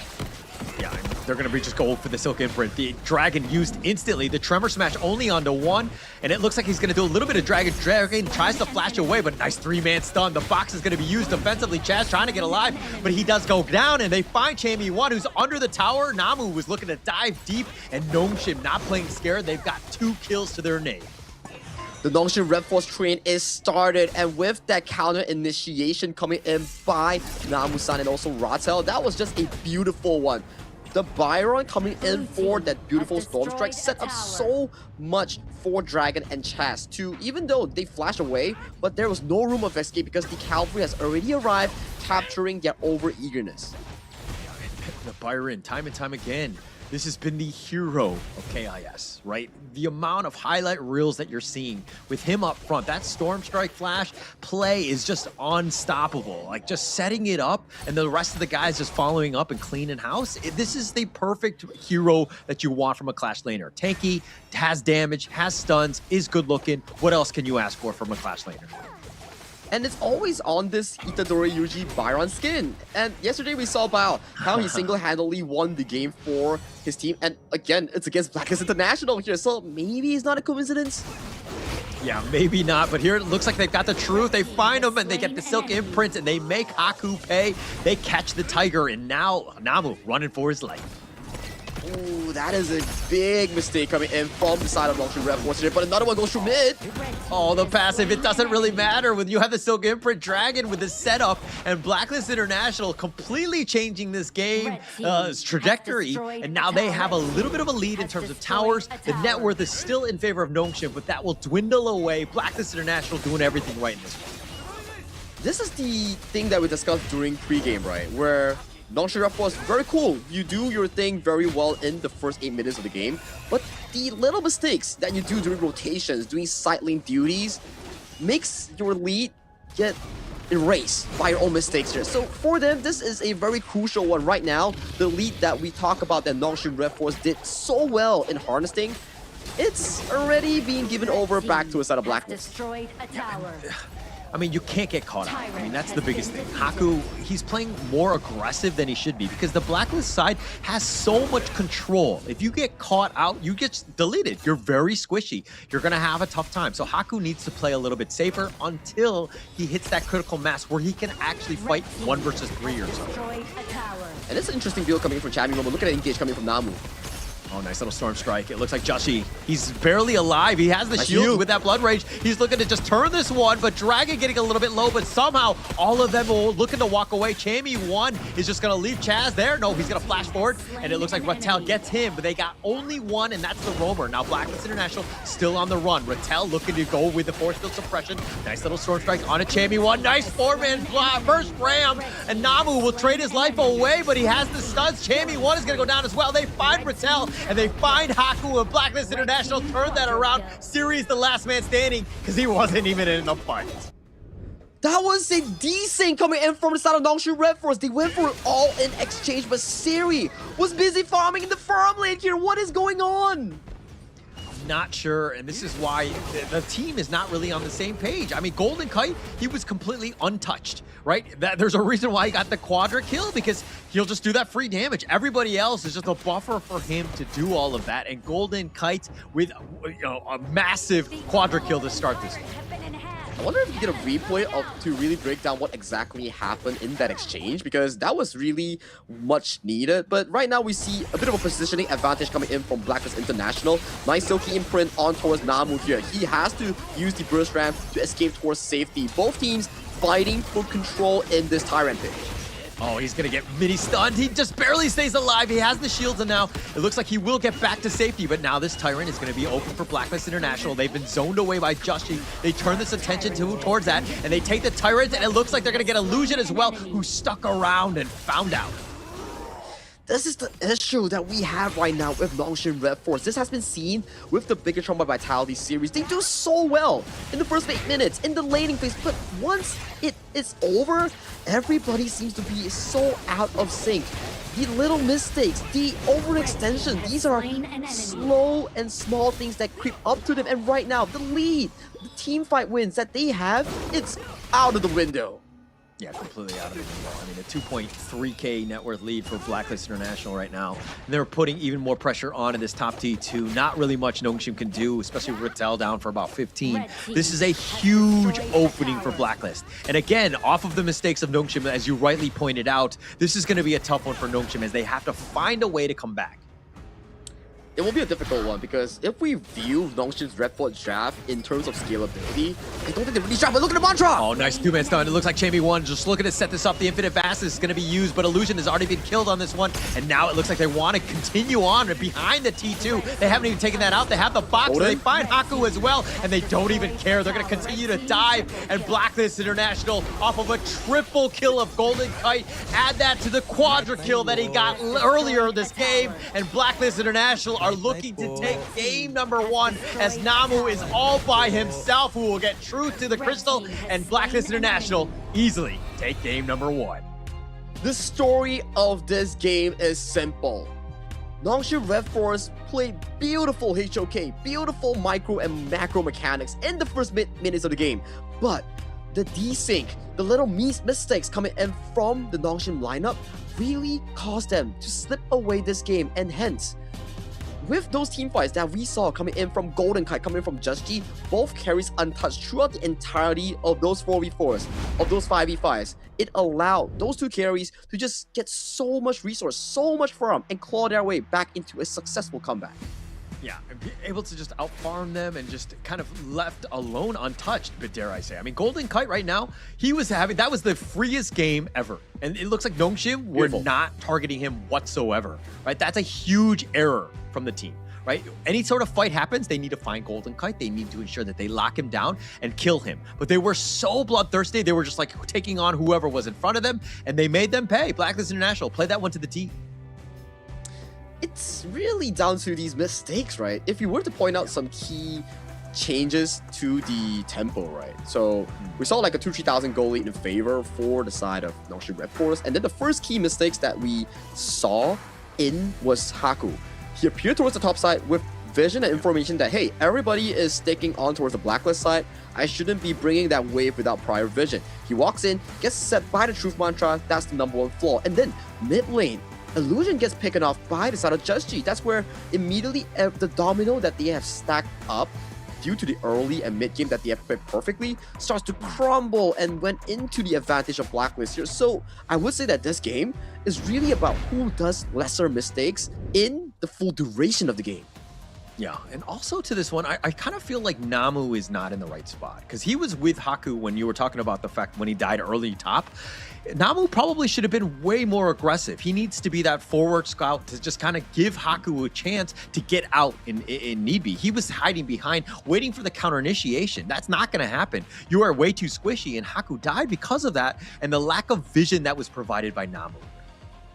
It's give or take, right? It's either Namu is slow or Haku is too fast. You need to find the equilibrium between the two players. Like, hey, Haku, can you slow down a bit so I can start opening up the vision with my Radiance, with my Tremor Smashes, to make sure that you get like a comfortable position to get those waves going for yourself. Or Haku will be like, hey, I don't see anyone. Can you guys find some information for me so I can start doing my pay duties on the side lane? So for me, I don't want to pinpoint on anybody's mistake. It's more of a collaborative mistake from the Nongshim members.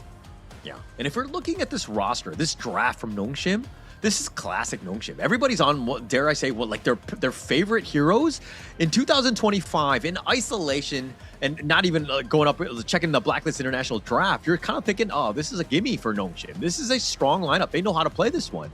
But Blacklist now, 2026. Let's fast forward it to today, and you're seeing exactly how they countered it. They had the answer to everything. Blacklist International made Nongshim look very pedestrian, won the game in 12 minutes. You can see the graph, like we talk about, like, okay, first 8 minutes, beautiful, pedestrian style, good gameplay, just pummeling the side of Blacklist International. But the mistakes are what we talk about. But let's move away from Nongshim RedForce mistake and prize Blacklist International. You can say, wow, that was a beautiful and perfect game coming in by Golden Kites Arlie and also the Ukyo Tachibana coming in by Just G. They practically had zero mistakes and were playing to their heart's content. Yeah. Actually, that's a perfect one. And this is kind of why we were like, hey, Blacklist International from 2025's KIC, they were looking strong. And you're seeing that, right? The way that they're able to close out a veteran squad like Nongshim and do it in style and like give them really no chance and capitalizing on all the mistakes, this is a squad that's really leveled up. And I think that this is why this series is so important for Blacklist to get on that win column so that they can kind of get a little bit of confidence going into the knockout stage. And I want to point out a itemization idea coming in from Chammy1. Usually we don't see the Blazing Cape for the Dharma, but specifically because he's going up against a Byron which has so much sustain from the spell 1, he went for the Blazing Cape, get that Imperil effect in so he can reduce the healing coming in from the enemy Byron, which is a pretty smart move coming in by Chammy1. Yeah, very smart. I mean, also for the lineup. I mean, everyone else, who's going to be the front liner? There was no one else, right? So he had to have been the guy. So he needs to sacrifice some of his POW in terms of damage and all the offensive capabilities to kind of just help out the team. Because somebody needs to kind of take that initial punch and then turn things around. And I think that he's more than willing to just sacrifice. He's Chammy1 for a reason. And we put our focus back in towards this, I think it's a octagon. I'm not really good with shapes, you know, but you get what I mean. Golden Kites, participation, damage, GPN, every little marker outperforms Siri in this game 1. Yeah, definitely. And this is very unsettling if you're a Nongshim RedForce fan, right? Because Siri, you're thinking, he's got a Siri, you know, Pei, Haku. Like these are the heroes that you're looking for. And Blacklist had all the answers. They came ready, and I want to say that this is Golden Kite, but it could be Dragon. I'm not sure. We're going to have to let the infographic tell us at the end of the day because they're identical twins, but it's Golden Kite, of course, with his 705. His quadra kill or triple kill. He doesn't get single kills. He only gets the multi-man kills. Yeah, multi-man kills, stacking up those achievements in his past glory. Remember, he was the only one that got a pentakill back in KIC 2025. So this is his time to show that he still has it in 2026 here. 84,000 damage dealt, 26,000 damage taken here. He was really up there for those plays. But these are the early few moments that Nongshim RedForce had so much things going for them. Yeah, and Nongshim, you rightly pointed it out. I mean, first 8 minutes, Nongshim are going to do fine. It's the post 8 minutes where they kind of struggle. And this is also with two new guys that are not really on the same page, but they're the guys that really need to set things up. Your Clash Laner and your Roamer are the guys that will initiate, they will set things up, they provide the vision, and those are the guys that really will accelerate your team. And you're kind of seeing exactly like that. Like Namu went in, but the rest of the guys, Nongshim, were not on the same page, and Blacklist International completely making them pay. And that was essentially a 4v4, right? Siri was nowhere to be found. He was just casually farming the bot side, whereas the bot side had no immediate emergency for Siri to actually attend there. But this is a beautiful set coming in by Chami1, destroying Illusion and forcing the Infinite Vastness out of Siri. And as of this point, you don't have solid control coming in from Illusion, no DPS coming in from Siri, and the Golden Kite is just his play date. This is just an easy one for Blacklist after the 8-minute mark. Easy, easy, easy. I mean, the easiest way to kind of explain that one. I mean, Blacklist International had all of the right answers. Chami1, I mean, again, just excelling on that Dharma and understanding why he's one of the scariest Dharma players on the Honor of Kings esports scene, because he's so good with that. But then you have the rest of the guys that are really just kind of stepping into their own with Chaz, Golden Kite, Dragon, Joshi. Like, this is a squad that is going to be scary. But again, like, they need this one, baby steps. Get themselves in the knockout, get that confidence so they can get going again. For Group A, it's a finalized score, right? Because Nova and Bigetron are, I think, confirmed first and second unless Nongshim wins this series. So if Blacklist wins this series, both Blacklist and Nongshim will be fixed third and fourth, depending on who they play later. But if Nongshim wins this series and proceeds to win against Nova, the group giants, then maybe they can force a tiebreaker with potentially BTR or Nova later on. So you're telling me there's a chance? No, actually, for Nongshim right now. yeah. For Nongshim, they have a mountain to. They actually have two mountains to climb, right? They need to deal with this giant mountain that's in front of them, the Blacklist International one, which is not going to be easy, and then setting that up against Nova Esports, who is like one of the titans that we've seen time and time again. This is going to be a tough, hurdle for them to climb. It's always like this in competitive esports, right? If you manage to climb one mountain, there's another tall mountain waiting for you to climb. And once you climb towards the peak, there are the challengers at the bottom, slowly climbing from the midway, slowly climbing up towards you to challenge your spot on the throne. So this is always, in traditional sports, in competitive esports, no one always sits at the top, but it's always about a new challengers coming in. Yeah, it's all about that, right? Getting into that one. I mean, I don't think that this is too much of a worry for Nongshim, right? Things are not looking good. They've just lost 4 games in a row. But going into this one, they have their moments. They have the chances to kind of come back into this. But I do think that they need to think long term, right? They need to use this gift, so to speak, that was given to them by being able to play in the KIS and to take all of the lessons that they've learned to really help them. This is going to be fast learning for Rattel and Namu to get on that level quickly. It's the same storyline for Team Hawk, right? It's like, okay, guys, this is your first international tournament as a team together in the big stage. So here you are. Try your absolute best. Don't feel bad about it. Gain as much experience as possible. And hopefully that experience that you acquired will help you later on in the 2026 HOK Esports year, because we have a long year ahead. You have your own regional tournaments. You have your global tournaments like the KWC, KIC at year end, and even like new editions of KNC. So opening series, opening tournaments as KIS4, these are valuable lessons for all these teams. Yeah. I think that that's the most important takeaway, right? Getting these opportunities to play in this one, and especially in the Invitational, the teams level up much quicker. You're seeing exactly just how much better Blacklist International got because of all the games that they played. When Blacklist first showed up, they weren't really that great. You're kind of thinking, what kind of level are they going to be? Are they going to have to play? But man, these guys have really stepped up and are outside of the MKL squads. This is maybe the best team out there. No. Let's not overhype them first, because last time when we hyped them back in KIS3, they got reverse swept by the same team they are playing against right now. So let's put our focus back into analyzing this upcoming draft. Nongshim RedForce selecting the Ever Knight's Aspiration, one of the newest heroes in HOK, Haya, as their first pick. Yeah, actually, you caught me. I was trying to do the same thing I did at S3 with hyping Blacklist, and then Nongshim just coming out and just killing them. I'm trying to give them, I'm trying to curse them in a way, but I'm giving Nongshim a chance. I want this to go to a game 5, right? Because I expected them, Nongshim, to kind of extend the series whenever they can. But this high up pick, it's going to be an interesting one to really set themselves up. Okay, I'm not a biggest fan of picking the Yangjian Dolia into a Haya. This is the known counter, but it really depends on whether or not the player is capable of pulling the Haya off.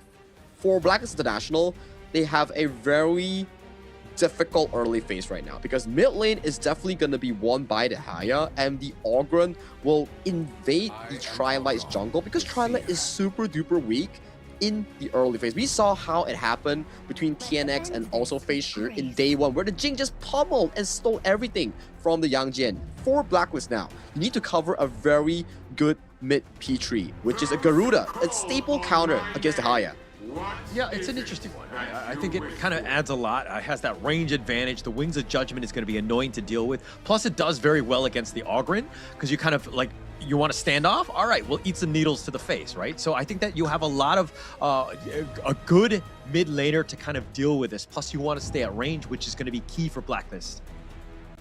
For now, I think both sides, they are looking at the situation is like, okay, I pick Haya first, so Blacklist International answers with a Majestic Guardian, and I pick the Triolite, and Nongshim RedForce answers with a Soul Guide. So these are the combat in terms of the draft. You haven't gone into the game, but you're already trading blows by neutralizing some part of the enemy's composition with certain counters. It's smart, and that's how you want it to do it, right? Blacklist International right now, TG's done a masterclass in terms of counter drafting. Excuse me, in game 1, did a great job. I expect it to be much better. No, they picked D-Ren-J, and all of a sudden, I was like choking. Are you choking for the water that you're drinking, or are you choking for Nongshim? Ah. Oh, snap. Too early, my friend. Too early. I'm sorry. We'll see. It hasn't happened yet. We'll see. Okay, for Blacklist International, locking in that Magistrate on towards the 4th pick here, giving a solid farm lane blind pick into the hands of Golden Kite, and Nongshim RedForce coming in with a key ML special. The Sunbin locked in for Namu Tree. This is going to be a good one, right? I think for Aaron and the Sunbin providing a lot of that speed. That's kind of where you get a potential jump in with the Haya as well. Could really add on. Aaron just really stable in terms of that farm laner. You want to be able to do that focus damage and to kill and burst people as quickly as possible. Blacklist, they're going to end up with the fatigue. Let Chammy 1 do some work here. In terms of both teams' draft, I love both of them. For Nongshim RedForce, the idea is simple. You want to ride on the Haku and Illusion mid-jungle synergy to dominate the early game, giving leeway for Namu's Time Bender Sunbin to scale for that Time Flux, right? You want the Time Flux to be max 5 stacks in, super good on the CD, refunding 30% of the damage taken in that specific short time, which makes the Soul Guide and Rose Fencer into such a rare boss that you have to worry about. Now, for Blacklist International, same could be said. They want to play the early game aggression with the Garuda, with the D-Ren-J, and then utilize this strong early game pushing power to deny the enemy from being able to play that late game. Yeah, and it's all about that late game, right? Just setting themselves up. Are they able to get there, though? That's going to be the biggest one because, again, Ogryn, great for mid, hasn't been the best in terms of that raid boss, but when you're able to kind of stack that up, you have the Charlotte as well, you have the Aaron that's going to definitely do its own damage.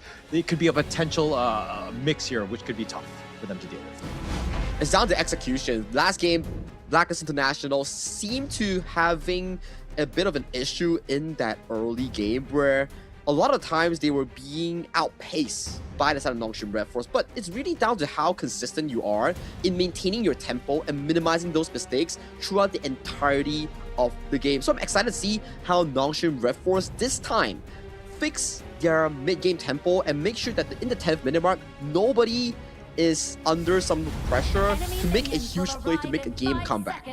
Yeah, they need to survive 8 minutes. I mean, that's the biggest thing, right? Get past the 8-minute mark, turn it up then, right? That's the Nongshim that we want to see. In previous iterations of this squad, Nongshim, they've done a great job of the mid-game. This roster has not been able to achieve that same level of success. Now we'll take a bit of a chunk here, but you can see the Haya damage in towards the early game here. The mid-jungle synergy just pushing Dragon and also the side of Chaz back towards their own base. You can see the early game aggression of Haku already planning to invade this early camp, but the Smite War does go into the hands of Just G. Yeah, this is what you want to do as Haku, right? I mean, Haku is the style where, again, he does a great job of farming, but now he's going to be focused here. No real play. He's going to be targeted, and he gives up first blood. Chammy one all the way from the Clash lane, comes down and says, I'll take that. That was so well coordinated coming in by the side of Blacklist International. What exactly happened was Just G landing the spell 1 dog on towards Haku, and he said like, okay, I got him marked, Chammy, just jump on him with your S1 third cast flash on towards Haku. Haku doesn't have half a passing, he's just gonna be stuck there, and then the chain CC comes in and gets the first kill for the side of Blacklist, beautifully executed by the red side. Absolutely perfect there by Blacklist, right? And Haku was just like, okay, I'm trying to change things up. You told me to be aggressive. I wanted to be invading the enemy jungle, but little did he know that the rest of Blacklist International were going to heed the call, and they were going to answer and just show up in an entire village there with pitchforks, and they took him down. And it also explains some stuff, right? When you want to be aggressive on the mid-top side of the map, which is what we call half map, your Clash lane matchup needs to be winning for your team to come over. And check out the 1v1 between Ratel and Chammy1, both exchanging ultimates and just having a handshake here, with Dragon just coming to visit Chammy for a bit of a assistance. Yeah, they're going to help just ensure that they secure that sprite there. I mean, Ratel was watching. He was trying to go for the steal. Was going to be very lucky if he did with that tri-slash. Not able to hit it, and he's going to be pushed back. And again, Chammy1, you do not want to let this guy get going, right? Once he's got that farm, this fatigue is going to be a problem. Look at that lane dominance here coming in from Siri, just pushing Golden Kite all the way to the edge of his screen here, not allowing him to take farm without any worry. So in this early game, you can start seeing illusions pathing on the Haya to play hyper aggressive with that first level 4 ultimate. Yeah, I mean, you have that potential gank, right? You always kind of want to go in with that. I mean, yeah, you probably might not win it, but you isolate it, right? If Golden Kite is kind of by himself or nearby with Chaz, maybe you take out Golden Kite and you're able to focus fire Chaz. Like, it opens up doors, but getting that gank, not the easiest. We're gonna have to see how this Haya actually plays in the end. Ooh, Haya's ultimate forces up the flash coming in by the side of Dragon here. Illusion being chased off here, but I do think that there won't be a fight continuing here by both teams. Yeah, both of them are going to back off. Chaz was a little bit on the lower end, but with Dragons like Wings of Judgment, a lot of zoning, that's going to be a tough one to kind of navigate through. Nongshim, again, still very early, but they're down about 700 gold. A little worrying, especially since you've got the Augury. And Dragon might be the next big target for Illusion to capture him into the Moonscape Mirage, because if the ultimate breaks, the chain breaks between the Haya and the enemy, you get like a 75 to 85% cooldown refund, but the enemy committed that 2-minute flash. So for Illusion, the next big play will be this Tyrant River area. The bushes will be extremely difficult for Blacklist to enter. Yeah, my concern though is that Illusion, he just hit level 5. He was actually 2 levels behind Dragon at this point, who's been able to outscale. His wave clear has been unreal, but Illusion is trying to like rotate around. I mean, he's the secondary support, so he's looking for the play more than anything else and not just trying to go in, but the Hound forward, Jussie going aggressive. He's going to be miraged, and we're going to see exactly how that one plays out, but the rest of them are sticking around because who's going to pop out? Haku is there at half-life. He's a juicy target as well, and now they come. Jussie's a little bit on the lower end. The Conductor of Souls is not going to be enough. Path of Passing's over the wall. He will be fine, but Blacklist International are going to be fine with that, and they back off.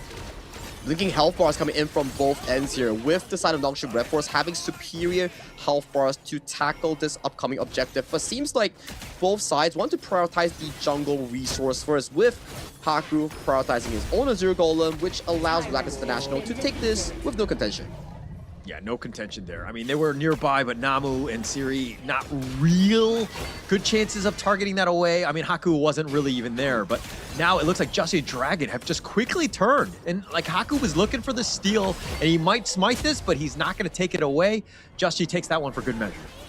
Very good secure coming in by side of Blacklist International, getting that Tyrant towards the bottom side and immediately rotating themselves towards the Crimson Golem, because they know for a fact that Haku has the priority on the clear on his Azure, which gives him direct access towards the jungle. So you gotta move fast. If you're slow for even 1 or 2 seconds, that Azure Golem could be going into the hands of the enemy team.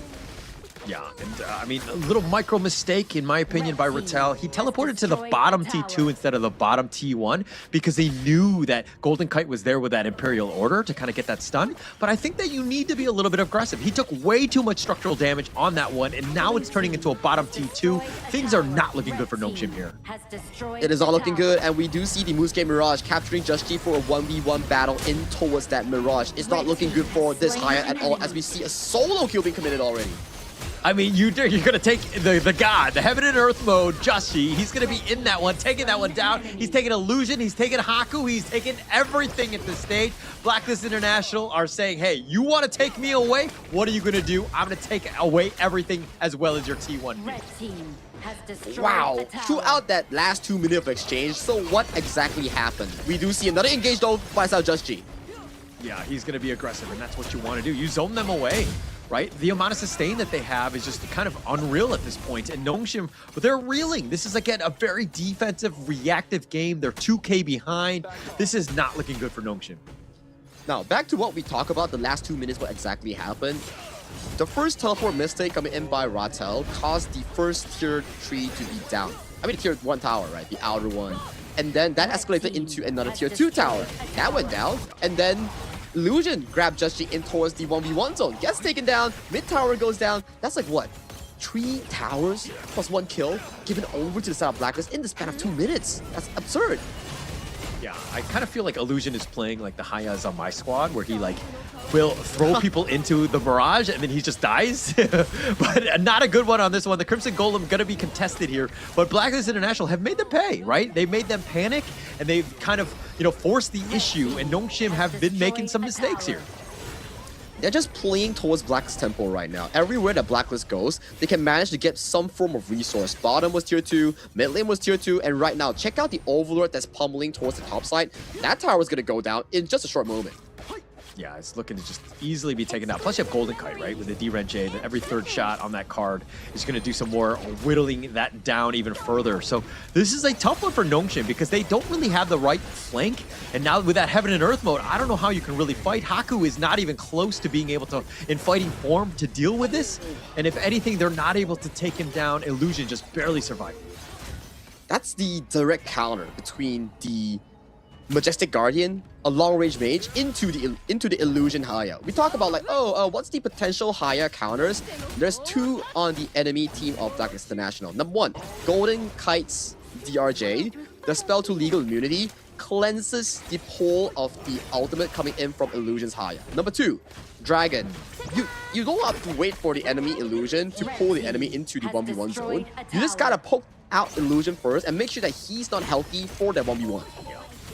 Yeah, makes a lot of sense, right? I mean, then he's going to be really kind of hesitant to even use it, and then you're like, okay, then it completely takes away from this lineup, right? This draft revolves around isolating somebody, but if you're looking at targets, almost everyone can fight. Just G, Chamey 1, not great targets. Golden Cut can fight on his own. Illusion right now, he's a secondary support, so he doesn't really have the items to kind of fight with them.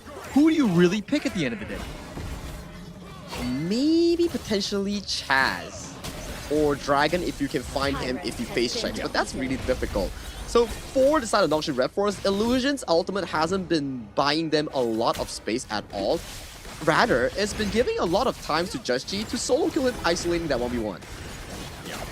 Now with the Heaven and Earth mode, Just G doing a little bit of work onto Haku. He's got to show a little bit of respect. He's going to be backing off, but again, just pushing them back. The zoning is real by Blacklist. They're not calming down at all. With every single marker they're playing right now, they're just going aggressive. Illusion has already captured for that 1v1 as a fight is about to break over. Yeah, Haku with that tether, I mean, he just goes in, but Illusion just get bursted down. He's down for 30, opening up the bottom T3. Blacklist International doing everything right. They don't really have any sort of way to deal with this death ball that is Blacklist. I'm a bit sad for Illusion, actually. Every single 1v1 that he's committed against the Blacklist members, he's not having it good. He lost to Just G, he's lost to Chamey 1, and right now, he's losing out his entire base. Yeah. It's almost like Blacklist are like, okay, thank you. I will just isolate you now, Illusion. What are you going to do, right? It's almost like he's playing for the wrong side. He's helping them out by putting them in a bad spot and just sacrificing his own life now. I mean, In terms of the idea, it's that's almost a steal. Okay, in terms of the idea, it looks great. It's like, oh, Haya does pretty good into the Yangjin. Haya does pretty good into some of these heroes on towards the enemy team. But due to how low the farm is on towards Illusion, he's playing more like a Ladies and utility mage style, not getting a lot of resource. Once you lock the enemy in, you kind of just isolate yourself into a 1v1 with no teammates helping. Look at him, 4.4k, lower than his team Sunbin. Yeah, and also level. He's the lowest in this game right now. He's level 10, right? Everybody else is at least a level 11 and higher. He has not had a good game. And I mean, it's almost self-inflicted because he keeps miraging the wrong people and he keeps getting killed in them. So it's one of those situations where it's like, okay, Illusion, maybe you should stop doing that. Maybe you just kind of like farm a little bit, catch back up. Again, use your wave clear to kind of extend the game. But right now, Mirage is not the answer. I think it's more of like a different game plan, right? Where we need to see Illusion get like 3 or 4 items due to the early game lead that he has committed for himself. But due to the fact that Chami1 roamed towards the mid lane, got the first split for the side of Blacklist International, which caused into such a dire situation right now for Nongshim to be in. 6,000 gold deficit against their opponents, and right now they have once again committed that Mirage against Just G. Yeah, he's going to be going into this one. It looks like Jushi's doing a little bit of work, just chasing after him. Illusion's just trying to stay alive, but now they have a 4-on-4, now making a 5-on-5. Illusion just barely surviving on this one, but they've taken all the towers, which is pretty much what you want. Jushi with that tri-slash doing a little bit of work, but Nongshim does not want to let them go for free. Tries to go, the Wings of Judgment is on. They find Jushi, that's the nice little pickup. Haku trying to find the right target on the Chaz. Can't actually go in for this one. Siri's going to be killed on this one. Most of that damage, they find Namu as well, but Haku is still somehow alive. No, he gets bursted, and Blacklist International with Dragon and Chami1, they find the picks, they find the plays, but more importantly, they want the crystal as they're looking to end this game. Illusion is there, but all he is a range creep. He goes down as well, and Blacklist International take game number 2. It was looking so good for the side of Nongshim RedForce, but because of the fact that they lost the early to mid game so hard, the good fight that they had proposed at the very end of the game came back hunting them, because the gold lead, the equipment, the level lead being generated by Blacklist is just too darn far ahead. Hence, the good fight that they imagined went so south for them. Yeah, went south very quickly, right? This is a tough one. I mean, for Nongshim, you were thinking in like isolation, like a Haya kind of works, it has that play, but in the end, and I know that you're still thinking about like, oh my god, that game, like how do we do better, right, as Nongshim? Like I'm not sure what you can do, because Blacklist International had all of the answers on that one. I think it comes down to the same thing that we keep talking about, right? Like executing your game plan.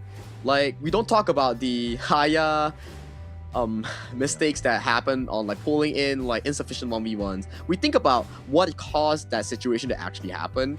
Number one, you picked the Haya, you did amazingly well in the first quarters of the trade in that 3v3 in the mid lane, but the problem is you didn't recognize the fact that Chami had the superior push over Ratel in the clash lane, which put you into a 4v3 and your Augur started spell 2, and you're like, oh, Chami is here, and Augur started spell 2. He doesn't have a flash, he's a jungler, so he gets jumped on, he gets stunned, he gets immediately taken down.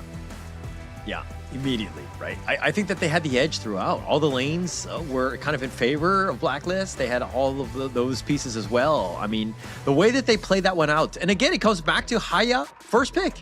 Almost all of the picks after by Blacklist, great counter, a great synergy. And they had a lot of, you know, just being able to handle whatever they were throwing at them. Even with the Haku Ogren, they were like, okay, come at me. They, again, the heroes were really on point. And the goal that was being absorbed by Illusion just wasn't enough. 5.6k on towards Illusion. At the end of the game, he only had 2.5 of an item compared to his counterpart, which is Dragon, 9,000. Almost the richest aside from Chami1 in his team. Yeah. I mean, just Chami1, he is the richest. He's the 1% in this game. He was doing very well in terms of setting it up. And that's why you really didn't have any targets for Illusion to kind of mirage anyone. I mean, you were talking about Dragon and Chaz, but they're all the way in the back. They are never going to get near you. And Golden Kite, Justy, Chami1, they can be up front and they're able to isolate him. They're like, come at me. I want to be in that one-on-one. Difficult stuff coming in from Nongshim RedForce, but is this their power spike? Last time when they met Blacklist International, when they were down on series point, they managed to make a reverse sweep happen. Do you think this time, this is the same thing that was going to happen again? Well, I mean, going into this one, you could never say never with Nongshim. I think the potential is always there. They're mechanically sound, but the mistakes that they're making, they seem to be a little bit more glaring. They're not like micro mistakes. They're like overall gameplay mistakes. I don't mean to be so harsh, but you're kind of seeing when Blacklist can take you down in 12 minutes in both of the games, there's a huge, you're playing something, you're playing incorrectly. Like, there is always this thing that happens in the Nongshim RedForce game. It's evident even in the series that they played against BTR, where occasionally, we're talking about occasionally, like they have the lead, it's like 50-50, and one small mistake happens in a cross lane, one small mistake happens into a specific engage where no one is ready, or someone is too slow or focusing on their own wave. We saw it in last game where Seri, even though they were 445, he went back to the bottom to farm. We saw it in the series because BTR. Ratel was overextending in towards the side lane as Charlotte. So these are the things that they need to fix, and it's a good platform in KIS4 that they're recognizing their mistakes before going to KML, where it directly qualifies you to Honor of Kings World Cup in Saudi Arabia, where it directly qualifies you to KIC 2026, which we don't know where it's going to be held at. Yeah.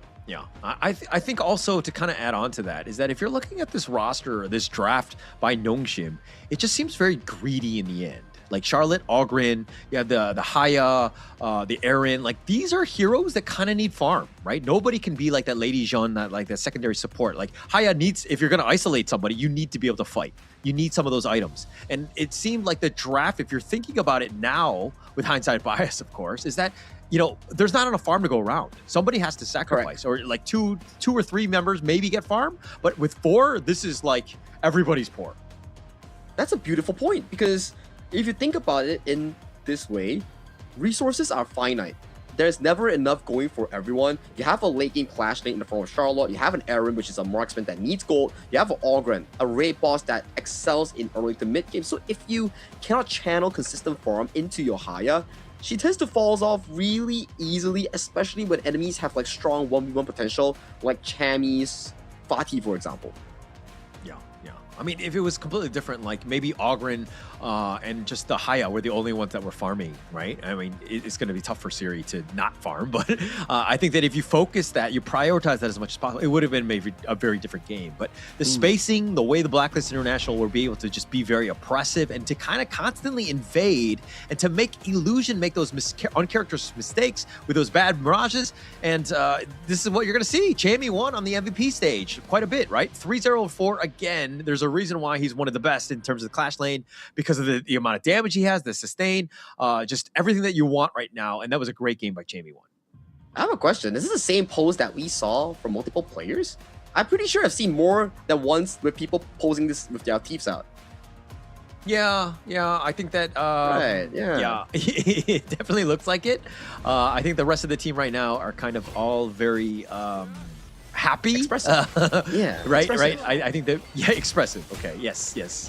I was gonna say that they're kind of on the same gesture that they are, the facial expression that they make when they're on the bathroom, but that's a whole other story. But Blacklist International here, being able to push this out and close it. I mean, they had a nice little play by Ratel. It's a nice little power gradation, but it seemed good, right? They got Joshi. Things were looking very good, but then look at the overextension. There's still 4-man fighting. They're so low. Now they're getting whittled down, and they're getting perfectly kited, kept at arm's reach, and with Chammy 1 and Dragon, the guys that are doing a decent amount of damage, really no answers for Nongshim.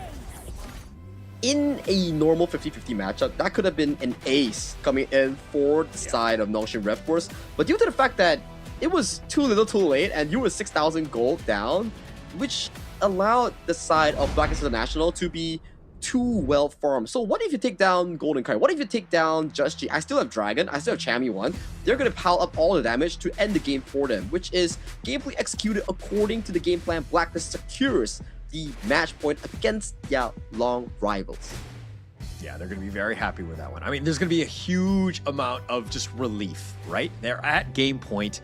This is going to be a tough situation, a tough mountain to climb by Nongshim to come back 0-2 and to bounce back. But again, they need to find that first win. It's been very elusive, but the way that they've been playing, I kind of don't think they deserve a win as of now.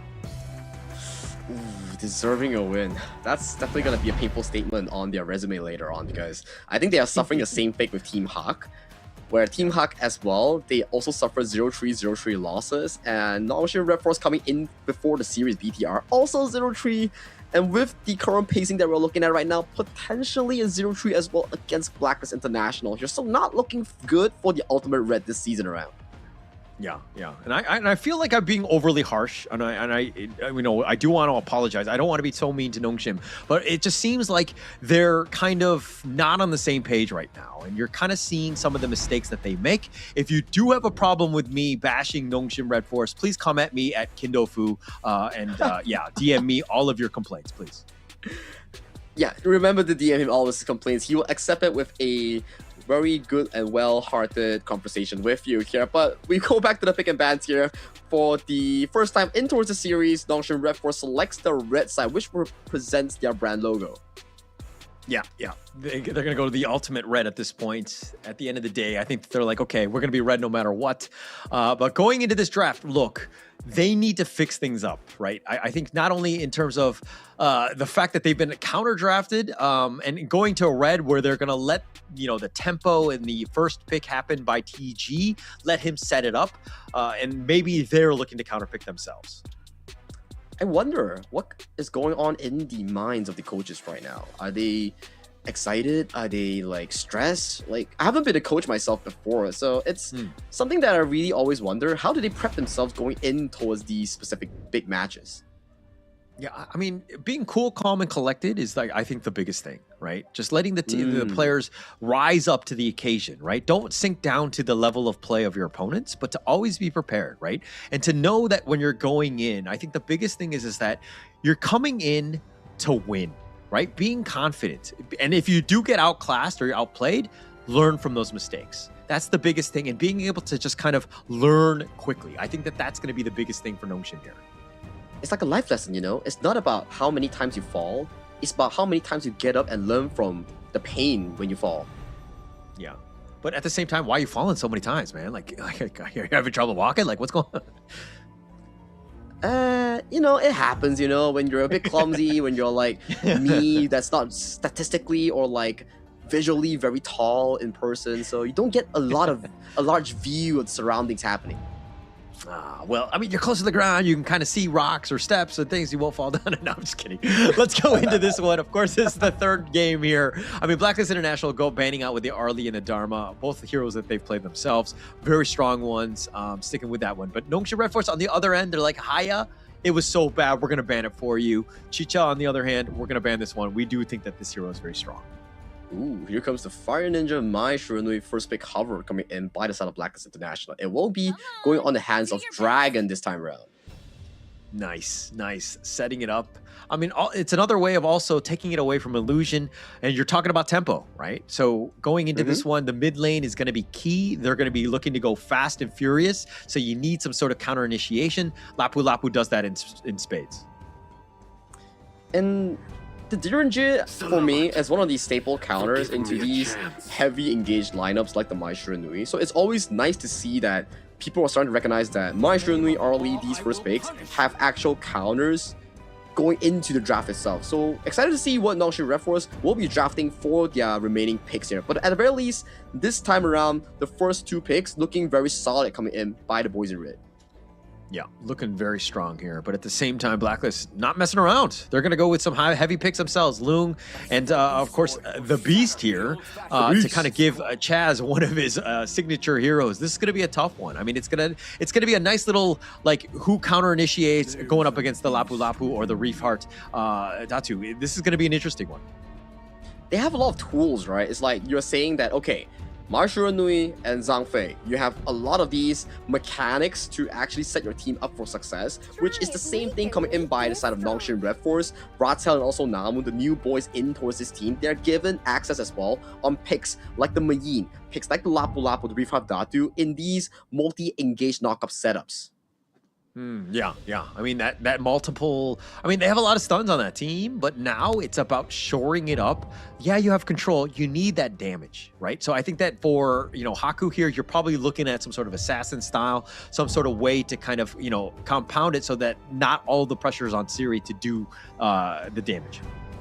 Well, Luna is still open here coming in for both teams. Maybe that could be a point of contention later on. But with Blacklist International banning both the ladies in and also the likes of the Nua, potentially they might go for things like the Auburn here.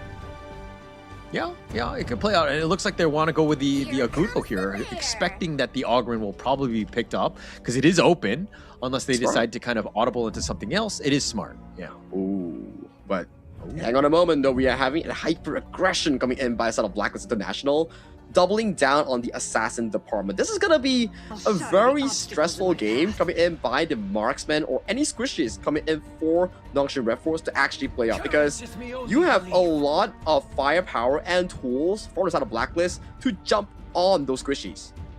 Yeah, a ton of opportunities. Plus, you have the Byron to kind of shore things up. It looks like they're going to go with the Heartseeker here, the Daji, if you will. I mean, this is going to be one where the control has got to be on point. Illusion was kind of playing that secondary support last game. He's going to kind of continue that. Most of the farm should go into the hands of course, Haku and Siri, and to kind of really set themselves up for success here. I'm having a bit of a deja vu here, because I've seen this Daji against the exact same composition against BTR by Vitality last, I think, 2 days ago, where there was a Jing, there was a Mai, there was a engaged roamer, and Nongshim RedForce picked the Daji here. So for me, yes, Daji counters the Jing in a 1v1 matchup or in like a multi-matchup, but she still has a problem where she doesn't have mobility, so she could be a prey for the members like Fire Ninja on Hands of Dragon. Yeah. Both of those guys are going to be flying white ad to him, right? So Illusion has to be so far back where, the rest of the team is there to help support and not get jumped on. It's going to be key because the team fight is real from Nongshim. If they're able to kind of get them into 5-man, team fights, they're going to have a good time. But at the same time, Blacklist International, if they're able to get those pickoffs, the Jing and the Mai are going to be high flying. It's going to be tough to deal with and to ensure that everybody's there on time. This is going to be an exciting one coming in towards this game number 3. It's do or die for the side of Nongshim RedForce. Yes, you can say they don't get eliminated in group stage, but to find a win, an opening win, not even a series win for your team, is such an important task for you, especially you are against your long rivals, which is Blacklist International. This is your shot to make things right. This is your shot in starting that reverse sweep. Yeah, this is the moment, right? And you got to look at this third game. Yes, it's an elimination game. Yes, or sorry, it's for the match. It's match point. That is not elimination, but this is a situation where it's tough, right? There's going to be a lot of pressure, especially on Ratel and Namu, to really show up on this one. But you got to just shake things off. Look at this as like a best of one. Think of it as baby steps. Win this game and and survive at least for another one.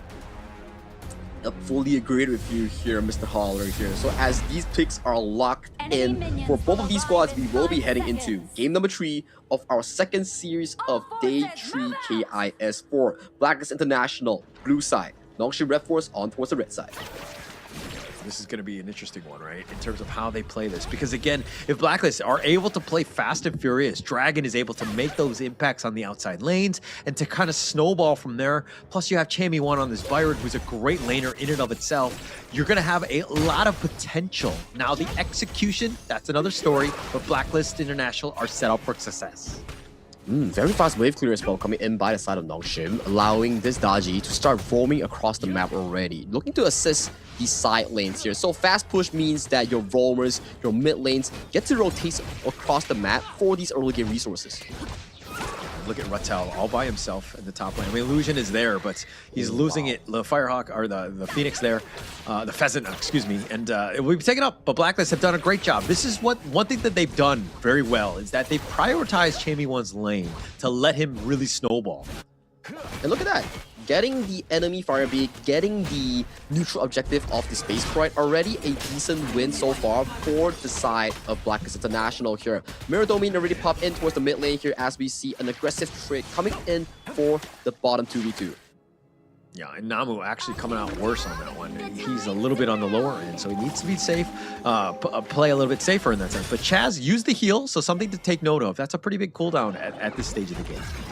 It's to keep itself healthy, right, for moments like this. That's the charm heading on towards the side of Judgy, but they still do get that EXP trade-off in towards the mid lane, get that clear in, and they start moving across the map here. Top side, Chami is playing super aggressive here. That's a 1v1 that we're seeing right now. Yeah, gonna be aggressive. I mean, Chammy won. He was like just playing on the very outskirts, but it looks like they're gonna go in. Haku has to roll on out. He gets out of there, but the Azure Golem is gonna be spawning. Illusion has to actually just flash on out.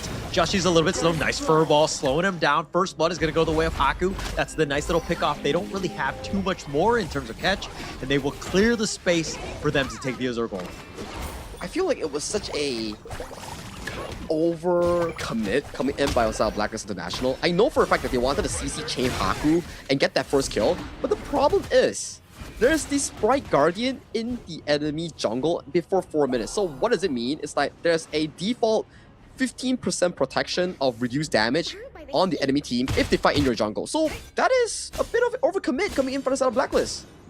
Yeah, they were trying to be aggressive, and this is going back to how Blacklist plays, right? Like, they know that they have Nongshim on the ropes, but they're going for those massive punches now, right?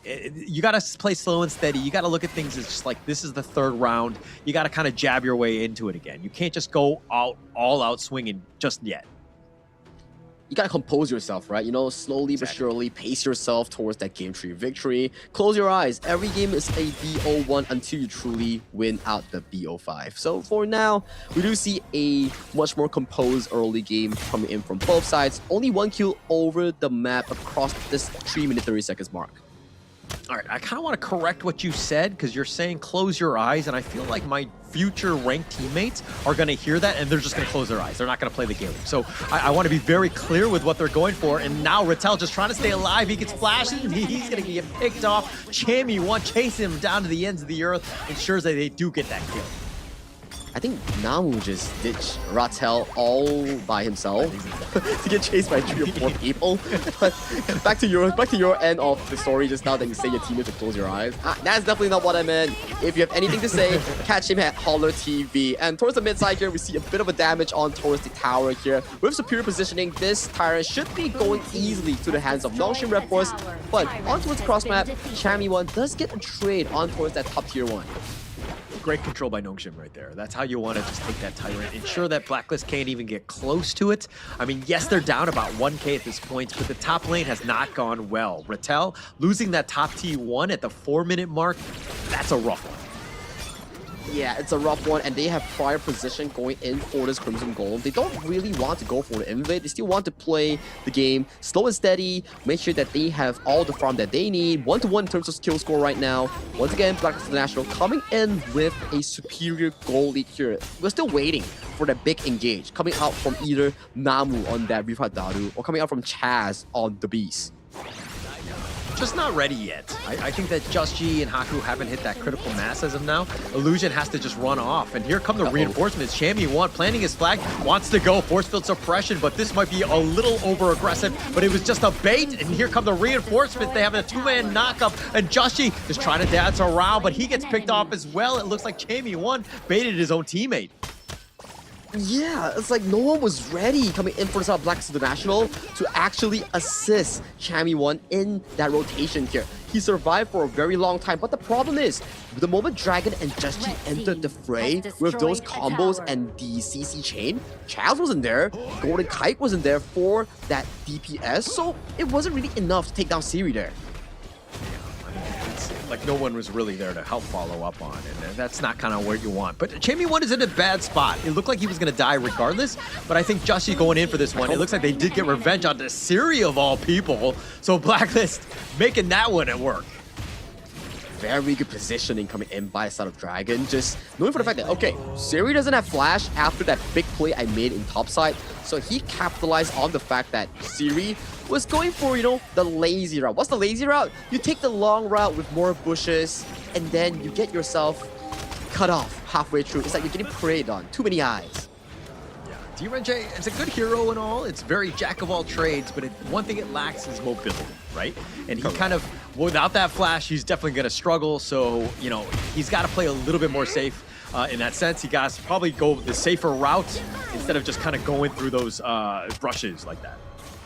That's true, right? Where if you see like DRNJ as a hero, he does everything well. Strong early game laning, good mid game tower pushes, has a CC immunity, not CC immunity, but you can remove CC with your spell too. So he's really good, but the only problem that he has is that once you die once or twice, he's pretty bad if you skill him towards the late game, and he has limited range against some of these long range mages.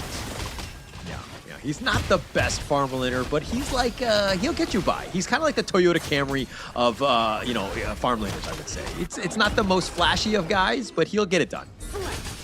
If it works, it works, right? So for now, in this 7th minute of the game, I would say that this is one of the most stable ones thus far compared to other games where the gold lead just explodes within one fight. But Chami 1 might be a bit of a danger, but for the side of Nongshim, they're like, okay, we don't want any business with him. We just want to make sure that our mid lane is consistently pushed out and we can always rotate faster.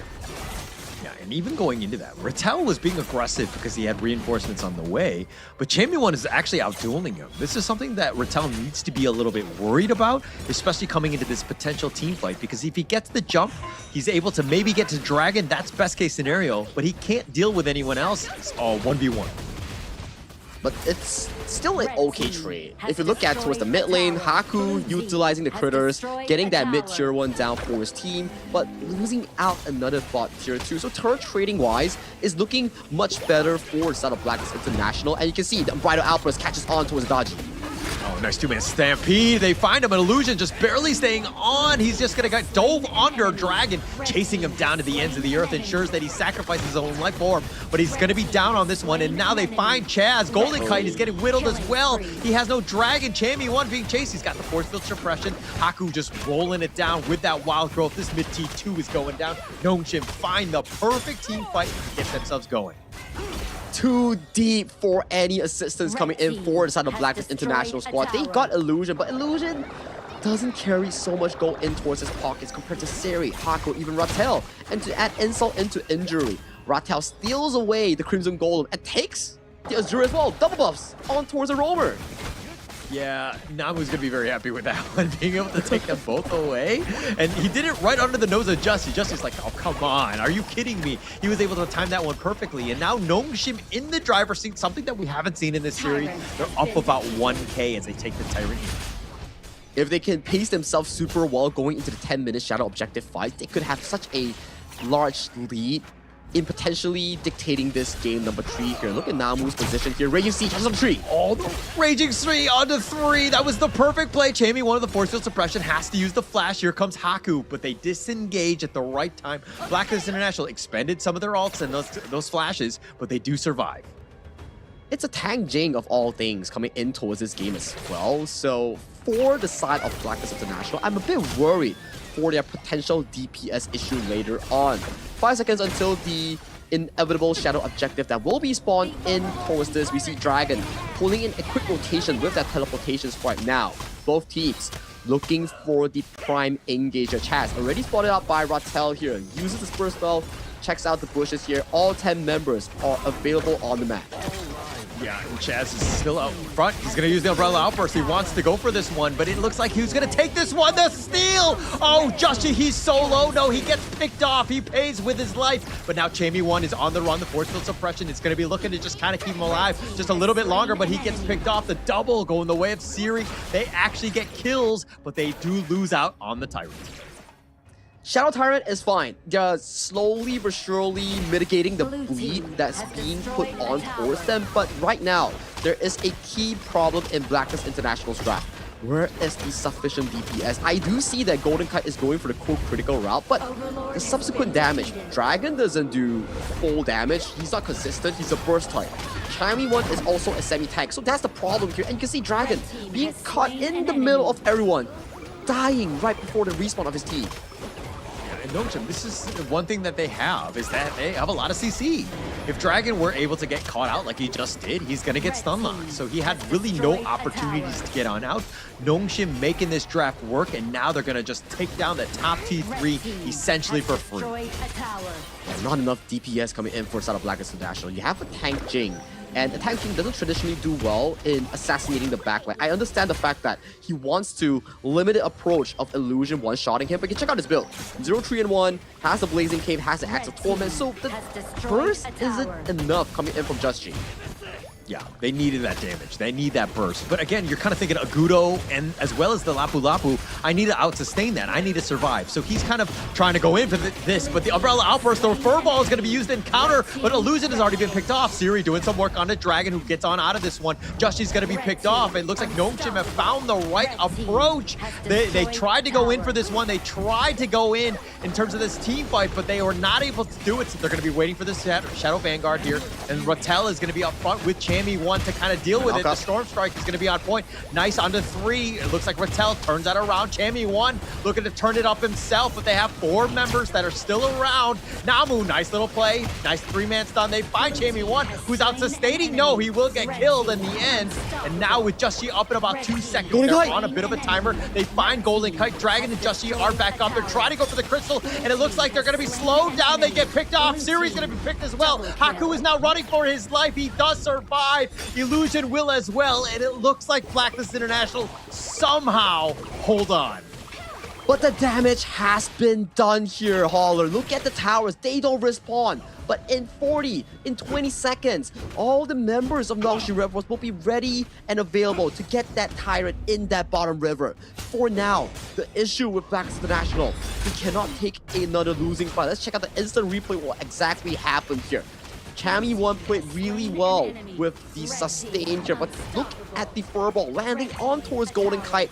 The wave clear was super clean coming in for the side of Blacklist International, and the final Overlord didn't enter the base, didn't remove the backdoor protection. Hence, that's how Blacklist International managed to clench through the final few moments.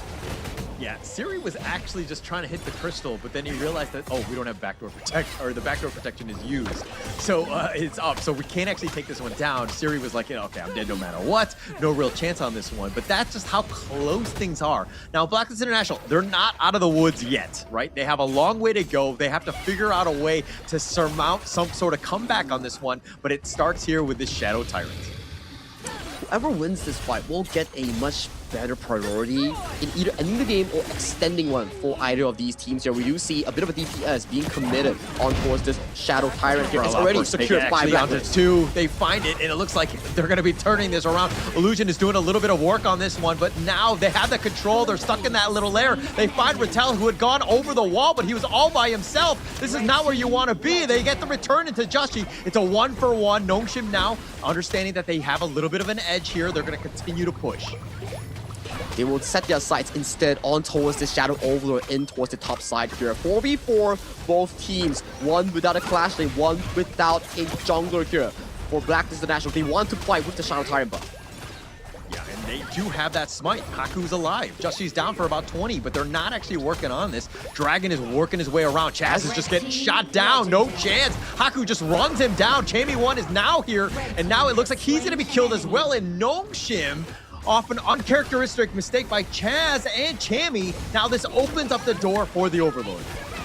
And with 30 seconds on the timer, the moment they finish this Overlord, they can start their engine in going and setting their sights on that final crystal in the base of Blacklist International. So right now, this is a very difficult timing for Blacklist to hold the force. Look at the waves. It's starting to pile into the Blacklist base.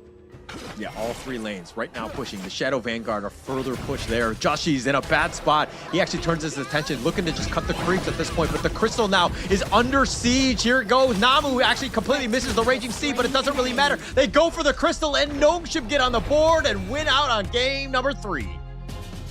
It's the Reminder of that story back in KRS3. You never count out Nongshim RedForce, especially against a Filipino team. And right now, with one win, it sets them on board to that potential comeback.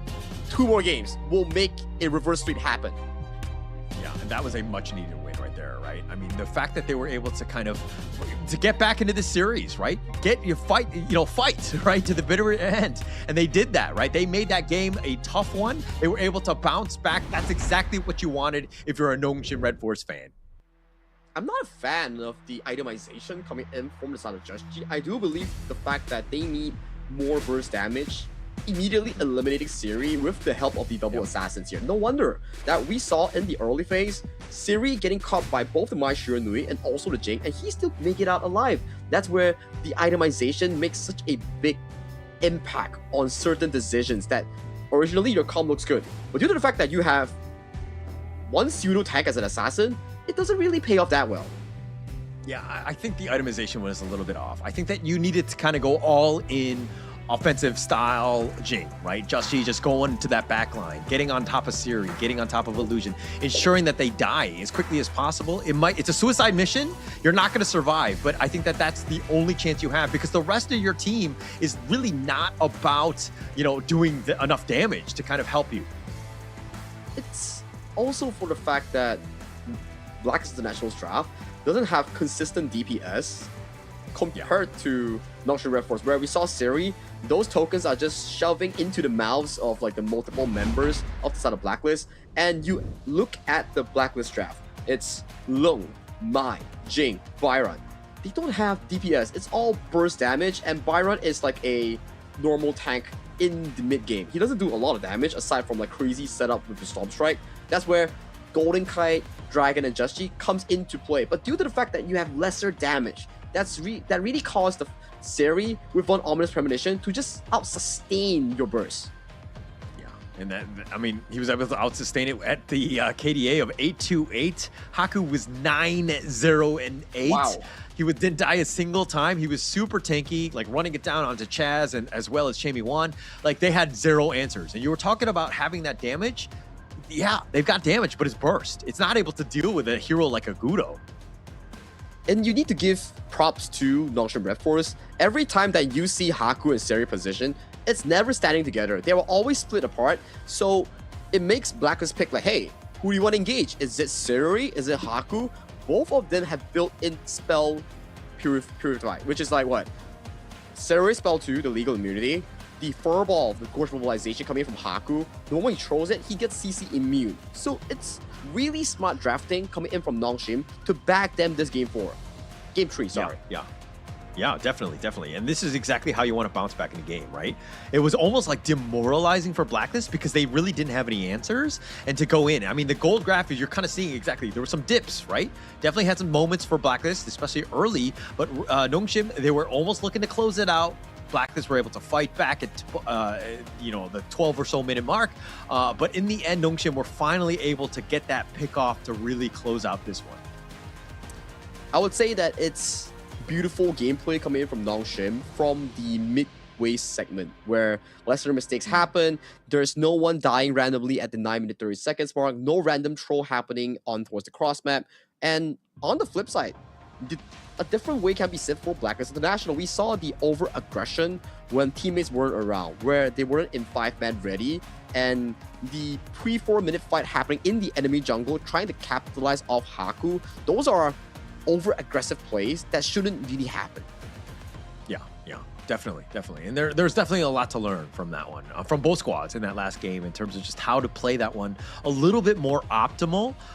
In the end, though, I think that you're talking about this draft about just having a lot of deficiencies. I think that in the end, it was just, the lack of sustaining damage to deal with an Agudo type, which is just super annoying to deal with. He's very tanky as well. Just too much for Blacklist to overcome. For this chart, look at this. 69.4k damage from the Lung and 127,000 damage from Siri's Magistrate.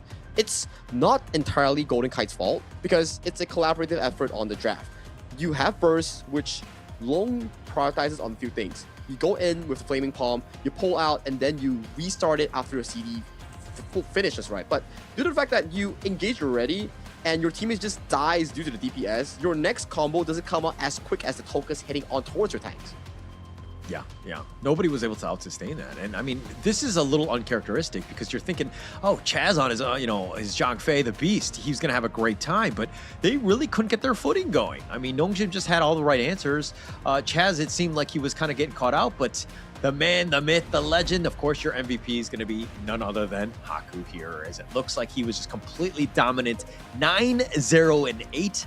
81,000 damage. They were throwing everything at him, but he was able to outdish that damage with 131,000 of his own. You need him to tank, you need him to do damage, you need him to have a stylish KDA, but you know what I need him to have? Where's his glasses that he always rocks? The sunglasses? Yeah. He had him in the beginner. I think at the opening day, I think that he was just like, I think after that game 1 loss against Bigetron, he was like, actually, I'm having a hard time seeing, so I'm going to take them off today. It's like he's unleashing his seal, right? Taking off the glasses here, playing in full efficiency. And this is the play that we highlighted that is uncharacteristic of Blacklist International, where you have multiple members not ready and you've already committed for the fight. This one as well, overcommitting for illusion so that all your spells are committed on towards the low gold Daji, and your double marksman, which is Siri and also Haku, gets to free hit against everybody else. Yeah. And also Golden Kite was super aggressive. He was a little out of position. And Haku, once he target locks you, he just runs you down. And I mean, there was just a lot of just those misplays, the positioning, just over aggressive. And I kind of feel like going into that last intermission where they're going into this one, they were kind of like, we're up 2-0. Let's have some fun, guys. But sometimes when you play for fun, you play a little, loose, right? And this is kind of what you kind of see where Blacklist were not able to play as clean as they normally do, and they paid for that in this game. It's like you are lacking the focus, right? Lacking the unity that you had back in Game 1 and Game 2, which is okay. Maybe for Blacklist International, it's like what you mentioned. It's to get more games in, treat it like a scrim, because winning or losing, you'll still be at the lower parts of the standing, waiting to be selected by Group B's leader. Yeah. That was a huge win, right? I think going into this one, it's a much needed win. Like, if they were not able to win this one, and then you had Nova around the corner waiting for them tomorrow, there's a lot of games that you have ahead of you. So this is kind of like a scary moment where you would go in winless and then be like, oh, now we have to play Nova? Like, nobody wants to be there. Yeah, nobody really wants to be there, especially with Nova. This time around, there's no GK, there's still HBSC to practically stop them, so they are in their comfort zone. The tournament that they've won back in KIS3, now coming to KIS4, can they realistically protect their throne? Who knows, because BTR, Dominator, all these teams are looking extremely good. But of course, we need to go to a short break. Us players, us casters, take a breather, so we will see you after this short break.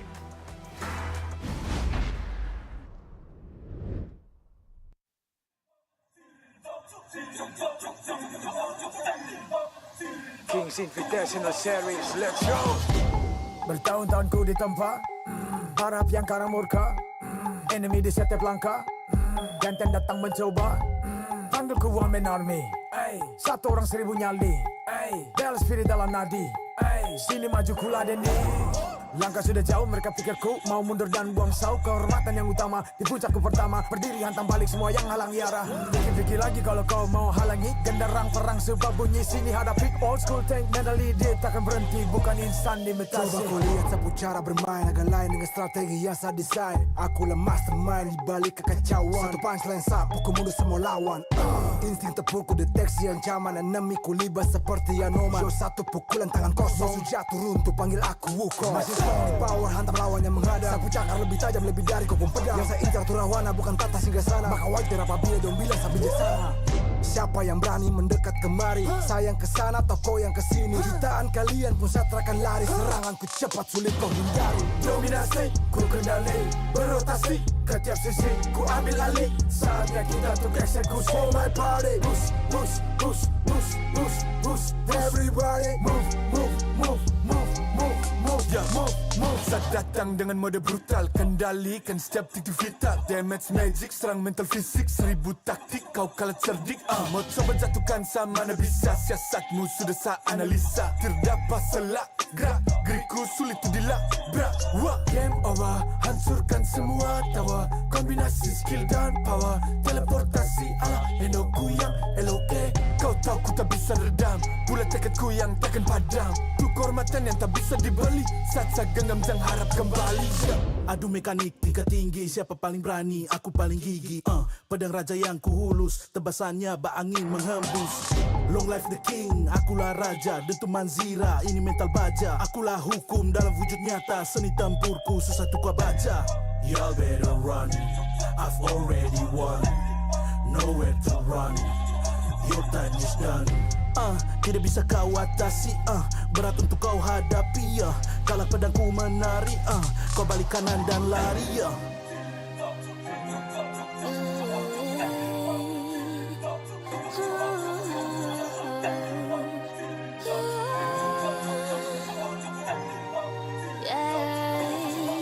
Come get me a good sing a sana. Aku cinta I'm the queen, feel the aura. Orang jajali ternyalain dah. If you want me, profit me way mas. Siapa tadi panggil, cause I'm ready. Siapa bilang aku tak punya nyali? Don't try me, ni yang ku sebut api. Yes, my melody, you can touch me. You ready, you jajali. Lagi coba lagi. Tegak berdiri. We're back to the Honor of Kings Invitational Season 4 here in Jakarta, Indonesia. Here are the updated global ban and picks between the Blacklist International Series and Nongshim RedForce. All right, we knew that this one was not going to go to a 3-0, right? There was no chance. There was just too much at stake in terms of this rivalry, and you knew that Nongshim was going to strike back at some moment. But that one, I don't know if Nongshim won the game or Blacklist lost the game. I mean, for me, I think it's a bit of both, right? Where Nongshim RedForce played their composition to a perfection. I wouldn't say perfection, but it's like really high level. They executed it well. The positioning was beautiful. Laning phase was great. And Blacklist International had a bit of a oopsie when it comes to like their usual discipline, where we saw Chami one being caught out in side lane. We saw the Jing missing out some of these key engages. So these are things that creep up to you when tournament stakes are at hand. Yeah, definitely. It's definitely going to just kind of mess with you a bit, right? You're not going to have the perfect time, and you're definitely going to make mistakes, and that's what kind of makes them fun in a way. But I think that this is also a learning process for both of these squads, right? Going into that one. I mean, if Nongshim are going to ever come back to previous glory, these are the type of games that they need to win. Like, these are the teams that they need to kind of be able to compete against. And at the same time, Blacklist, they need to kind of ensure that if they've got a 2-0 lead, they need to shut it down. There need to, like, be no questions whatsoever. To start to shut it down, they need to start figuring out the picks and bans first. So last game, they took the approach of the red side coming in for Nongshim RedForce. So Nongshim RedForce once again defaulting back to the red side, which is a comfort of their own. So far, in terms of statistics, they have been pretty dominant in red side. Yeah, I think that you want to... It comes back to the draft, I think. I think that Coach YK is just like, okay, TG's gotten the better of me thus far. I need to counterpick, right? It's more about the sides. We'll deal with that separately, but I think that the draft, they need to go in loaded for bear. You need to lock in, you know? You need to, like, study your opponents. Like, okay, you got me in the first 2 games. So this game, I'm going to draft something that my players really enjoy playing. So for this game 4, blue side seems to be, for me personally, when you are going into like game 4, game 5, blue side is a difficult one to draft because there's lesser priority picks and there's more pressure of being countered by the enemy team. Because why? In KSC 2025, we've seen multiple times where Nova, they were blue side and they just get systematically torn down by HBSC's red side counter draft. So this could be potentially the same coming in for Nongshim. Yeah, it could be the same, right? Could be like in that same situation. But again, at the same time, like Blacklist right now, you cannot mess around. Like, this is a must-win closeout game. You put in all of your eggs in this basket. You have the best draft ahead of you, and you close this one out. Because if you go down 0-3 again, or even to a 5th game at this point and make it kind of close, there are going to be a lot of questions. People are going to wonder what's going on with this Blacklist International team that everyone had high hopes for going in. The mental game is also at stake, right? Like you mentioned, if you lose out this game, it means that Nongshim RedForce captured the momentum to make a pretty good comeback into Game 5. And when you're in Game 5, it reminds you of the terror that happened back in KIS 3 semifinals back in their home ground. So if it happens, which is this game, things could go really bad for Blacklist. Yeah, for sure, for sure. And I mean, they're going to go with one of the most picked heroes thus far. They're going to go with the Chano to kind of set things up for Blacklist International. Lock it down for Golden Kite. Give him the best sort of lane matchup that you can think of, especially since there are some other heroes like the Siri that's been taken away. This is a good one to start them off. A consistent one as well. That's why they selected the blue side as the priority. So you could give like Golden Kite the best pick so far that's yet to be selected in the farm lane pool. So for the side of Nongshim RedForce, they answer back with a Dharma and Diadea to set the tone for the game. It's pretty good because we talk about Luna, super good mobility, super good in terms of like resetting the ultimate. What better way of locking her down than crowd control, the truth mantra, the spell 2 coming in from the Diadea. But I mean, you're going with the Luna early, right? You're just showing your cards. I mean, you have the Yixing to kind of back it up in terms of those boards, excuse me. Could be very interesting. But it looks like the Flowborn tank is being highlighted here. A nice potential way to kind of counter this Luna here. This is actually such a perfect pick for the side of Nongshim RedForce. The counter is already set in place.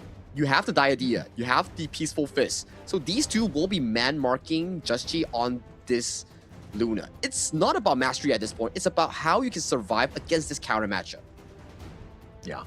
And actually being able to survive. And also you have the turn, the ability to turn the fight on its head by just being able to be aggressive, right? And you're able to invade the enemy jungle, take away those blues. Luna really struggles to get any sort of farm without it. And pacing on into this second phase as well, we start to see more of these clash lanes being automatically banned away from the hands of Chammy 1. You have to wonder, it's like, okay, after 3 games, it means that 3 default clash lanes have been removed from the pool due to global ban pick, and now they add on a Sunsa, they add on a Mayin. The options are dwindling down. He can potentially visit picks like the Charlotte, picks like the Guan Yu for this game. Yeah, but like, I think the Charlotte works, actually, because it does kind of add in. Yixing doesn't really need a whole lot of farm. I'm just talking about how the net worth is going to be kind of spread throughout, right? So that potential could definitely be, working out for them. Now you've added the Garuda to this one, Nongshim RedForce. Illusion is looking to play this one just for that extra spacing. And people get stuck in that board. If they want to fight into it, you have that Wings of Judgment. This could be a potential issue for Blacklist here.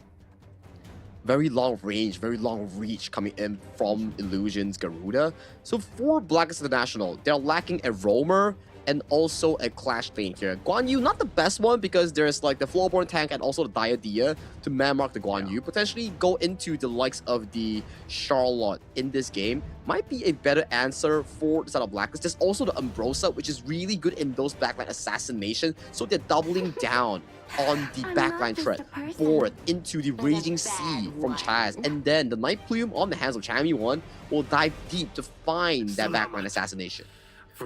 Actually, I kind of like the way Blacklist have drafted this far, right? The burst is there. If you're looking at Nongshim, they're kind of like the Flowboard tank, obviously very tanky, but the rest of them, definitely, if they get jumped on, they're going to have a hard time. Concert Yui has to stay alive, and this is going to be probably going to be their last pick as well. But they do have some gaps. If Blacklist are able to run it down and they like this aggressive style, this could be a potential problem for Nongshim RedForce because they have to counter that. I think it's fine. Like at the very least, this one, if we see the Concert U being picked up, you only have to worry about the Moonblade and Boardmaster on the hands of Just Chi and Dragon. Clock in that Succubus Cloak in the 4th item, and when Just Chi comes in, immediate CC will be laid on towards him. And when Night Plume comes in, you have the Blessing on your spell too. So you have physical immunity and you have a proper itemization to negate what Blacklist International is trying to propose against you. Yeah, but everything needs to be perfect. They need to be together. Like if you get isolated, Blacklist, you know what I mean? They can jump on you, they get that kill very quickly, right? So Nongshim RedForce, they need to use the buddy system. They need to stick together. The death ball is going to be real from them. And they need to stay alive because of that. But again, if you're playing a death ball, you have that potential split push counter that Blacklist could do to kind of really take the game over.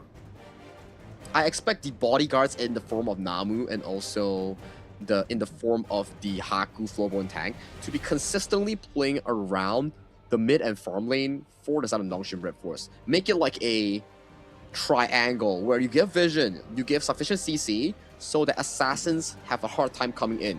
There's multiple levels of CC you have to play through. If the Flowborn tank uses the full combination of her flow, I think you can probably do like what, 4 to 5 knockups consecutively, and you still have the idea, which is the point and click stun. So for these two to handle Just G is more than enough.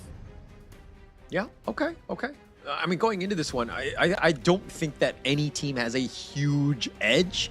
I think for me, it's all eyes on this Luna. How much farm is he going to be able to get? Is he able to kind of get going, get that, back line? Because it's looking a little on the juicier side.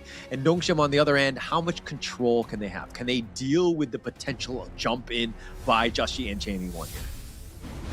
My concern about Haku on this Flowborn tank is I hope that he doesn't repeat the same mistake that he did against the BTR match, where he overextended and overcalculated his ability to tank, which resulted into him being in a difficult position, I would say. So for this game, if he's the solid tank of the team, if he's the anchor, and if he can survive some of these strong damages coming in from Blacklist, then you might see a solid formation being formed by Nongshim RedForce. But that's Nongshim. For Blacklist, it's about how Chaz and Dragon sets up the angle for Chami and Justy to enter the fight from both angles. Yeah, agreed. And I think that that's kind of been an ongoing issue with Haku at times, where he thinks that he's stronger than he really is at times. He needs those items, and once he's there, he's awesome, right? He knows what he needs to do. But if he's having a bad game, he's not able to farm and to get that level of, items, but he still plays like that, you're going to have a tough time. And that's kind of where some of the weaknesses of Haku have shown up. It's something that we've seen, right? But it's also something that you can actually fix through experience and more game time. So for me, this game, he plays a very pivotal role because you see the Nongshim RedForce draft. Rattel is a flank, Illusion, Siri, Namu, they are squishies in a sense. Namu has a pretty difficult time as a Diadea to control River Vision. So that's where Haku comes in to really control the pacing for his team. But we do see a bit of a jungle counter by Chaz, stealing away the Azure Golem from the hands of Haku. Yeah, being able to take that away, I mean, that's massive, right? We're talking about how just like the blue buffs are so key, right? I mean, obviously more so for the Luna, but still for the Flowborn tank, also very important. So taking away those buffs is going to be key here. I feel like we've seen this before, isn't it? Like, I can't seem to remember which game was it. It was a mid lane, stealing away the buffs here, but Champion caught in the back position. Oh, it looks like that's going to be the final frenzy. He's going to turn this around. It was all bait. Haku's in a bad spot. He's going to give up first blood. Chammy won using that final frenzy and completely baiting him. For those who have never played Night Plume or otherwise Ambrosia, if you don't click the ultimate, you get a free revive like a Sage Sanctuary. If you click the ultimate, you get increased stats. So Chammy didn't click the ultimate, he got to revive there. And the timing and the reinforcements by Blacklist just showing up at the proper time, right? Understanding the absolute limits. You can't get baited out. You think, get this kill, but you gotta remember what the skills are from the Ambrosia. The final frenzy can really catch people off guard, and then Haku giving up first blood, something that he did not want to do, especially early. It's an idea, right? It's like, okay, I want to pop the final frenzy and I want to get out, but the cavalry just arrived so damn fast coming in for some Blacklist, and Naku is like, oh, damn, I spent all my mobility, I can't really get out. So this spell sequence coming in from the Flowborn tank is very important. You gotta save like at least enough flow for your ultimate reset to reposition yourself. Yeah, if you're able to do that. But I mean, going into this one, Rattel and Chammy won. This has been an ongoing battle in that top lane, right? Rattel hasn't done as well, but to be like, hey, we're playing against Blacklist, you have to play one of the best Clash laners in the world, go. Not going to be the easiest things, so he's been learning on the spot. But he hasn't been completely destroyed, but at the same time, we haven't seen as much of an impact as, per se, a Chammy one. Fully agreed, and we see a bit of a poke on towards Chaz. Chaz gets taken to a peculiar health right now. More of this jungle plays, the macro, is heavily focused on this mid wave. Now they control the mid wave, they look to rotate themselves in towards this middle river. This this is going to set things up for the Tyrant. It was all about a little bit of a skirmish. The Wings of Judgment, the Rage UC was used as well. Chaz dashes over the wall. He's going to be fine. But Haku is continuing to just go in with this. The board has been slayed out. Haku is at about half. Needs to be careful. He gets a Heart Link on. The Tyrant is at about half life at this point. Siri trying to take this one down. Nongshim are in position. I don't think Blacklist really contests. They will not. Nongshim taking the first Tyrant of the game. They're just stalling time here, but look at Flash the forward, set the coming truth. in. They find Chammy 1, the final frenzy. They're going to bounce him around, and he will survive. He activated this time and showing you the absolute limits of this Umbrosa. The added movement speed to dash away towards safety here. Look at Ratel 1v1, gets executed. This is a cause and effect. Because Chammy survived that mid play, Ratel had to commit that flash to set Chammy, right? So when he walked back towards his lane, he got caught by Just G, and look at the bot side.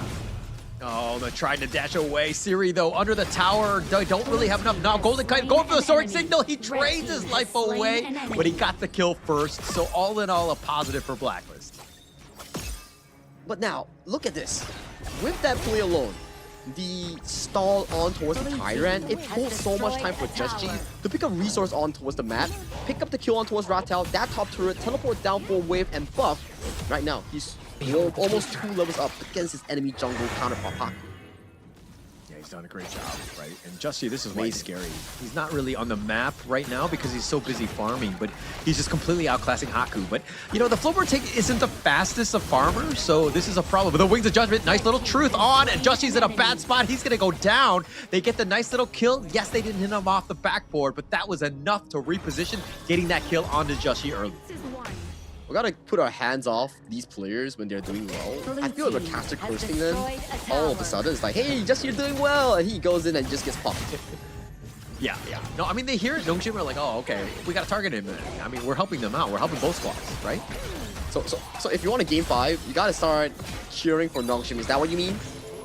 No. You gotta just cheer for Blacklist, and that's how the caster curse works, right? Oh. And it messes with them, and then Nongshim win. Right? Because every time we speak I learned positively something to the new team, today. it doesn't go well, right? Now the question is, does being a newer caster means that your curse is weaker, or do you have to be an older caster? So how does it work? No.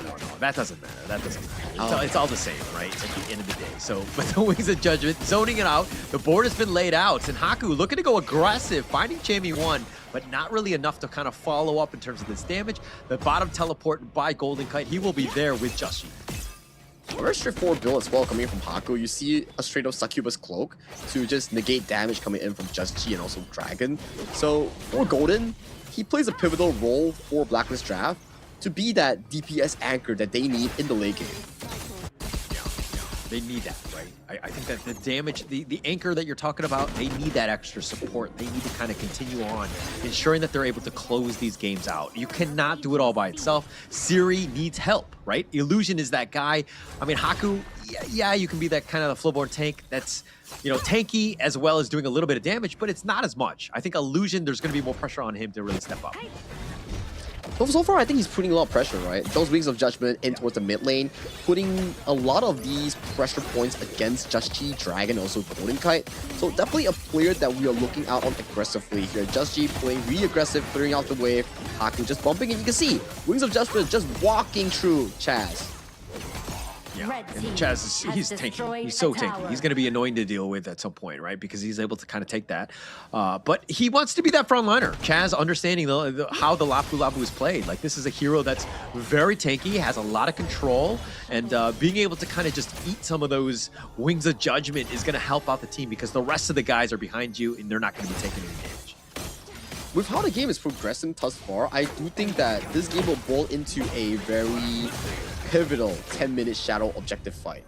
For both farm lanes, they're slowly but surely hitting that core Trinity item, like you mentioned, critical mass.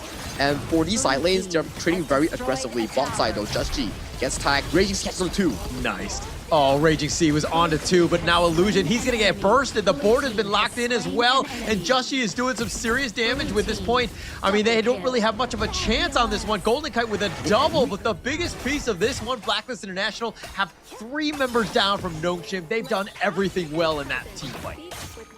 It seems like they want to go for the game-winning push here. Minions are approaching towards this bottom side. With 8 seconds on towards the clock, they will take this bottom tier 3 and look to get more resources, pick up the buffs, pick up the remaining outer towers, and set themselves up for a crucial 10th-minute teamfight. Yeah, T3 before the 10-minute mark. Absolutely huge. This push from the bottom lane is going to be annoying for Nongshim to deal with. They're going to be very handicapped in terms of movement, trying to get outside of their own base to kind of defend or even take out another big neutral themselves. This is going to be a tough one. Now they're in a bad spot, and it looks like, you know, Blacklist International have cut off their arm very early in this game. Look at that replay. That was a beautiful board by Dragon, catching 3 different members, allowing Chami and also Golden to just lay down all the damage on towards the likes of Siri. Where did Siri flash go, you may ask? He dodged it by the spell 1, and we see a bit of a re-engage. Once again, board on 3. Oh, Namu, he tried to be aggressive, but Dragon actually baiting him out. Chaz with the Raging Sea actually finding him. Concert Yui, Siri that is trying to outfight this one, and he's going to be picked off. The final frenzy is real by Champion 1. Being able to bait that one out. Dragon had been killed already, but they find Rattel and Blacklist International with a bottom lane wide open off the quadra kill of Golden Kite. Will take game number 4, and it was very quick by them. They do it in sub 11 minutes. That's exactly how you want to do it as Blacklist International. The twin synergy in this game 4 is just showing why Golden and Dragon is such a pitiful factor in their composition. We saw back-to-back 3-man boards by the Yixing Ultimate here, catching on towards the most crucial member, Siri. And you see the dives coming in, getting the room for Golden, getting the room for the sidelings to enter these fights. 2 fights like that, immediately GG, well done. Blacklist International takes the 3-1 win.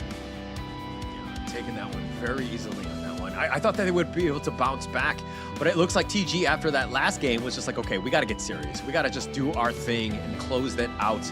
And Blacklist International, this is the Blacklist we know, right? They're very strong when they're very focused and understanding the mission at hand. They were very objective focused, and they took them down in style in game number 4.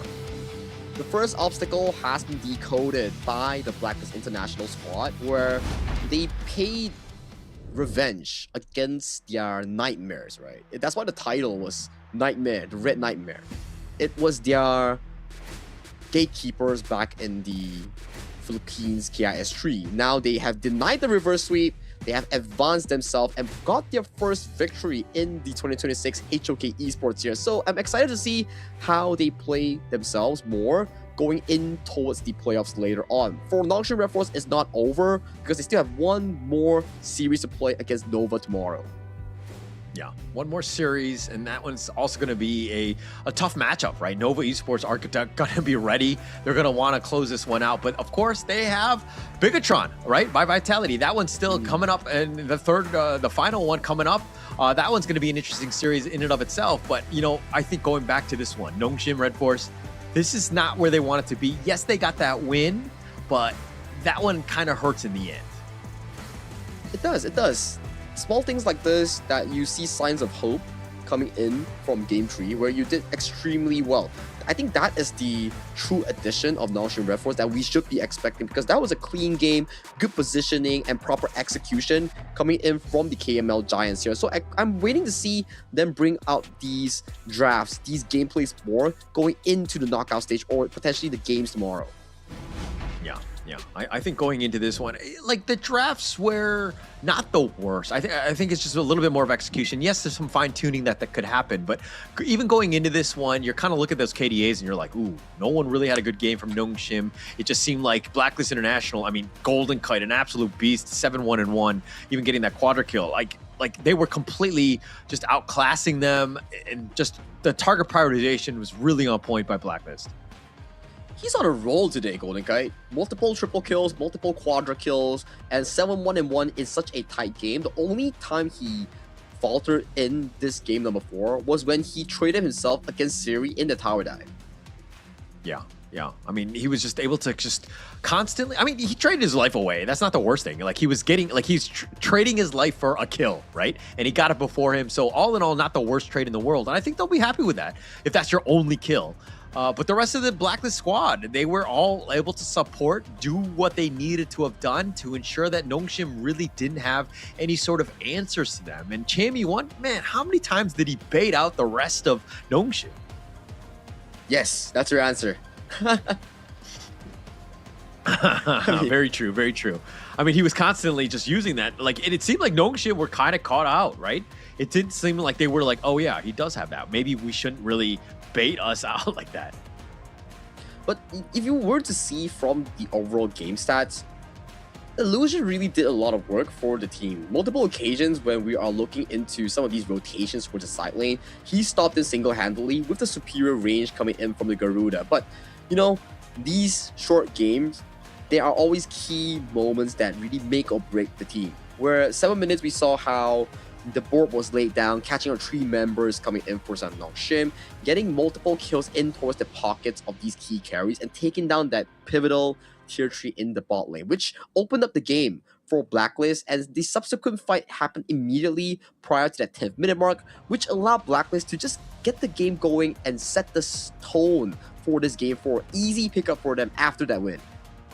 Yeah, it was a really smart play. I like the way that you highlighted that bottom T3, because you're thinking, they're going for a GG push. It's like, no. We're actually looking to set this up for the end. We win one more team fight, we just win the game, right? And that's exactly what happened. Like, right after that, they just were able to win a team fight to close out the game. So it took 10 minutes to do so, but it's those moments, right? When you're kind of like, why is a team doing something? This is why they're looking to move into some sort of checkmate situation. And this has been checkmate, where out of all 4 games, I do believe that the only perfect game that Nongshim has played was the Direnje and also the Agudo game that they have so much more synergy with. I think it's their mastery of the composition and the communications going on. Potentially, maybe that if we think through the Nongshim RedForce coaching staff side, the change of the roster maybe affected the original shot caller coming in for their roster. That's why you see sometimes there's desync in terms of team fights. Yeah, no, agreed, right? And I think that also, like, Rattel and of course Namu3, like, these are guys that are the position of the, the role that they're playing. They need to be that forward frontliner, right? They always have to have that vision, constantly feeding information, and that's why, the roamer would generally be the shot caller. But the MVP on this one, I'm going to say it's Golden Kite, not Dragon, even though they're identical twins, but I'm pretty sure I'm right. Yes, it is Golden Kite, again with that that pose, right? That 7-1-1 pose. I think it was Chami, Golden Kite twice. So we see the same pose coming in from the Blacklist boys. So 7-1-1 in terms of KDA, 64,000 damage done with a 9,000 gold. 10 minutes game, so he had about like a 900 GPM running through this pack leader channel. Very consistent stuff that we keep mentioning is that when we observe the game from afar, we're looking at 2 marksmen that's being funnel resource and environment to carry the game. And this game, he definitely outperformed his counterpart, which is Siri. Yeah.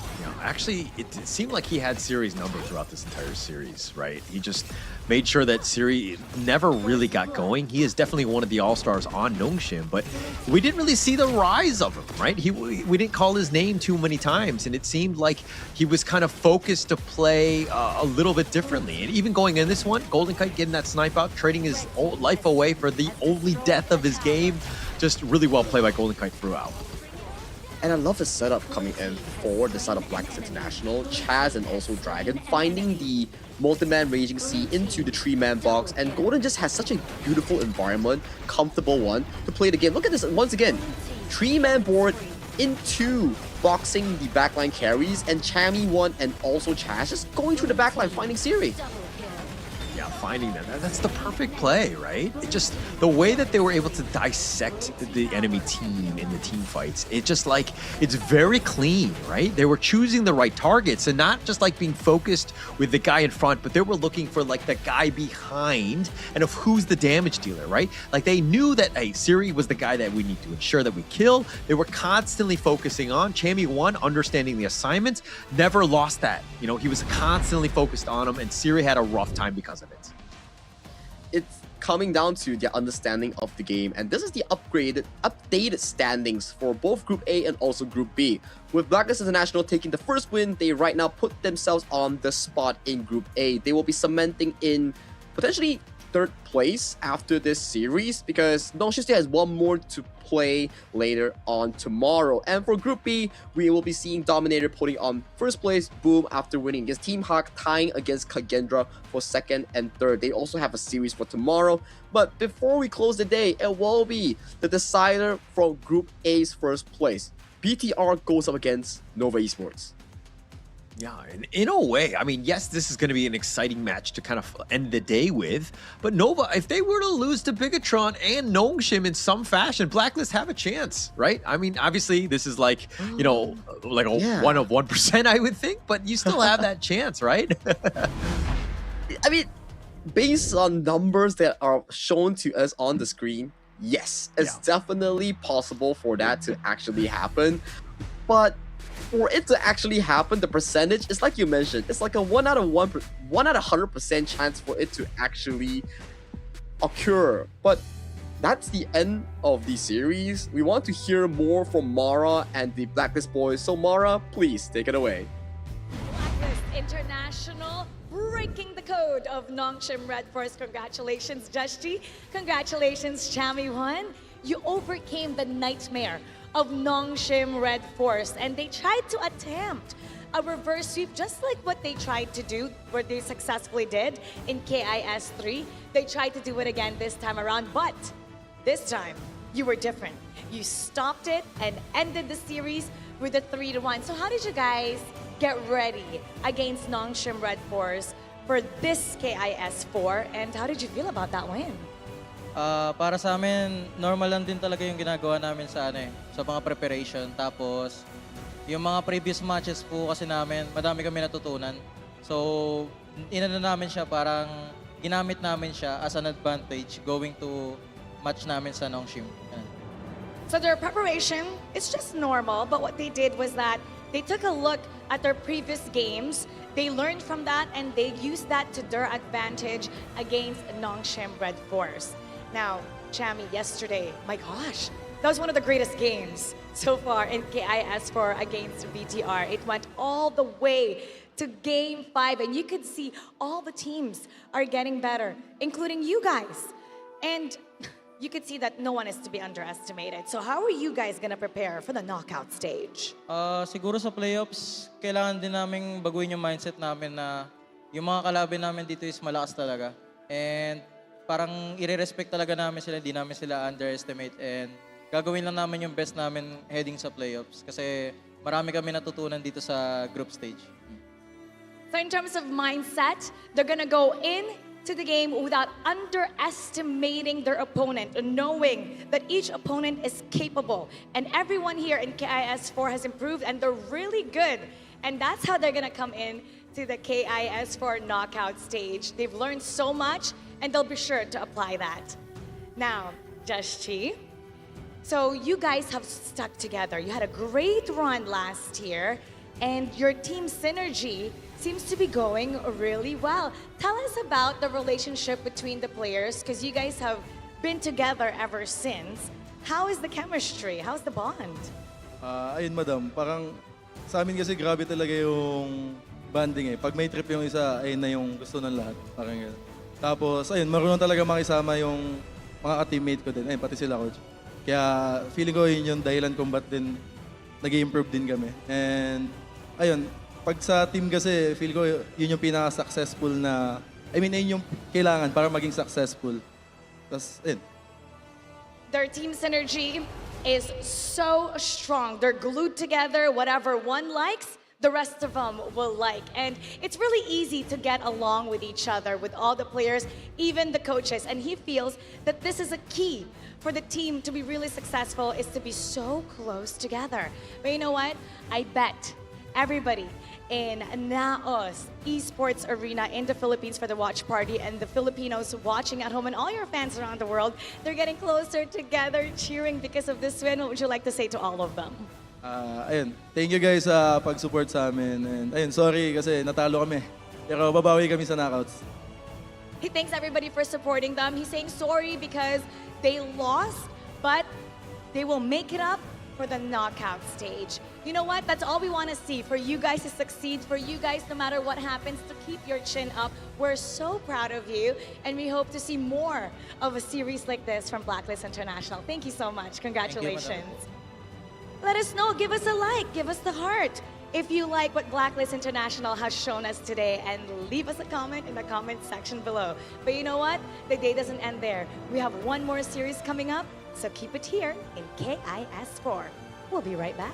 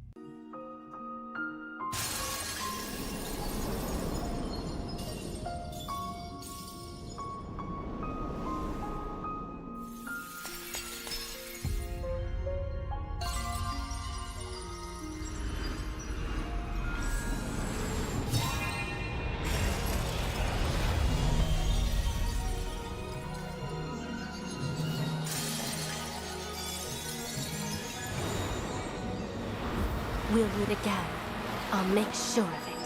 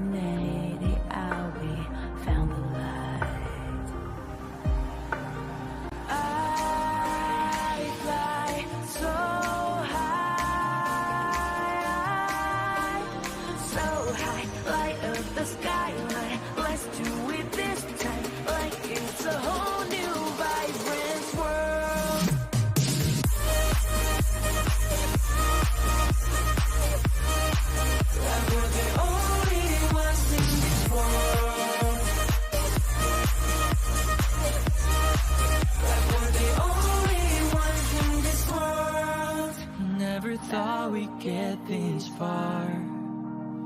Burn burning like the stars. How we get this far, like we're the only ones in this world.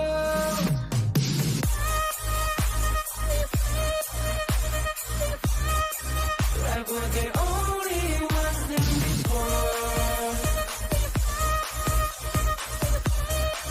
Like we're the only ones in this world.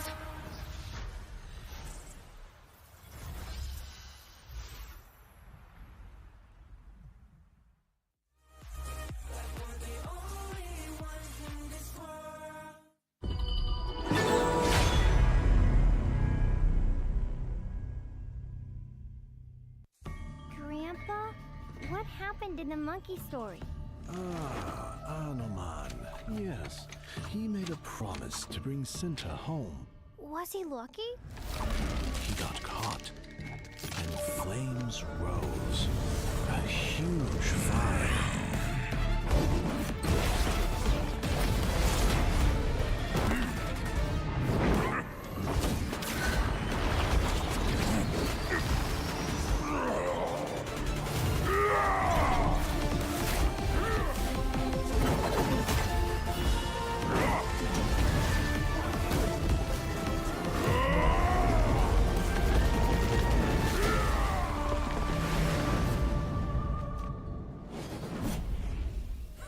He is a legend.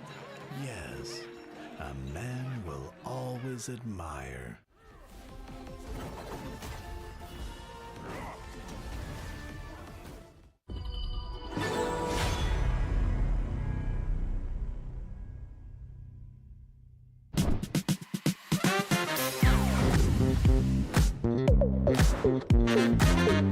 Halo guys, balik lagi bersama aku Mo-chan. Dan aku lagi di Museum Nasional Indonesia. Tapi aku nggak sendirian, karena aku bareng sama teman-teman aku di sini.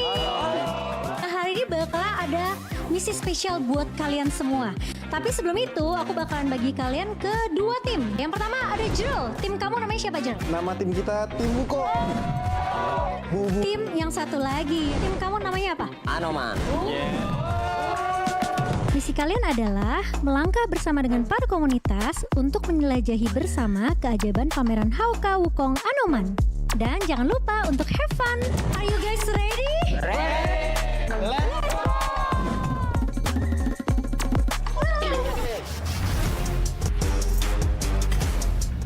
Loh, kok nggak boleh masuk? Kenapa ya? Kayaknya kita harus buat konten dulu deh sama mereka. Konten apa? Kontennya kayaknya harusnya gampang sih. Tapi kalian siap gak? Let's go!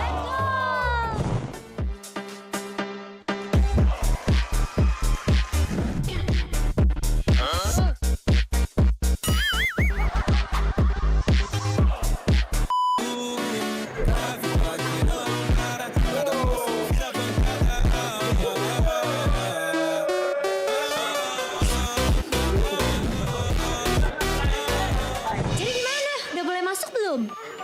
Oke guys, let's go!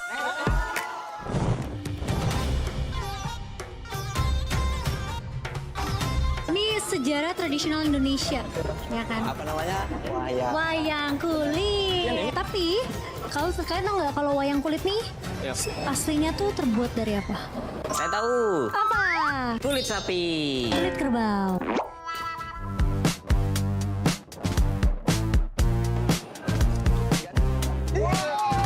Bang Toket itu. Izin. Oke guys, jadi karena kita udah selesai nih di exhibition yang keren ini, gimana kalau kita lanjut ke immersive di sebelah sana? Let's go!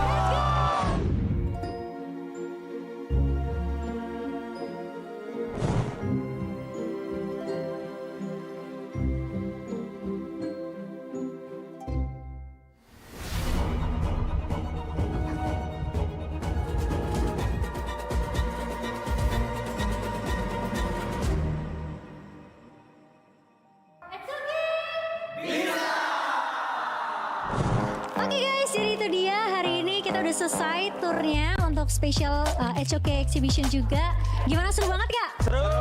Keren, aku mau ngucapin terima kasih buat waktu waktunya kalian juga, terutama untuk Ace Community. Thank you so much. Dan kita punya hadiah sedikit. Ini spesial karena ini merchandise eksklusif Wukong Anoman. So aku mau ucapkan dan kita pamit undur diri dan kita bakal ketemu lagi di video berikutnya. Bye-bye.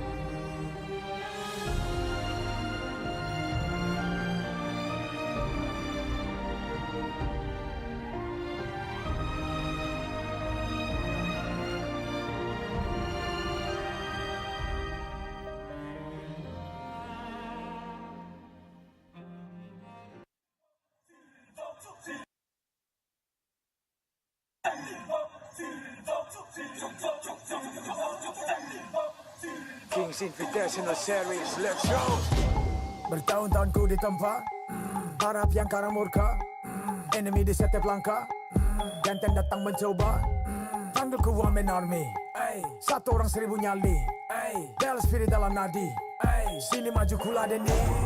Langkah sudah jauh, mereka pikirku mau mundur dan buang sau. Kehormatan yang utama, di puncakku pertama, berdiri hantam balik semua yang halangi arah. Pikir-pikir lagi kalau kau mau halangi, genderang perang sebab bunyi sini hadapi. Old school tank mentally deep, takkan berhenti, bukan instan limitasi. Coba ku lihat sapu cara bermain agak lain dengan strategi yang saya desain. Aku lah mastermind di balik kekacauan. Satu punchline sapu ku mundur semua lawan. Insting tepukku deteksi ancaman, enemy ku libas seperti Anoman. Show satu pukulan tangan kosong, musuh jatuh runtuh panggil aku Wukong. Masih strong di power, hantam lawan yang menghadap. Sapu cakar lebih tajam lebih dari kopong pedang. Yang saya incar turawana bukan tata singgah sana. Maka wajar apabila dong bilang saya bijaksana. Siapa yang berani mendekat kemari, sayang kesana atau kau yang kesini. Jutaan kalian pun saya terakan lari, seranganku cepat sulit kau hindari. Dominasi, ku kendali, berotasi ke tiap sisi, ku ambil alih. Saatnya kita untuk eksekusi. For my party, push, push, push, push, push, push. Everybody, move, move, move, move, move, move, yeah, move, move. Saat datang dengan mode brutal, kendalikan setiap titik vital. Damage magic, serang mental fisik, 1000 taktik, kau kalah cerdik. Mau coba jatuhkan sama mana bisa, siasatmu sudah saya analisa. Terdapat selak, gerak, geriku sulit tu dilabrak. Wah, game over, hancurkan semua tawa. Kombinasi skill dan power, teleportasi ala Enoku yang LOK. Kau tahu ku tak bisa redam, pula tekadku yang takkan padam. Tuh kehormatan yang tak bisa dibeli, saat saya genggam jangan harap kembali. Adu mekanik tingkat tinggi, siapa paling berani, aku paling gigi. Pedang raja yang kuhulus, tebasannya bak angin menghembus. Long life the king, akulah raja, dentuman zira, ini mental baja. Akulah hukum dalam wujud nyata, seni tempurku susah tuh kau baca. Y'all better run, I've already won, nowhere to run, your time is done. Tidak bisa kau atasi, berat untuk kau hadapi, kalah pedangku menari, kau balik kanan dan lari,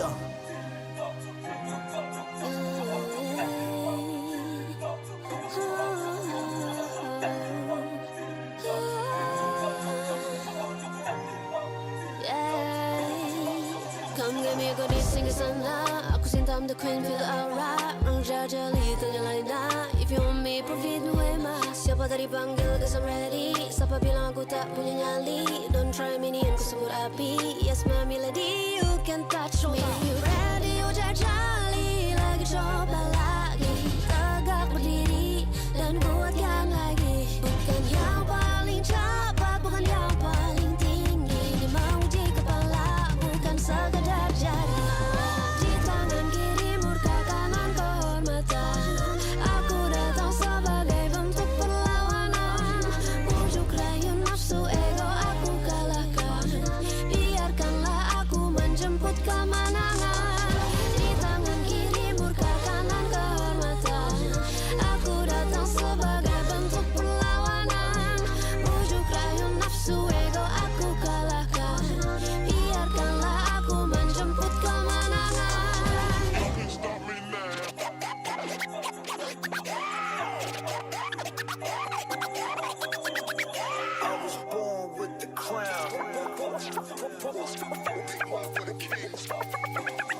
Forging on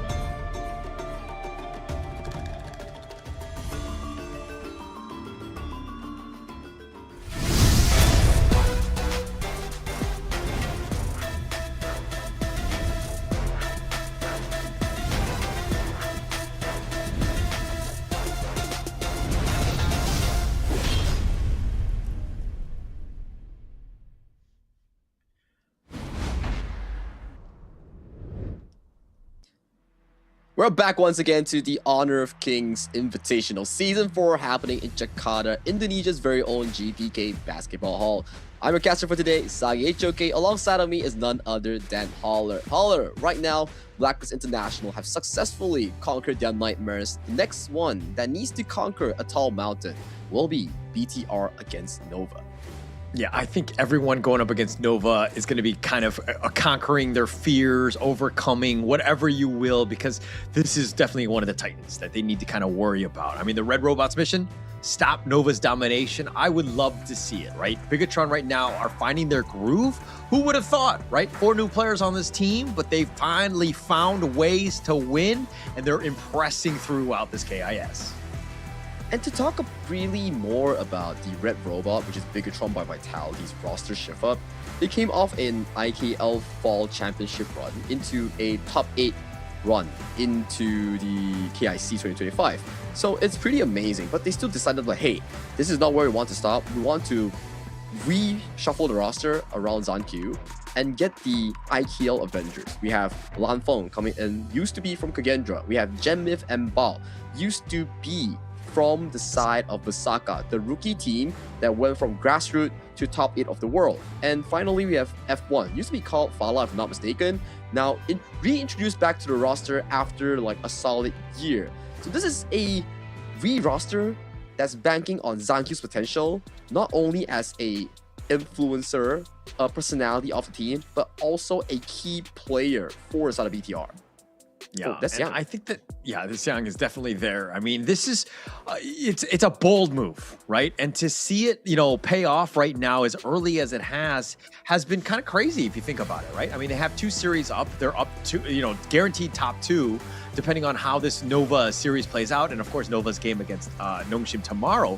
But this is still an interesting play. Like, there were a lot of questions. It's like, hey, how can you take Avengers? Are you able to win out, especially early in 2026? This is going to be an interesting one to see if they're even the level of Nova.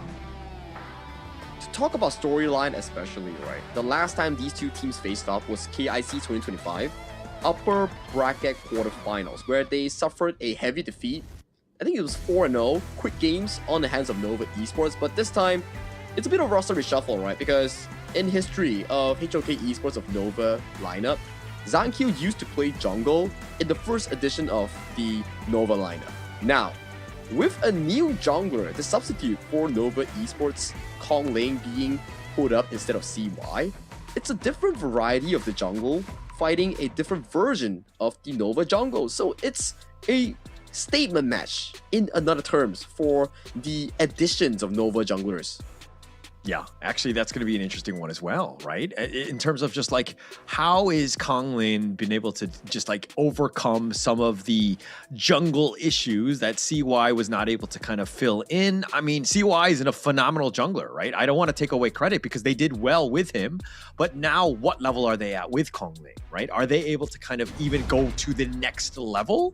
I mean, a lot of people are watching this, and going into the KIS, it was going to be who's going to play. Like, there's a lot of reshuffles, but going into this one, of course, the undefeated Supernovas, like, look, Nova right now has just gotten Bigetron's number throughout 03 in the S3, the KIC 04. I mean, they just had a rough time, but now at this KIS 4, this is a statement matchup in 2026.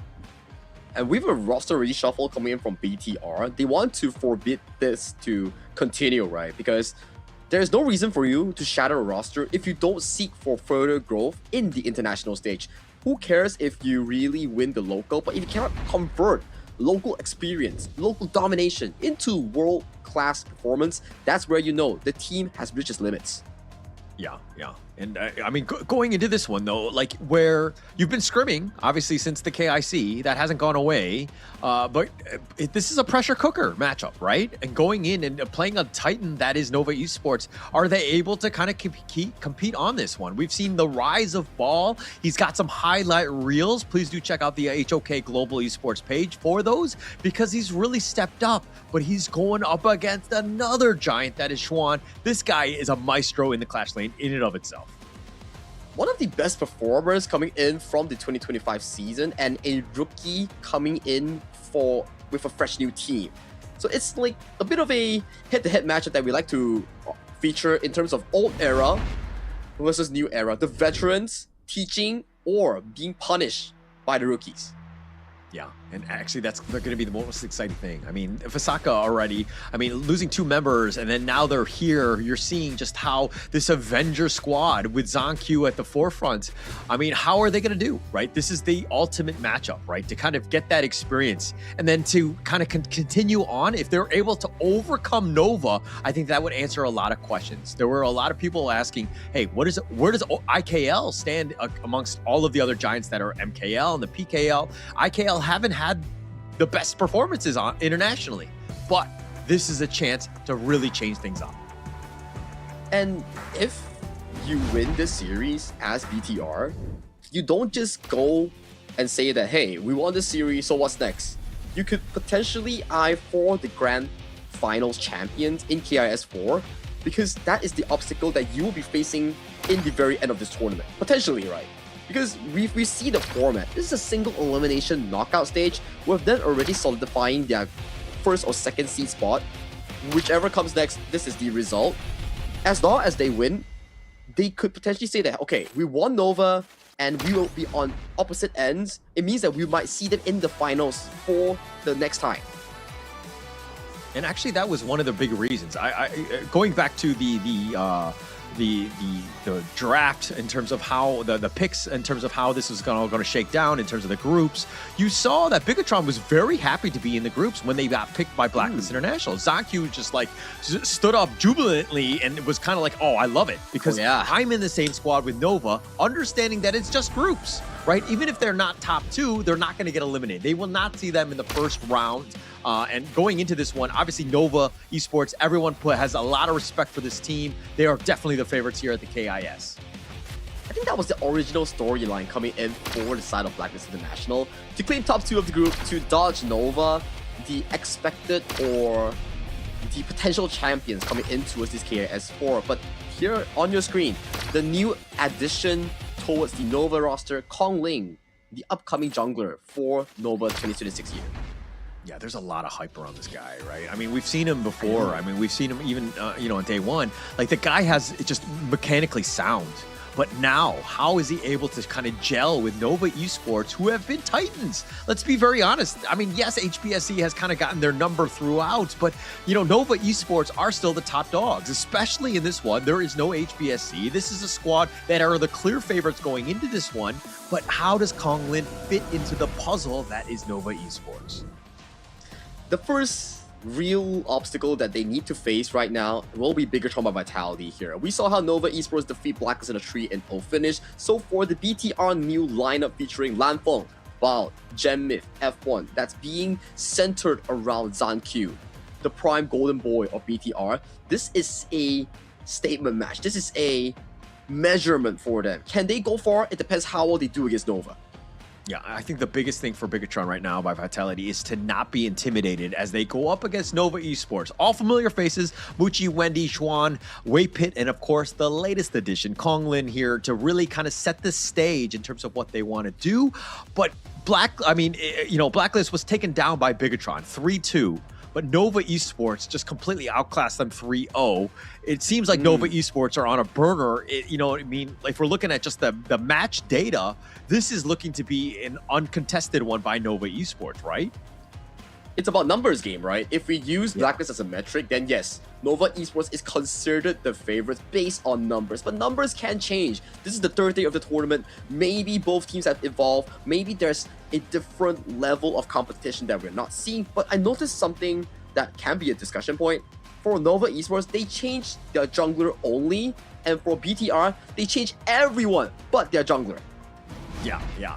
So it is funny how that one played out, right? Like completely brand new. And this is also another moment, right? A lot of the guys that you're talking about in terms of the Avengers, like Ball, Gen Myth, Lanfeng, F1, all of these guys have that international experience. They've been able to play into, IKL. They have a lot of, stage presence. But now, playing together, you've stepped up. You've got Zhang who is one of the most experienced of them all.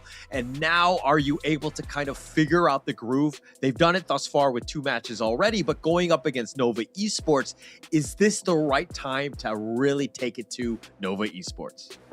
It's now or never, I would say. If you conquer your fears, you conquer the lose streak against Nova, and you get out of groups as the first seed, that's definitely going to be a feels-good moment. Yeah. I mean, if you're able to do so, but here's the thing, is that even if you were to take down Nova, right? This is just the groups. Yes, you might be the number 1, and this is going to build a lot of confidence going in, but you might not face them. Would you rather just kind of save a little strats, let's wait for the knockout stage before we go all in kind of thing? Nah, we want to group the number 1 in our group. It's better to select than to be selected. True. I do agree with that. And I think that also, to kind of just add to that, I think that, this is a huge statement game to see exactly. Like, it's a litmus test, right? Where are we? Like, how does Bigetron by Vitality, are we strong enough to really take down the squads from MKL, one of the giants that is Nova Esports? And I think that you go all in, right? You take this one to the maximum. Get that number 1 position so that you control somewhat of your destiny moving forward. Which is really the proper reasoning why we see brand new additions of rosters that you can say perform pretty well back in 2025. But if you want more results, change is always required here. Hence, we see BTR reshuffling the roster and also the entire coaching staff for Nova. The coaching staff is gone with a new addition, which is Watermelon, if I'm not mistaken, and also the new jungler. These are limit breakers that either could hit or miss, but if you can hit it, it's definitely good. Yeah, if that's what they're assuming, right? They're looking to kind of go for the moon. Like, they want to be the number 1 squad. They want to level up as much as possible. The opportunity is definitely there. Like, this year could be theirs, and they can take over everything. But it starts here. It starts with this matchup in terms of just setting the tone and setting it to Bigetron, right? So both of these squads understanding what is at stake, getting that number 1 position will be definitely prime. It could make a huge difference in terms of the placement in the knockouts. And if we pull ourselves into the coaches' minds right now between the 2 teams, drafting-wise is actually really similar. I would say that the junglers share a very similar pool in terms of hero and also the clash laners. All right. I do think that the jungle laners is something that we need to prioritize and just kind of focus on here. But if you were to create a team from scratch, would you rather have Zhang or Konglin? Or even CY, because you have that option. Yes, I am. Man, you're putting me on the spot right now. Okay, fine. Okay. God damn it. If I swear Colin clips this and he sends it to my messenger box, I'm gonna be pretty cool, but let's go with it. I'll take Zhang. Why? Okay. Because of the comedic effect. Yeah. It's not about a game. It's about a comedic effect. Okay. You kind of definitely maneuver around by answering that question. That's a good answer though, because it's more than just being an amazing player, but it's also the the social media elements and what he brings to your brand. So I do understand that. It kind of makes a little bit of sense. But in terms of like player and just straight up jungler, right? In terms of that highlight reel, who's gonna be making more of those plays though? Zankyu or Kongli? Ooh, both of their playstyles are super similar, and also their hero pool here. You can see BTR's draft, they're banning Luna. Does Zankyu not know how to play Luna? He knows how to play Luna, but it's just really down to the full team performance. It's not a peak tournament, it's not a ranked game. It's a 5v5 competitive esports in a global tournament here. So it's down to gameplay, it's down to teams. Yeah. No, agreed.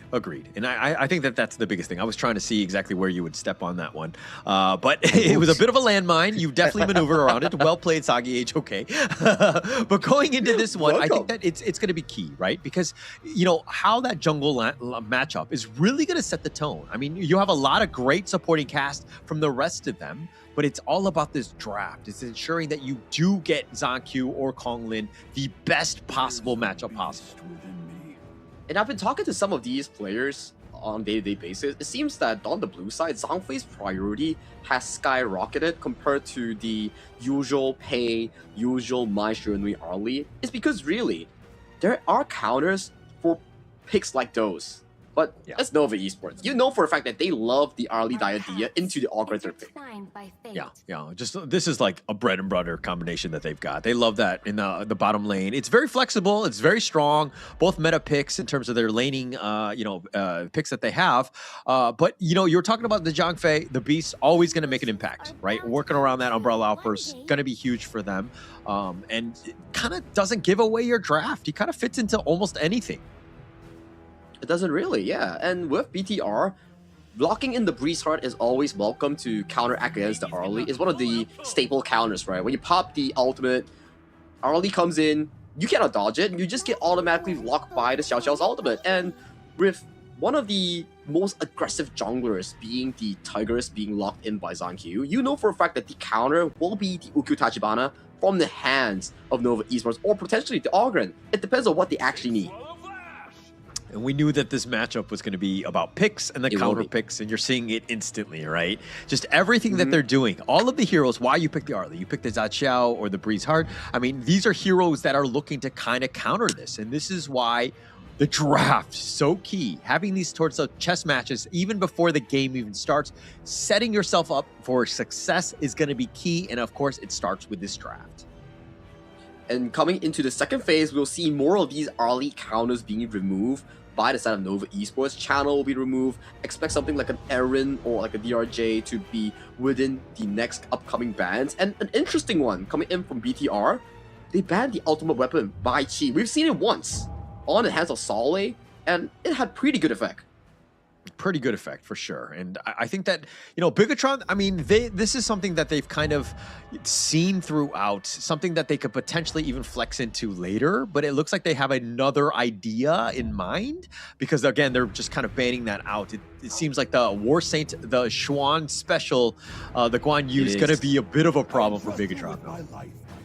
This opens up some counters for the side of Ball in the Clash lane here. Something like the Mayin, something like the Charlotte. These are potential 1v1 specialists that handles the War Saint really well in lane. And let alone, you're adding a Long into your draft that has built-in self-peel. The right to win, when the War Saint comes in, pop the spell tree, immediately pushes him away.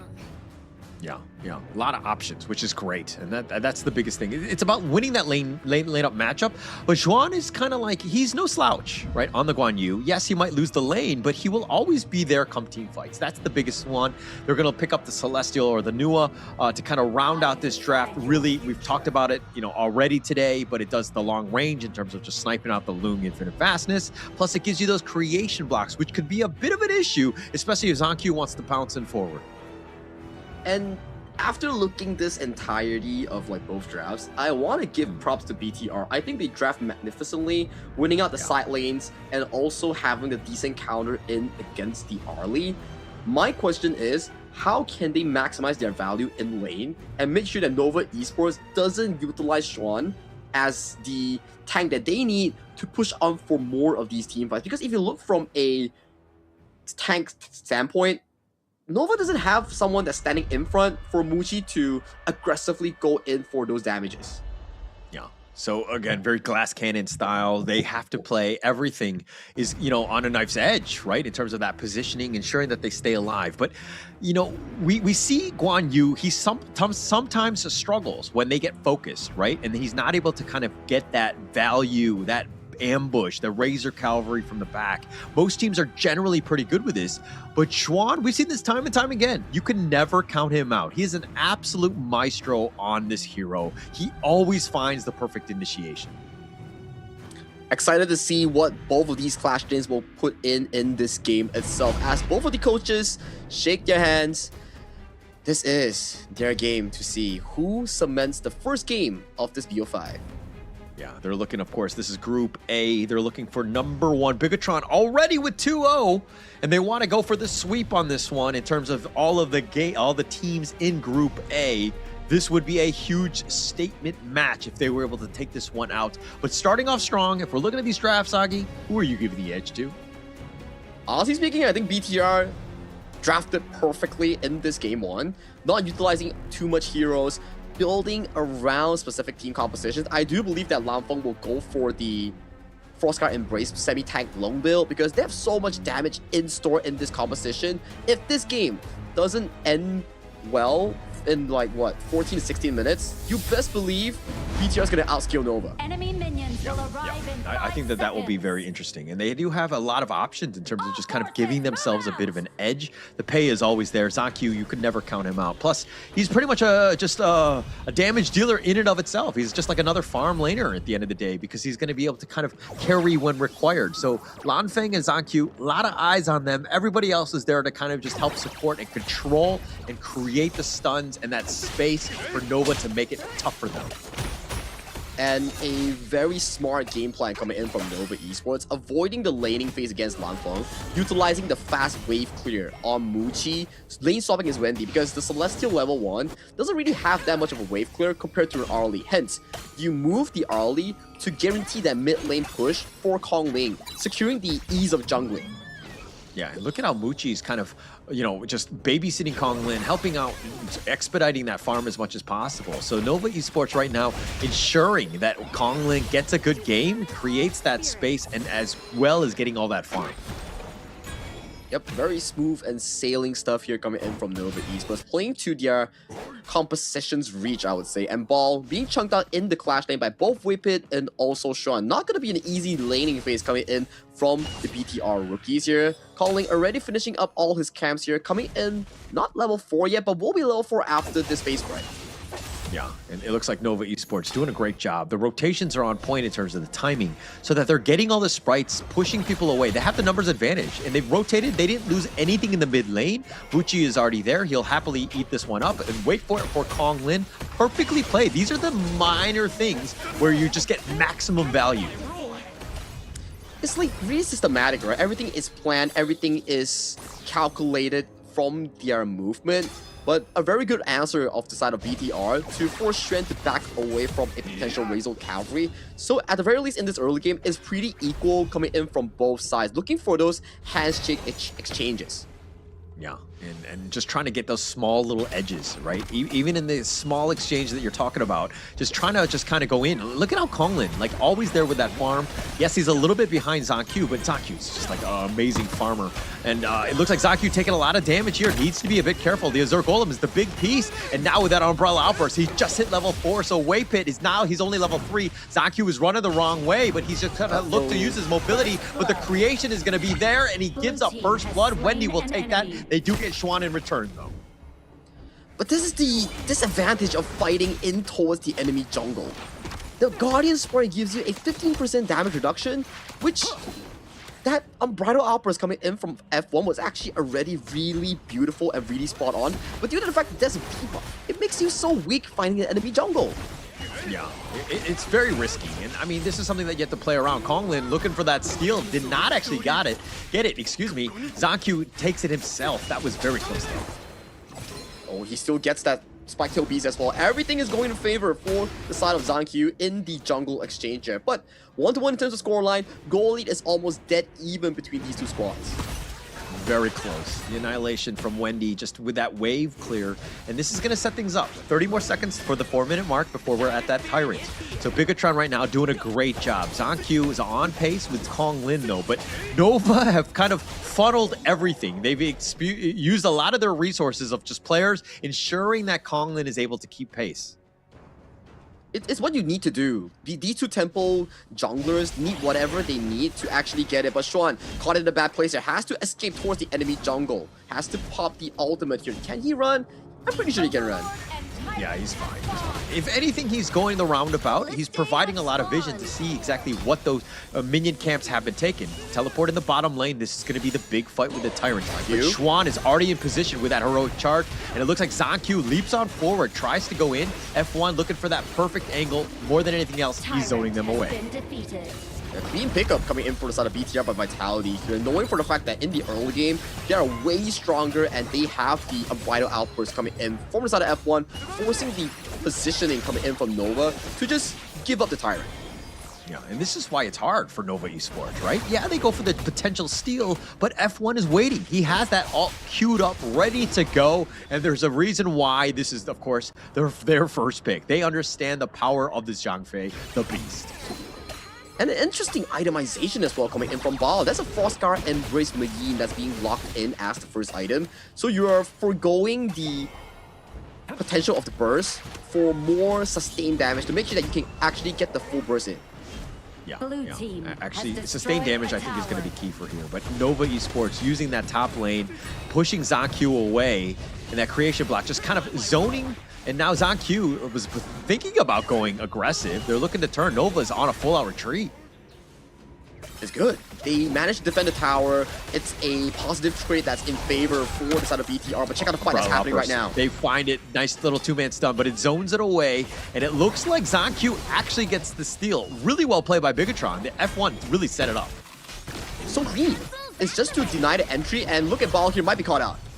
Oh, the flash away. He's so fast. Wow. He cartwheels the safety. This Mayin is a problem. The mobility is real, and Nova not really with a whole lot of catch. And again, the spider senses from Ball just being able to get out. Perfect timing.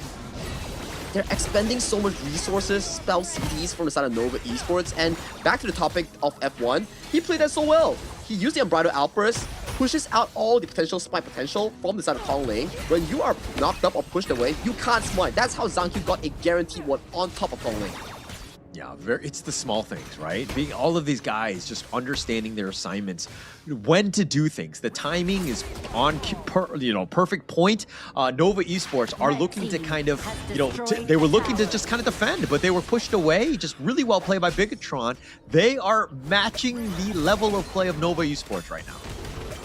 The way they play the half map is so beautiful. You can see both teams just trading and respecting for the fact that, okay, the enemy is controlling the mid and top side. I'm controlling the mid and bot side, so we forego it and we trade turrets here. This is very clean stuff from both teams to always make sure that there is turrets trading on towards the cross map. And if Nova goes for this, we might see ZhanQ and also Lanfeng go for the top side. Yeah, very smart, right? Nobody was there to kind of, the top T1, Nova was willing to give up because Kong Lin was already in the bottom, just put pressure on. So this is the way you want to go. You don't have to fight all the time. And it's all about understanding where space is given to you. And Nova Esports are a great team in terms of being able to take up space when they required. Both teams playing really masterful HOK in terms of the macro.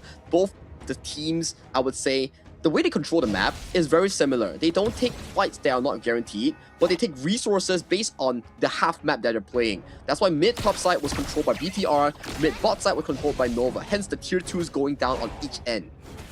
Yeah, and the outside lanes, they're going to trade blow for blow in that sense in terms of those T2s, but the mid lane is going to be the key, right? Once one of these squads win out in a team fight, they're going to be looking to just push that down, but right now they have both of those strategic T1s mid still standing, and it will extend the game. Ball here, cartwheels towards safety here, runs away from Xuan. Beautiful stuff here coming in from the BTR Clash lane. Currently at 8 minutes of the game, 1,000 gold each on Unbridled Outburst.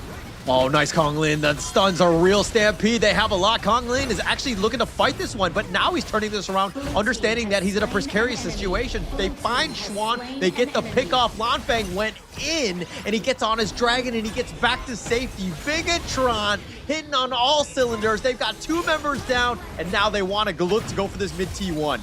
But they find Zankyu instead. They actually get the bitter farewell. They do get the revenge. Muchi with that damage has enough. They get that pick.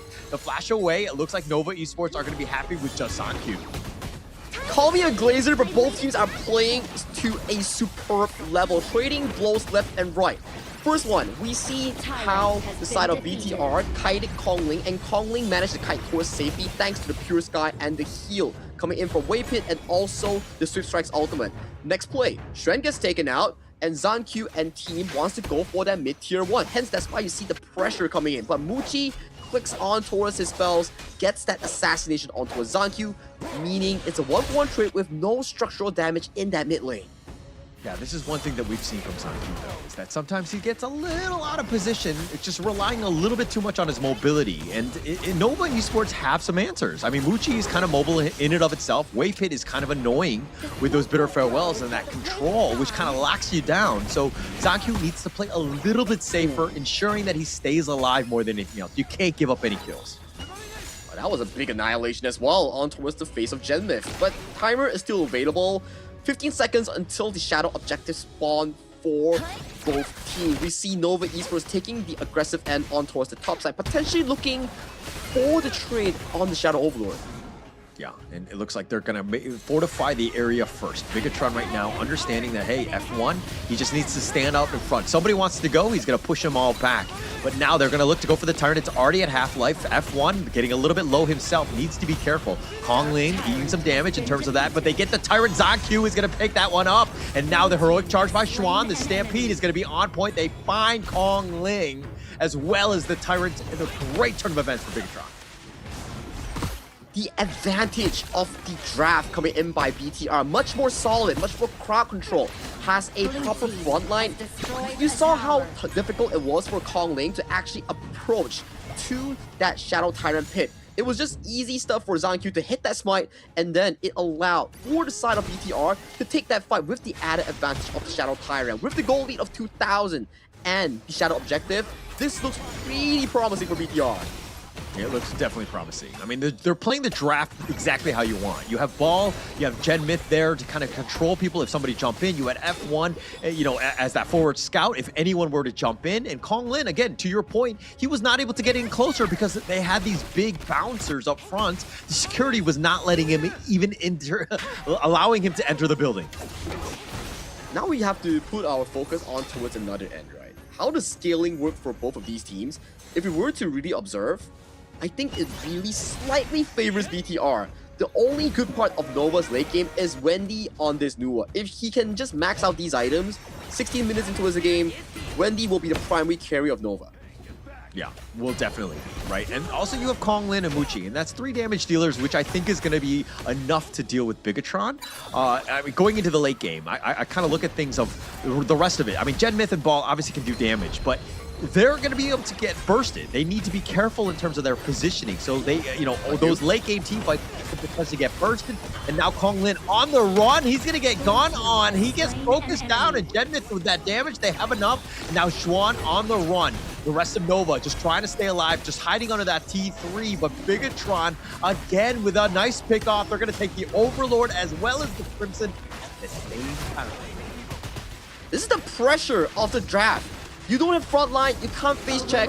You need Kong Ling to push himself to look for the objectives, to check the bushes here. The moment he clicks in, gets CC chained by Lampong and Genmith, gets pounced on by Zankyu, unable to escape even if he can cartwheel twice. The pressure is starting to succumb Nova Esports in this game 1. 12 minutes on the clock, looking to engage on towards Wendy. Oh, Wendy actually already flashed. He's getting a little bit low, but he's already used the Genmith with the passive, dodging the annihilation, but he does get picked off in the end. Just too aggressive, out of position, not where you want to be, especially if you're the Xiao at this stage. Breathing room secured for Nova. Not having Genmith for the next 25 seconds allows Nova to clear up this pesky Overlord and Vanguards marching through all 3 lanes. The next big fight that we need to pay attention will be this Shadow Tyrant. This will be a make or break for both of these teams. Check out the itemization here. ZanQ beating the gold leader here, almost working to his final item, potentially the Siege Breaker for that last. Yeah, we were talking about the junglers, about like we need to watch them, like ZanQ, he's 0-2-4, Konglin is 0-3. I mean, they've just been focused, right? They've not been able to kind of pop off. Yes, they are still providing a lot of value to their team, but it just seems like both of these squads understanding what the junglers are bringing, and that's why they're constantly being focused and just having a rougher game than they normally would. And Shred is being silenced this entire game. Not a single good Razor Cavalry, but you have to imagine, it's because Baal can actively cancel out this 1v1 against the War Saint, and also Lamfeng has built-in protection against the Guan Yu here. So it's a very difficult game for Shred's Guan Yu to actually find for these big backline picks. Can we talk about Ball more? Because I think that this is the guy that is just completely impressed at the KIS. I mean, yes, it's only day 3, but man, they've played so well. The third day in a row of just absolute highlight reel plays.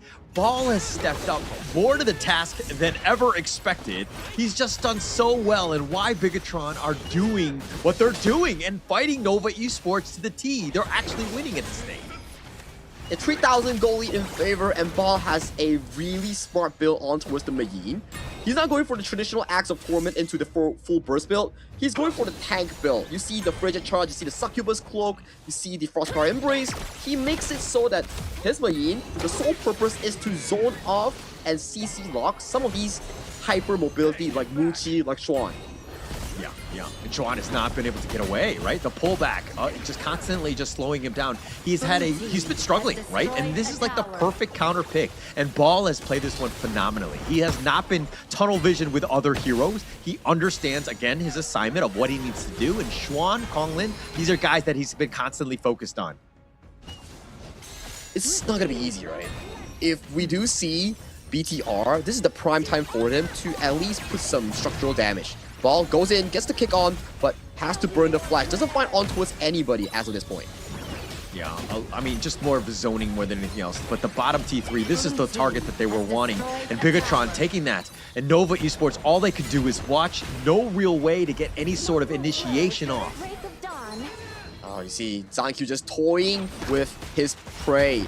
Baiting Muji to use the Parasol to actually go in for the catch, but he has the Atom mobility to actually escape towards safety here. And with the Shadow Overlord spawn, we see more members being committed towards this Overlord pit here. A fight is about to break out. Yeah, they're about to. I mean, they push them away. Nova Esports were like, okay, maybe we go for the steal, but even that is not even possible. The lanes have been pushing, they've been zoned away, but this is exactly how you want to win out games. But you have an advantage. You have heroes that are in the perfect spot to provide that vision. If somebody were to jump in, it's a suicide mission. Bigetron playing this one perfectly. Now they have to find the winning formula. Okay, you have the Overlord, you have the 4,000 goal lead. How do you convert this into a confirmed win? The crystal explosion of your enemy team. You need to play this systematically. We've seen Nova come back from situations like this, but can they hold on? Because BTR, very good performance thus far. They've been playing very patiently, right? They're very diligent with how they push. Nobody's getting out of position. The way that they're slow sieging, this has got to be frustrating. There are no gaps for Nova Esports to kind of go back into this one. They need Bigetron to make some mistakes so that they can come back. It is, and with the minions coming in towards this tower right now, we see the top high ground being pressured here. One click of an Unbridled Outburst might put Nova Esports into despair. Giving up the top tier tree, the final one in the mid lane. Yeah, and not even using the Unbridled Outburst. It's more of a threat more than anything else. Lanfeng getting a little bit low himself, but this is perfect. The way that they siege that, I mean, he didn't even need to use it. F1 that is, in terms of using that Unbridled Outburst, but the potential for that stun is there, so Nova had to play scared. They cannot gamble on the fact that, okay, does F1 hit or miss? If he hits, the game is over. So they have to voluntarily give away resources like this. And this Shadow Tyrant, it's not looking good as well. It's going freely to the hands of BTR, and Wendy cannot find his lane.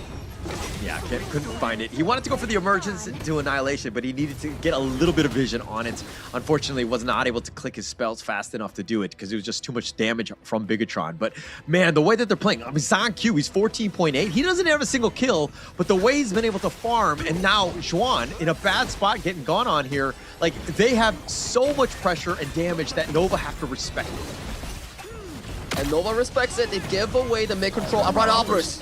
They find it. The Stampede is on point as well. They're going to dive the Crystal. They don't care. They understand. They have a huge advantage. But Lanfeng is going to be picked off. They find Wendy. Not the greatest of trades in that sense, but they get all the towers and F1 now looking to turn. Muchi went out, and now they look to go inside. Q turning it up, getting all the kills, making a triple kill as they take game number 1.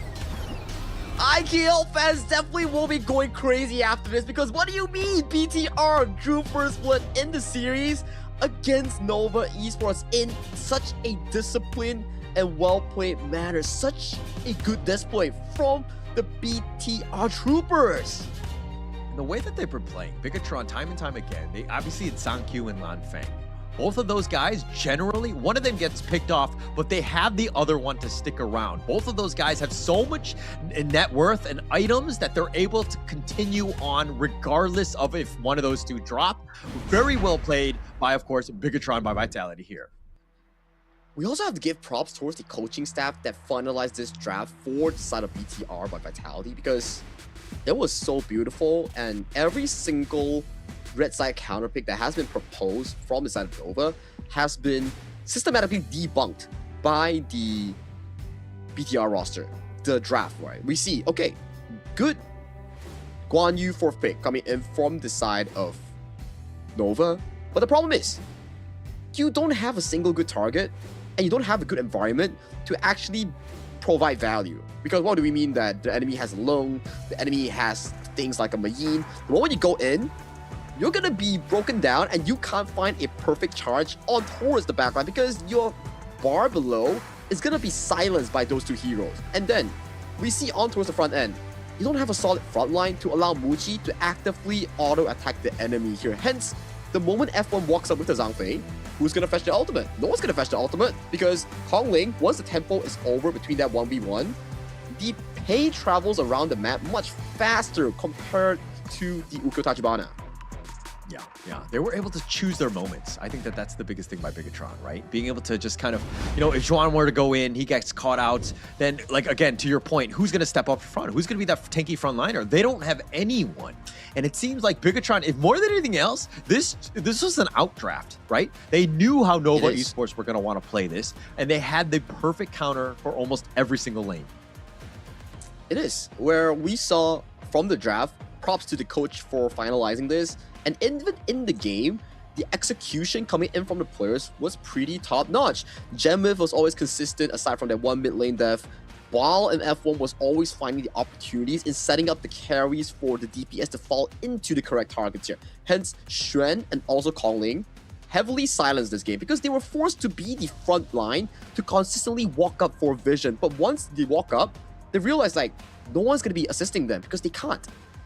Yeah, no one can. There's no way, right? They're just so squishy. I mean, you're thinking that, hey, with Wendy's long range and all that, but none of them can fight. Like, Kong Lin was struggling to really find his footing in terms of just kind of getting out in front to do some of that damage. Wei Pit was there. I mean, very minimal, right? Because he's very squishy in and of itself. Muchi was never, I mean, complete glass cannon. You look at Muchi and he dies, right? So this is a lineup that was really struggling to kind of, like, to have any sort of frontliner. Yeah, I mean, this is still game 1. There is many more games to come. I do believe. Or are we going to go for a storyline that BTR is going to 3-0 Nova? Is that too crazy? After what we just saw, it's not crazy, right? I think that Bigetron right now, they've completely leveled up, completely impressed me. And, you know, like, this is the squad. This is what they wanted to do. This is something that they really have struggled to do to face an MKL team and to do it as dominantly as they did. My only concern right now is the fact that it took them 18 minutes and not 12 minutes. I think it makes sense because every single objective they have took and plucked out of Nova's base comes in the form of the Shadow Overlord and Shadow Tyrant. That's why you see there's 3 Shadow Tyrants secured and 2 Shadow Overlord secured by the side of BTR. they are playing the game in a systematic way that it doesn't allow Stren or anyone to find a potential pickoff on their players here. They are not forcing things, they are not confirmed. Yeah. Actually, that's the biggest thing, right? They were very patient, very disciplined. All of the approaches, all the sieges, they were constantly keeping everybody at arm's reach, understanding the limits. And if somebody were to get out of position, they made them pay. And again, Zhang Q, Lan Feng, both of these guys had enough damage to burst those guys down. And they're squishy enough where Nova really could not find their footing in this one. Now, it comes to the question, how would they repeat the same success in Game 2? Game 1, very beautiful drafting coming in from the coaching staff and also players' execution. But Nova is one of those teams that comes back strong as well. So I'm wanting to see what is in store for Game 2's draft, because this game is really nail-biting. Every single moment that both of these teams come into the team fights, you don't know what's going to happen next. But this time, BTR, they stood up tall.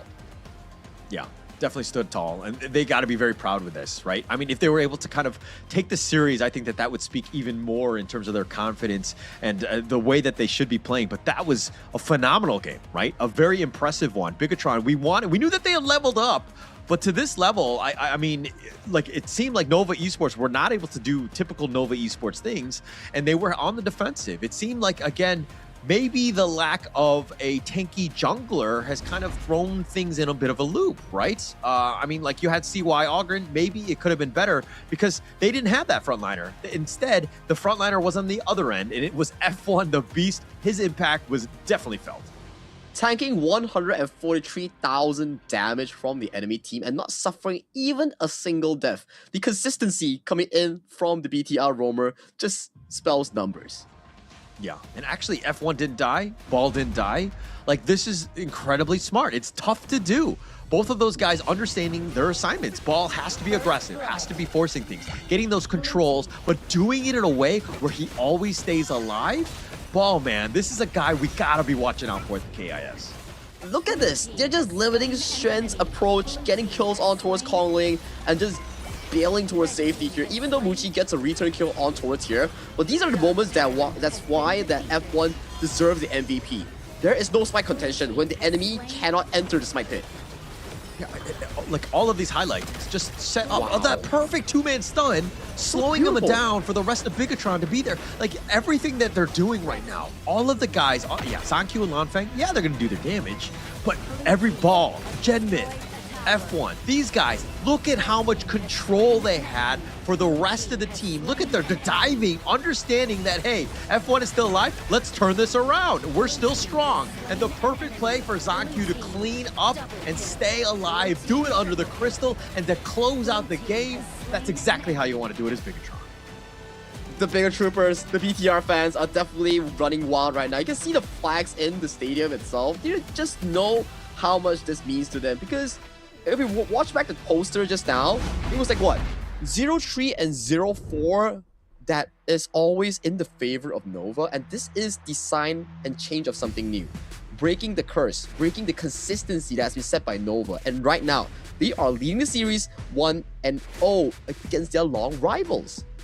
Yeah. We're still not out of the woods yet. We have a long way to go. This is a marathon, not a sprint in that sense. And we could say all the cliche things, but man, that game one must have felt good for Bigetron, right? They have been struggling against MKL teams. They finally have broken the code that is Nova Esports on this one and finally gotten in that win column, but they need to continue on. How does now Nova Esports respond to that one? Drafting. It has to be drafting here. I don't think Nova actually made a lot of mistakes in that game. They were forced to commit those plays that didn't really seem to make sense because of the heroes that they were drafted with. So with this in mind, the coaching staff needs to provide a much equal draft against their opponents for the Nova players to come up online even harder. And with that, Nova defaults towards the red side once again in this game too. Yeah, they're looking more for the counter picks. I think it's going to help them out. After that last one, where they were kind of dictating or showing all their cards in terms of what sort of picks they were looking to go, it seemed like Bigetron had a lot of the answers, right? So, you know, when teams are very close mechanically and how their teams are playing, it really comes back to the draft. And getting any sort of edge, it's going to be key, especially at this level of, you know, of course, Honor of Kings Esports. The global ban pick rule that we always love. You don't get to see the same hero twice in the same team, and it makes the players need to prepare at least like 10 heroes that they know how to play in a specific role. So that just adds the difficulty for you to be a pro player in Honor of Kings Esports and also at the top level. Yeah, that's the hardest thing, right? I mean, just being like, and why you need hero players that are very flexible in terms of what they can play, right? If they have a deep hero pool, and I'm talking like you're mechanically sound with all of them, you're gonna have a much better time. You have a higher chance. I know that there are people that are playing their ranked games that just kind of like spam one single hero throughout. I'm guilty of one of those being those types of players, but you need to be, again, very flexible, able to play whatever you can to kind of fit the team. Which is true. You don't just draft towards comfort nowadays. You need to draft based on meta and draft whatever is available and viable. You can see that Arlie, even on the hands of one of the best performance on Arlie, once it's countered, it's really countered. There's nothing much you can do to break the game wide open. And with BTR answering with Dolia and Luna, Nova Esports answer with Guan Yu and Arlie that they have expended in the previous games. Dharma will be the first pick coming in by BTR. Yeah, let Ball kind of work, right? Let him get his Dharma. Let him kind of cook on this one. But the Chicha is going to be hovered, at least for now. This is something that they might be looking to go for Muchi to kind of set things up. Also with the Yuan or the Tooncaster in this case. I think both of those a little bit sustained. It kind of solidifies, again, that bottom lane, which Nova likes to do. Ooh, this is going to be an interesting one. We rarely see Chicha being selected on towards the red side. It's always a blue side first pick. And this Forge Maiden can be flexed 3 ways. You play the jungle, farm, and also the Clash lane. We have yet to see a Clash lane Chicha, but I've watched some of Shren's stream. He loves the Clash lane Chicha. Yeah, I mean, it'd be interesting to see. But I mean, would you pick it against the Dharma? I mean, what are your thoughts on that matchup? I think it's okay. Dharma's laning phase is not that strong, and Chicha does pretty well into these weaker laners, but this is the benefit of the red side draft coming from Nova, right? You get to observe until the very end, hence this Chicha gets to be flexed between Clash and Farmland if they want to do so. Yeah, I like that flexibility. Definitely going to add on. I mean, even the Yuan has flexibility of its own, so it could be very interesting, and it could be kind of like, a little bit of bait, maybe, for Bigetron right here, but they're going a little bit more stock standard with the Lapu Lapu or the Refart Datu, as well as Celestial. These are 2 heroes that they kind of like. Again, just solidifying the roam as well as the mid lane here. Finalizing the draft with that, we have Zhang Fei revealing as the roamer here, which means this Tooncaster will be defaulting towards the mid lane pool for the side of Nova Esports. This Forge Maiden still remains as a mystery for me. It depends on what they actually ban coming in towards the 3rd and 4th slot for Nova. If they're banning more Clash lane, potentially we might see... Sorry, not Clash lane. If they're banning more of the farm lane, we might see it reflects towards the farm lane role. Yeah, actually, it's going to be interesting. I mean, where does Bigetron? They know. They are like, man, I'm not sure where this is going to be. So a little bit of flexibility in terms of how they want to ban out here. But Nova Esports banning out the Ogren, something that they don't want to see. It sets it up. They expected the Chicha, the Forge Maiden, to be in the farm lane with that Byron ban, though. This is an interesting setup, I would say. I'm still stuck behind that last game on how well both these 2 coaches are actually battling out in terms of draft. One small move, one wrong one, actually sets you so far behind. But Nova, they're coming in with a different playstyle, right? So last game, it was more of a tempo assassin, tempo matching for play. Now it's more of moving it into the jungle assassin role, where we see Kongling actually nurtures himself into. He favors more of the heroes like the Luna, Jing, and also Fate. So I'm excited to see what he provides in this specific matchup. It looks like they're going to be aggressive, right? Let Konglin fly. I think that's the biggest thing. I mean, we do know that he's very flexible and can be playing those aggressive junglers, but the Fade is definitely one of the most aggressive ones. The counter pick to that, of course, is going to be Zankyu's Musashi to deal with that. This could be an interesting duel, right? When he goes in, it's really going to come back to the Beast, Zhang Fei's Way Pit to kind of ensure that he does stay alive. So again, both of these T teams looking to counter pick one another. So many carries coming in for side of Nova Esports. You kind of have to wonder who realistically have to give up farm. Is it going to be Wendy? And based on what we know on Wendy, when he plays the Yuhuan, he generally loves more farm being funneled in towards him here. So I'm a bit worried for Southern Nova Esports draft right now. Yeah, actually, Chicha, Fade, Yuan, Aaron, I mean, these kind of all need a little bit of farm, right? To kind of get going. Obviously, more for the Fade and the Aaron more than anything else. But they need to prioritize. They need to understand who is really going to be the carry at the end of the day. I think that it's going to be key going into this one. But if you're looking at Bigetron, again, they're very smart. Like, this is, it's very clear cut in terms of what they want. Swordmaster, Zankyu, Musashi, he's the guy that's going to be farming. Then you have Lan Feng. It's going to be on the D-Ren J. He's going to be getting the farm. Everything else is just secondary. Keep those guys alive. And Nua also covers in for the late game potential coming in for sort of BTR. And if you pan yourself over to the Nova Esports lineup, right? We have Aaron, we have Chicha, and also the Fade. So these will be the key anchors coming in towards team, whereby there are multiple targets for you to jump on, but if you miss out on the major engages, the DPS pressure coming in for sort of BTR will be pretty heavy because Nova has too many carries for them to actually look at. Yeah.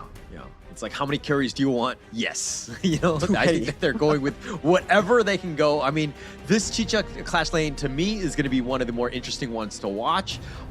Plus, matching it up with the Aaron Muchi and, of course, the Konglin Fade. This is a trio that I've never seen. Obviously, Chicha is a new hero, so it kind of makes it easier to say that. But these are heroes that are all kind of needing that farm. So to see how this one plays out, it's going to be interesting in this game, too, here. And I believe this is one of our first ever Chicha in the Clash Lane. Usually, we see players like Bai, he enjoys playing it in the jungle. Players like Lan Feng, he enjoys playing it in the farm lane. But this is the first one that we are seeing it actually being flexed in towards the Clash Lane. Excited to see how Shen plays it from a different lane perspective. Yeah, I love it. I love the flexibility of that hero as well. It adds quite a bit in terms of how they want to go. But Ball taking a lot of damage already, so he needs to be careful. Understanding, oh, the flash away. No, he's going to give up first blood. I think Xuan is very comfortable on this hero. Ball, a little underestimating the damage that Xuan has. So let me brief you why is this specific setup actually happens, right? So for those who don't know or don't play Chicha, every time she changes from melee form to range form, she gets a 50% of her spell refund of spell 1 and spell 2.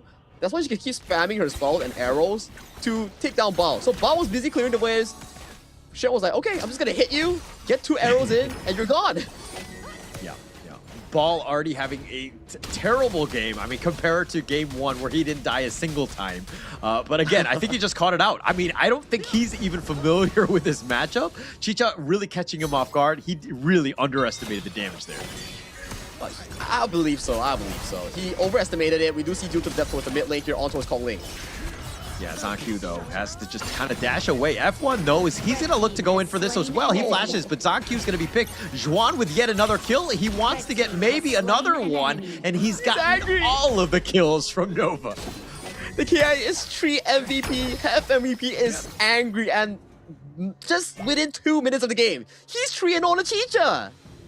Yeah, so I think Bigetron right now are like, okay, this Chicha, this is a problem, especially from the Clash lane. It's not even the jungler or the mid or the farm. This is one from the Clash lane that is completely dominated and is now going to just own that top lane. Oh my god, if you're a Bao, you're not going to be feeling good because you're against a 3 kills on a Chicha, double buffs, and yeah, cut it. Like, Bao, he needs to find tempo somewhere else. Laning will never be an issue right now for Shen anymore. For Bao, it's about finding tempo with the future true contrast on the key target, especially the Kongling or Muchi later on. Yeah, so most of that farm, obviously more farm will be funneled into Zankyu as well as Lan Feng. Ball right now, it's more about that initiation, just the stuns, the controls. Let the damage dealers do their work. Yes, you might be losing. You're down about 1K at this stage. It feels bad, man. And this is not great, but you're up against one of the best in the world in Xuan. Perfectly agree. And check out the gold right now for both the Clash Lane and jungle coming in from Southern Nova Esports. Kongli has already completed his tier 3 jungle item, which gives him direct access towards minion sharing here. And we see Bao going in. Oh, Konglin taking a lot, though. The Duel of Death is going to be on point. They find him.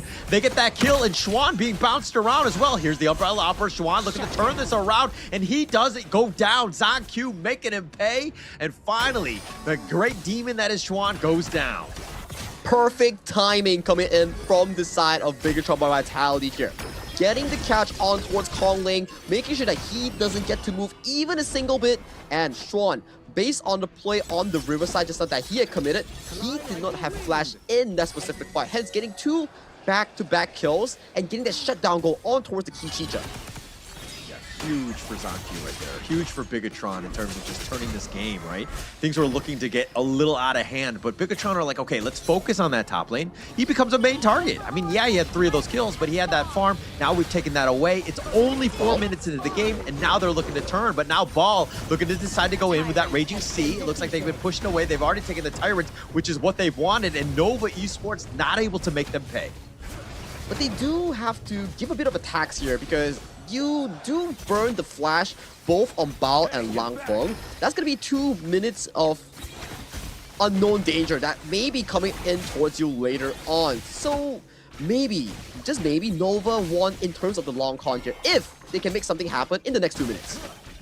Whoa, that is a very positive outlook on things. I would not have gone that far, but yeah, okay. If we're thinking of that, yeah, okay, yes. I can see it. I mean, definitely that is the way to go, but they have a long way. I think right now, Bigetron right now, definitely finding now those avenues of attack. They're down about 800 gold, so Nova Esports, it's still their game to lose, but this is very close at this stage. Jungle control as well coming from Nova Esports, just treating this jungle like their own base. Oh, but broadside. Yeah, it looks like they've gotten the flash away, the annihilation, but they find Zancu. It looks like he went too far ahead, and Kong Lin with a Hardened Jade Seal ensures that they get the kill, but here comes Ball finding him. The Stampede away. Wait, he's somehow alive? Oh my gosh, he's so tanky. And this is a 4v5! While all this is happening, Shin is just having a field day in towards the top side, picking up all the farm he requires, and bot side is still continuing, and they're still putting a strong hold in for trying to protect this tower here. More kills, more resources in towards the pockets of Nova. Red team. Yeah, right now it looks like F1 is in a bad spot. Kong Lin looking for the chase, the flash away. F1 will be fine. But Xuan, man, he's been left alone. He's just like, he might be the new carry now. Hey man, if you're playing the Chicha, you want all the gold to be in your pockets here. It's really different compared to the usual Byron, the usual Guan Yu sort of playstyle. You are actually playing like a core player. So for Xuan, the moment he hits that 2-item power spike, the Doomsday and also Spark Scorch, he's gonna be going really aggressive on targets like Lanfeng and Genmith. Red team has destroyed if he's able to find that target, right? If he's able to get on top. So it really comes back to Bigetron of just ensuring that they stay alive, right? If Zancu were to jump in, understanding that, hey, this could be a suicide mission, he needs to be very careful because Xuan is a problem. Kong Lin is there as well. Look at the gold lead that they have. Ooh, 5,000 on towards Kong Ling. Shen comes in pretty close in second place, and the other PTR members all colliding on that bottom half of the map. So for now, it's still okay. Only a 1.8 goal lead for the side of Nova Esports. There's still room for BTR to find those big engages in making a potential swing in terms of the momentum. Yeah, it's all about that momentum, and it looks like Nova Esports have all of it right now.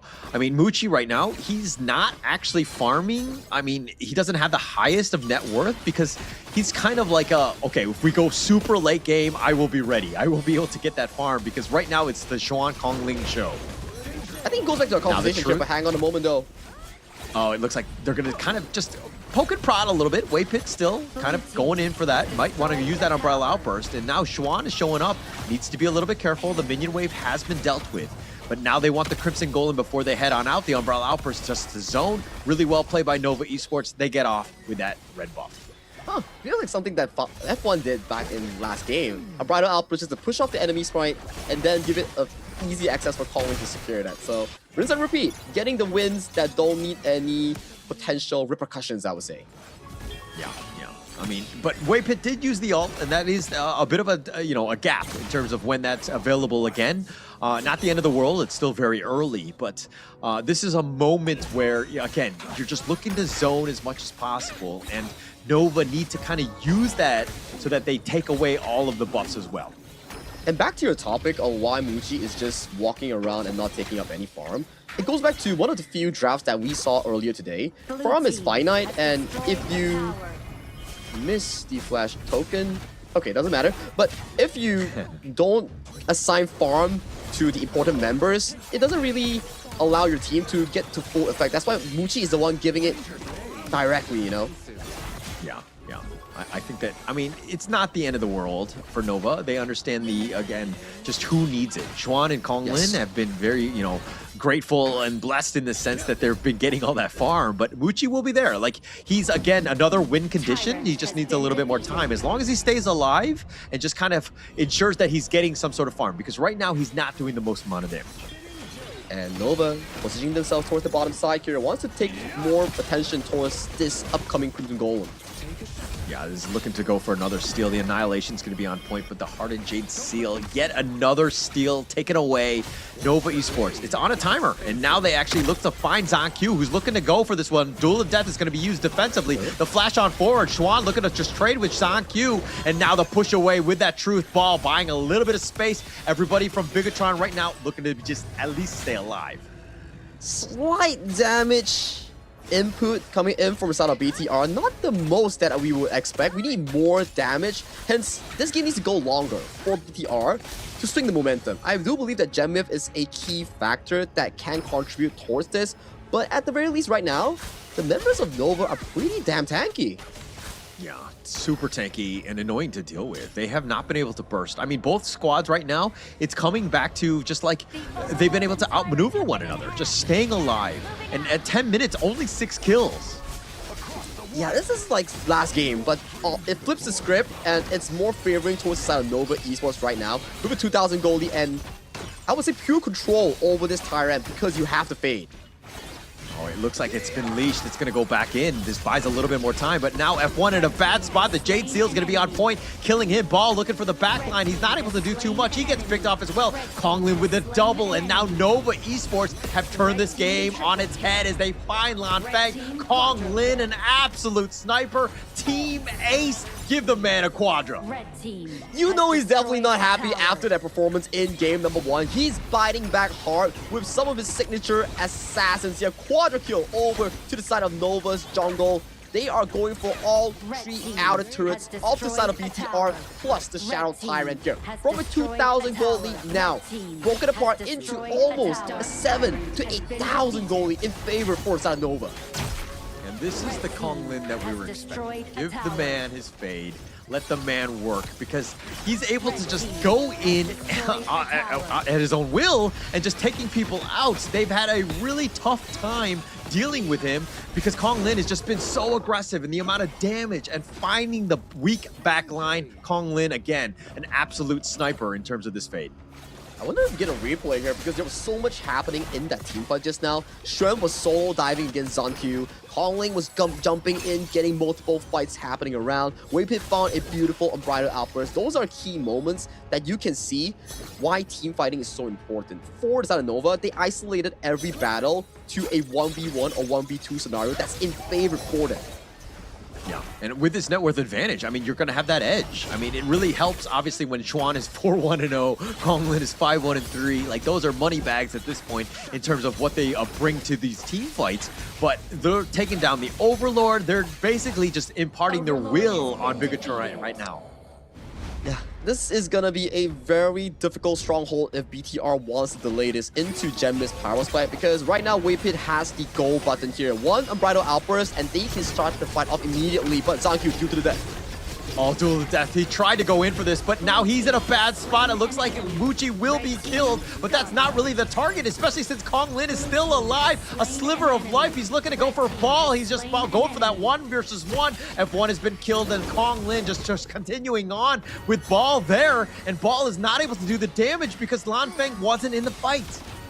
It's a good defense nonetheless, because you took down 2 key targets, managed to clear all the waves, and make sure that this potential high ground doesn't fall that easily. Yeah, it doesn't look like they have much. I mean, the Vanguard will be taking out the Annihilation, ensuring that they get this. But my gosh, the mid T3, the bottom one is gone as well. The Shadow Vanguard pushing in. Bigetron right now need to play defensively. At the very least, okay, check out this instant replay. This could have been an absolute disaster if Bigetron never won the engage here. Good engage coming in from Zankyu and Ball to isolate targets like Muchi, and then Genmip single-handedly eliminating strength from the equation. As of this point, no marksman is left alive to continue any structural damage. If it was a normal 5v5, Overlord reaching over to the high ground, it could be a potential end, or at the very least, the final tier 3 in favor of Nova. But because Ball and Zankyu found strength, that made all the difference. Oh, the unending sorrow, dodging most of this, and he's right back to full, and here comes Kong Lin on the revenge tour. He wants to go for Zankyu. He's just barely alive. The truth is on point by Ballin, but Zankyu falls in the end, and now they turn their attention. They want to just continue to dive. They are sending a message as Genmip is going to be picked off in the fountain, and Nova will take game 2, equalizing in the series. 14 minutes with 15 kills, Nova Esports with superior team fighting and individual prowess, they bite back strong in this game number 2. Game 1 was draft, was proper gameplay coming in by BTR. Game 2, absolute slaughter in team fight. Very different styles of winning, but now, series has been equalized between these two teams. Yeah, very impressive. Both squads, right? Being able to just kind of understand how to get back into this one. Kong Lin, an absolute beast on this fade. That's how you want to do it. But it really started with Xuan, his Chicha, right? Being able to just kind of set the tone with those first 3 kills to set up the game, really set themselves up where Bigetron were playing defensive, trying to just get back into the game somehow. First solo kill on towards Bao level 1 in. Second one, you jump towards mid lane and get 2 more kills for yourself. Man, that was definitely a performance of our first ever Chicha clash lane for KIS4. Interested to see who else will bring it in towards the table for future teams. Hey, Global Ban Pick, you cannot pick it anymore for Xuan at the very least. Yeah, but this opens up the door for the future, right? We just see the power of it. The reveal by Nova Esports saying, hey, Chicha, it's great, even in the Clash lane. And now other teams have to kind of get on it, right? All the Clash laners need to start playing it, need to figure out the lane matchup, because you saw what happens when you're not familiar with it. Ball, you're going to give up first blood. The extent of the laning phase is really like that. You cast a spell in, if you focus on farming as Ball, you're gonna get shot by the arrows, I think maybe 2 or 3 times. Every time you go from your melee form to overkill form, 50% refund, 50% refund. And then you know like, oh, my arrows are pretty free. I'm just gonna stab them. The more HP they lose, the more true damage and execute damage they take on those arrows. Yeah, just too much, right? And I think on-port targeting, Kong Lin leads Nova to level the score. It couldn't have been a better, newsreel in that sense, because that's exactly what happened. Kong Min really showing up and saying, hey, game 2, I got this one. Game 1 wasn't the greatest, but again, we'll bounce back. And let's check out the stats that's been provided by us in this second game of this series here. 109 on towards Wendy here, 3-1 and 8 on towards Muji. But take a look at Kong Ling and also Xuan, banking in most of the kills, but Kong Ling having the most kill participation in the side of Nova Esports. Yeah, that's exactly how you want to play this one. I mean, the fact that Weipit didn't die, just Zhang Fei, again, this is why that hero was very strong. The amount of control that they had. Muchi was 3-1 and 8. He was doing a number himself. Wendy with that sustain. The heals were on point. Kong Lin, again, just finding that back line. 6-1 and 8. And Xuan setting it up strong, finishing 6-2 and 4. Really well played by Nova throughout. And Weipit as well, 0-0-13 on the Zhang Fei, similar to what we saw last game coming in from F1. These Zhang Fei so far in this series has been pretty amazing in finding those perfect unbridled outbursts. Yeah, just it's been perfect, right? I think that even both sides, right? F1 had an amazing one himself in game 1. Game 2, Weipit responds with his own maestro of a play in terms of this Zhang Fei. So really setting it up. I mean, we knew that these two teams are going to really want it. Who's going to take number 1? A lot of, at stake, right? Being able to pick your opponent, going to be huge in the knockout stage. There's a lot at stake in this series, and now we have essentially a best of 3 to find out who will be number 1. And that's the exciting part coming in for this series here. Everybody thought it's going to be a clean 3-0. At the very least, some of the fans. That's going to be Nova on towards BTR. But BTR coming in strong in game 1. And Nova coming in fierce as a revenge, as a retaliation in game 2. So no one will know what's going to happen in the next 3 games. Maybe it goes to game 5. Maybe one of these teams 3-1s the others. Nobody knows. Yeah, nobody knows right now. I mean, that's the brilliance and the why these games are so much fun, right? These series. I mean, like Vitality being able to bounce back. Like game one was super impressive with a roster that we were kind of like questioning, right? How ready are they? They're ready. But now Nova Esports, it's coming back to the draft. They had their own trump card, and this Chicha pick is really throwing people off. Plus, you had Kong Lin on this fade, who was just absolutely dominating as well. And now with the global ban pick, both of these heroes, very strong ones for Nova, are not able to be picked moving forward. We're starting to, see some of the heroes, like you mentioned, right, slowly removed from the pool, slowly dwindle down to more pick and ban pressure on towards the coaching staff. So it's going to be Wintermelon, also Coach Cishwai coming in for both of these teams. So for them to settle the score in the pick and bans, that's going to be really important in allowing both of these teams to have much more of a comfortable environment, because we saw draft is important. Game one, that was easy win coming from BTR. They control everything systematically. They forced Nova into such a difficult position, even with their signature picks. That's how coaches play.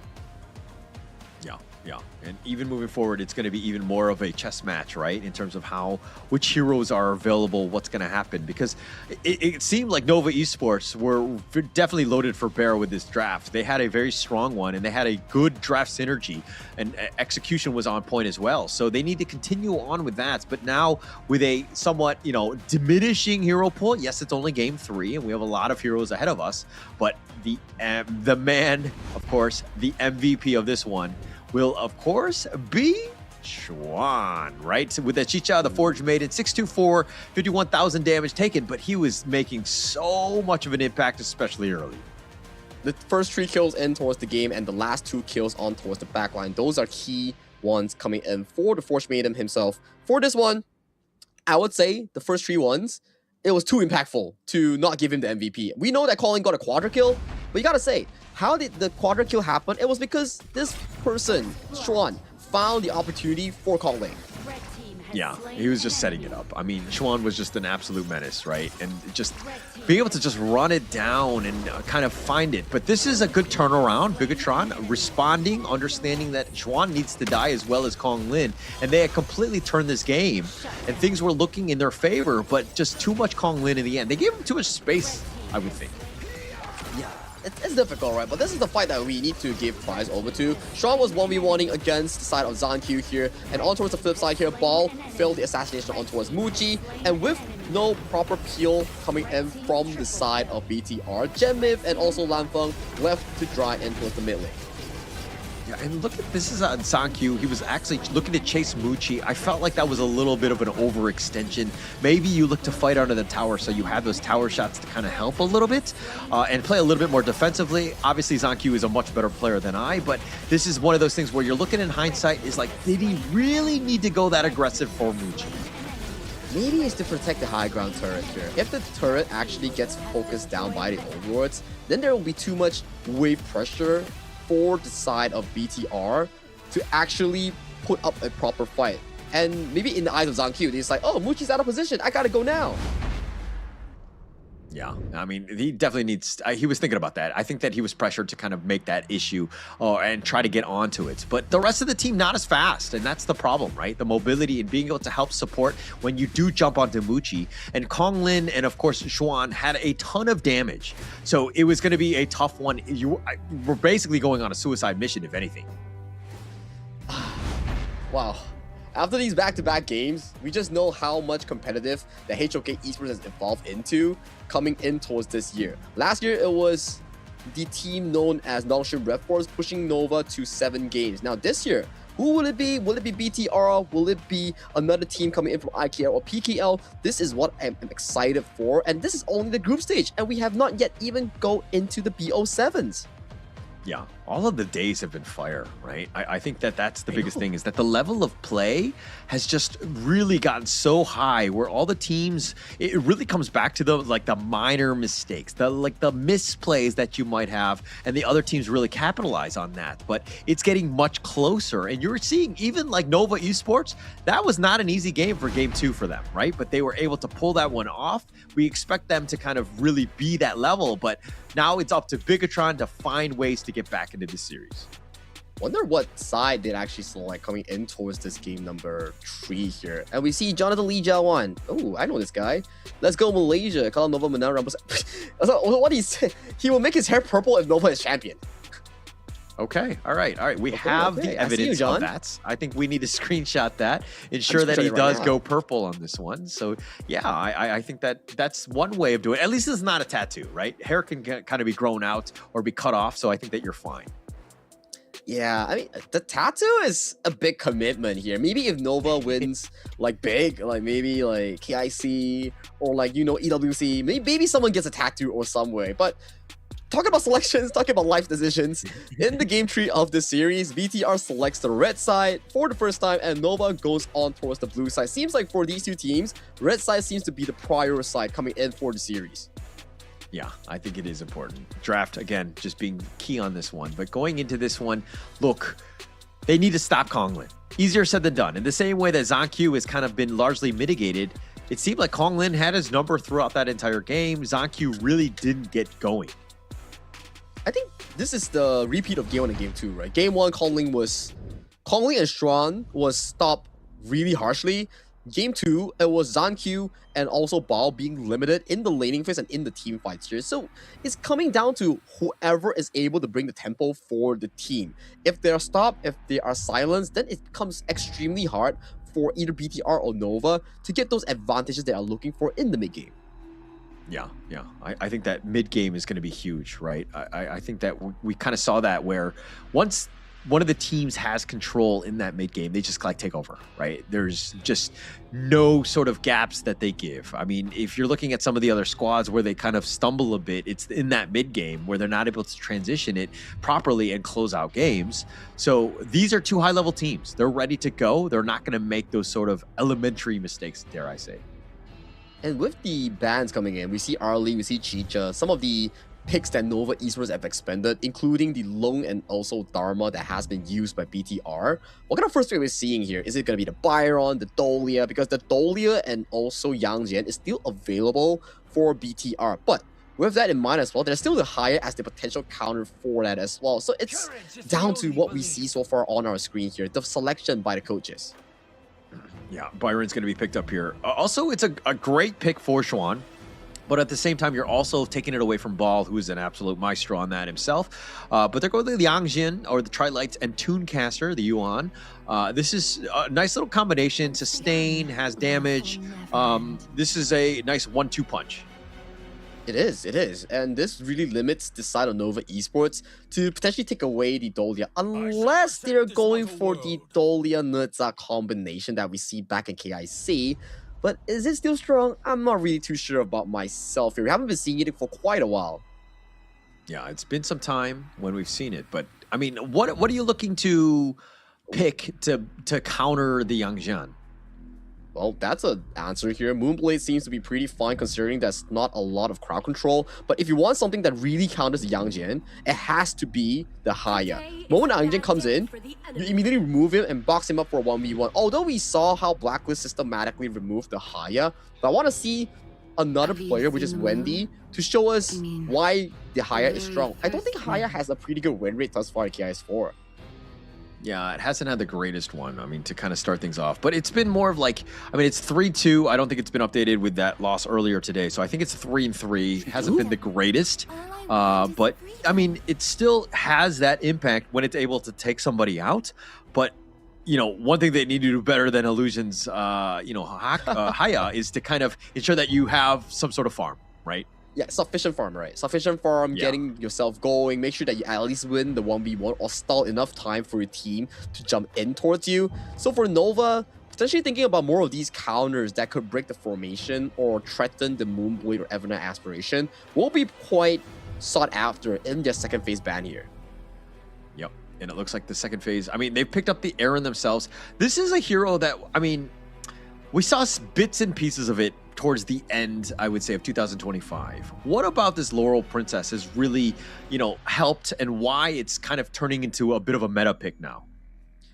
It is due to the fact that the itemization revamp coming in for the honor of King's item builds, that Erin right now, her ultimate can actually apply on hit items like the Sparks Forge Doomsday, which allows her to play very well towards the meta. She's flexible in two ways. Like, if your team has less magic damage, she could potentially guild the magic damage build that gives her a lot of defensive stats. The Ardent Dominant that gives you a free bailout, the Splendor that gives you lifesteal. These are potential itemization, right? And she's also pretty good of a laner against popular picks like the Arlie. So she's rising in popularity as the meta goes by, especially in 2026. Okay.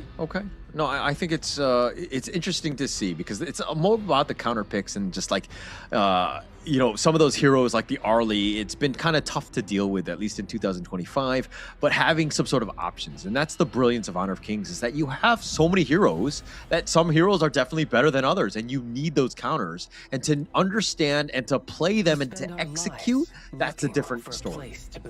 It's the forever patch that's changing in the HOK Esports game itself.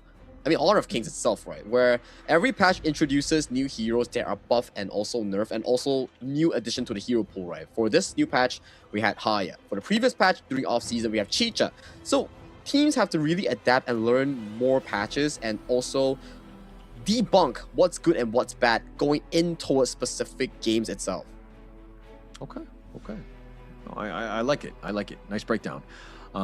But now with this final two picks, I mean, it looks like the Flowborn tank is there to kind of to deal with the Luna jump in and things.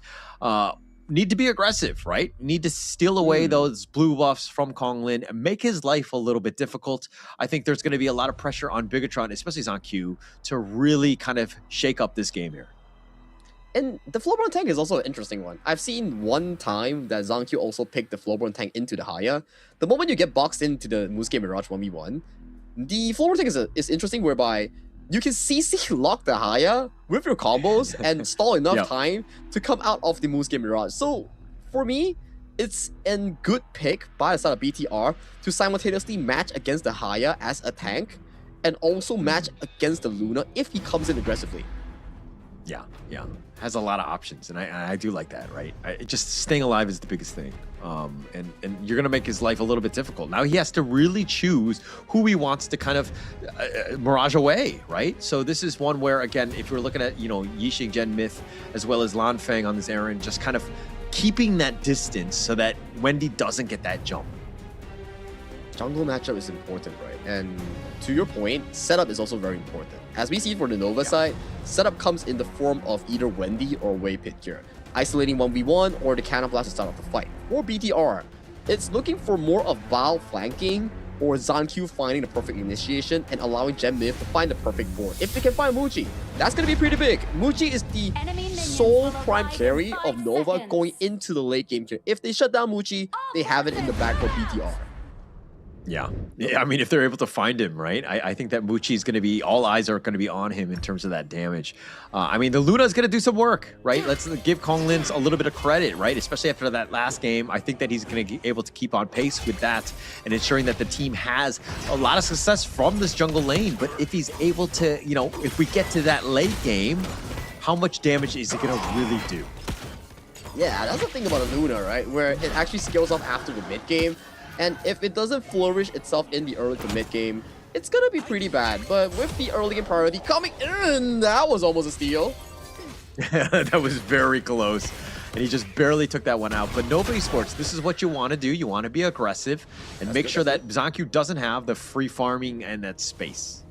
Ooh, he's camping. He's finding an angle towards Wendy. Oh, they find him, and it looks like they're going to look to turn this. Gen Myth isn't actually in a bad spot. He needs to be a bit careful. He plants his flag. He's got that Sprite link just to keep himself alive. But it looks like Bigetron kind of weather that storm. They will be fine. They will be fine. Shrens here being a bit of a bully against Bao here, trading blows back and forth, calling, already unlocking level 4, pacing himself to that space Sprite in towards the top side. At the very least, this early game exchange in terms of objective seems to be going pretty fine for both sides. Still very close. We weren't going to see a huge win without some kills sort of happening. But they will fish. I mean, this is one where they're going to use that gold sharing to ensure that ZonQ gets most of things. Everybody else will just kind of stick around and ensure that they get a little bit of it. But in the end, this is a little bit of an edge for Bigetron right now. Slow and steady. Level 4 already unlocked for the side of Wendy here. Will he go for the aggressive play here is the question here. He's playing aggressive in holding the river control. This is the strong part of Ahaya. When she finds her targets, it's very difficult for you to actually enter the river. Yeah, you cannot be there. I mean, if you like, once he's level 4, which he is right now, this is a moment, right? If Wendy were able to just go, I mean, you got to choose your moments, and you got to ensure that, hey, you don't pick up like Zancu, for instance, and give him a free kill. Laning phase as well right now, it's a key essence, right? Like 3-4 minutes, freezing is so important. If you can freeze the enemy and force them to overextend in towards the laning phase, that is key. And look at the top side, 2v2 might be breaking out here, but it's just a bit of a tip and tat. Make sure that Shred is in good hands. Yeah, Muchi though getting a little bit low. Bigetron forcing the bottom lane a bit. They have 3 members, gonna do a little bit of chip damage onto it, and Muchi just trying to deal with the minions more than anything else. But they'll just kind of hold and like leading up to that 4-minute tyrant. You know, in 1 minute. It's down to these small things, right? Like you need to pressure Muchi. Yeah. We talked about it during the pre-game draft. Muchi needs to be alive and not be caught by the board or Zancu. Then Nova has sufficient late game damage to scale well. But if Muchi gets caught, it looks pretty bad, right? It's definitely not going to be great for him, right? So, you know, Muchi just needs to stay alive, right? Get his farm, ensure that he's just kind of just biding his time. Let Konglin, Wendy, Xuan, let those guys work. Let them kind of dictate the pace of the early game. Set yourselves up for success into that mid to late by giving you that space. And you talk about Konglin on the Luna. He's actually piecing himself pretty well. Already 1 level above Zancu due to the superior mobility here. So with this final whip before we unlock the Shadow Tyrant, that's a lot of poke damage already on towards F1 prior to this objective. Yeah, a lot of damage. But, I mean, he's got that sustain. He has the heals. It's just going to take a little bit of time so that he just kind of gets back to full. It's not the end of the world, but the Tyrant, this is the target that they're looking for. Nova doing a great job of just kind of standing out in front, ensuring that it makes it very difficult to go in. They take the Tyrant, and it looks like they're going to get away. Zancu wants something. They're not able to find anything. No actual use of the ultimate, but that is the thing that we want to emphasize, right? As long as Wendy stands there, Zancu doesn't dare to come in because he knows for a fact if he gets caught in, 4 members of Nova Esports will stand by and wait for it, and Ball has to burn the flash already. Yeah, he has to burn it. I mean, he was potentially going for that Hound, but Xuan, this is why he's a tough one, right, to deal with. This Byron is a bit of an issue. Bigetron right now, putting the pressure on, taking the bottom T1. But on the top side, Konglin managed to successfully steal away this Crimson Golem away from the hands of Zancu. And Bao does not have flash. It means this entire top side is the playground of Nova Esports taking here. Konglin is farming super duper well against everybody on this map. Yeah, Konglin has a 2-level advantage, and now Waypit just gets over the wall with that flash. Bigetron were almost able to get it, but they have all 5 members in the mid lane now, and with that top lane pushing, Bigetron right now reeling, they have to find a way just to defensively hold. Defensively hold, find proper markers here. Zancu jumping in to find a bit of a pressure on towards Konglin. That is the ultimate here being expended by F1 already. Used, you know, the ult, it's not the end of the world. It's still very early. As long as he's sticking with his buddies, right, and doesn't get focused and get caught out, I think he's going to be fine. But now it looks like their Zancu is just, again, slowed down, doesn't really have all the buffs, but he's just trying to keep on pace with Konglin, which is tough because he's 2 levels behind. And this mid-game is where the Konglin Luna actually shines the most, where he's practically unstoppable in the side lane if you don't bring more than 2. So right now, you have to see, can BTR hold themselves longer for all these like Crimson invasions here? If they can hold longer, stall more time for Lampong, stall more time for the potential of Bao, then we might see a better late game here. But in terms of scaling, it's also pretty tough because Muchi outskills practically everyone. Yeah, definitely, you know, scales. I mean, that's going to be a problem. And like Konglin taking that Crimson Golem for free, and you were talking about needing more than 1 member, but you need that control as well. And you're constantly trying to chase, you know, a very quick, agile hero like Konglin's Luna. This is a tough situation for Bigetron as they're down about 500 gold at this stage. 500 gold, has to pop the flash because Wendy almost pulled him into that 1v1 zone here. And good tip though, the 1v1 zone doesn't get cancelled by the ultimate here. And Bao, goodbye, buddy. Oh, Ball was just caught watching. Did you see that? Like, it took him a minute, and he's gonna give up first blood. Konglin got a free 2 hits or so because Ball was looking elsewhere as he was looking to teleport. He just wants to fly first class for free, and Konglin was like, no, not today, my friend. What first class is free? Sign me up, man. But of course, I'll get punished there. Limitless Moonlight times 10 here. Calling, showing off his fast fingers on towards that specific Luna pick. With Ball falling down, that top tier 2 will fall shortly as well. And with the 7 minutes 20 seconds in, a lot of this top side control is in the hands of Nova here. There's no retaliation coming in from inside of BTR. They can't find any source of good engage. And Wendy, he's been holding off that ultimate for as long as I can imagine. Yeah, I mean, Bigetron are trying, but they're just too slow. Like, this lineup has not been able to get any sort of catch. They're looking to make some sort of play, but Nova, like, all of their heroes have some way of just kind of getting out to safety. And this Konglin Luna is so annoying, so tough to deal with because he's so fast. He's level 13 against Zankyu's level 10 here. Zankyu does secure the Crimson Golem though, but what happens next? Yeah, but Zankyu, it looks like he's going to be killed on this one, and they have the Mirage, and Wendy is just chasing them down, and they find Gen Myth as well. F1 is the only one. No, he's going to be killed as well, and a team ace going the way of Nova Esports as they're able to take the top T3. They will take game number 3 in a matter of time, and Bigetron right now absolutely reeling as they did not get a single kill in this game. Wow, that was a fast one coming in from the side of Nova Esports. Like, you can see Conley just showing hands like, hey, this is how it's meant to be played. This is Luna. This is his Luna. The first time we saw his Luna was back in Weibo Gaming when he played for the mid-seasons back at EWC, and it was pretty much of a showdown like this. And right now, he's bringing it back once again into international stage, this time against BTR by Vitality here. And in a 8 minutes fashion? That's crazy. Absolutely crazy, right? That was one of the quicker ones. I mean, we're gonna have to get the exact timer. I think the fastest game thus far is like 8 minutes and like 3 seconds. I don't know if it beat that one, but that one was complete domination there by Nova Esports. They were able to play that one out, and again, it kind of comes back to Konglin. Just why this guy's been such a valuable addition to the team. His Luna has just been fire. Do you think his Luna is better than CY's? Or how do you rate it? Because we've been casting for the entire year and we've been seeing a lot of CY's Luna. How would you rate it? I mean, when you dominate a game like that, it looks amazing, right? I think that we need to see more games to really make it fair, because CY had a lot of games and the competition that they went up against was very different, right? You can kind of see exactly how the player is going to be on that hero when they play across different, teams, right? But that one looked amazing, and Konglin looks like the real deal. So you're saying the competition is subpar when CY is playing? His words, not mine. Find him at Holler TV. You can find me at Kindofu. Yeah, and no, I look. I know a gaslighter when I see one because I'm one myself, and that was a very good attempt there. But I do agree. I think that Konglin right now, like, look, playing on that Luna and ending a game in 8 minutes or so. I think that, hey, that I don't know if CY did that in 8 minutes, right, with his Luna.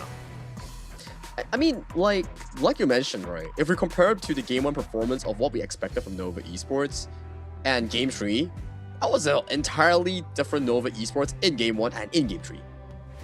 Yeah, very different, very different. And this is a fired up Nova Esports that took things personally in Game 1. They're like, how dare we draw blood, right? That was unacceptable. And I think that this is a team that came out angry, and you're seeing just how they're doing it because they're playing really like a well-oiled machine at this stage. 2-0 and 3 on towards Konglin, 2-0 and 3 on towards Waypit. Kills are very across and scattered for the side of Nova Esports because it's like, what, a 6 kills game in 8 minutes? And that game already exploded with one single team fight.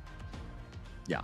Actually, look at Bigetron's like KDAs, all 0, 1, and 0 except for Ball. I think Ball was the LVP of that team, considering everybody else is just 0, 1, 0. But I mean, just that all in all, they were not able to find their footing, not able to get a single kill. That's a tough game when you're not able to get a single kill.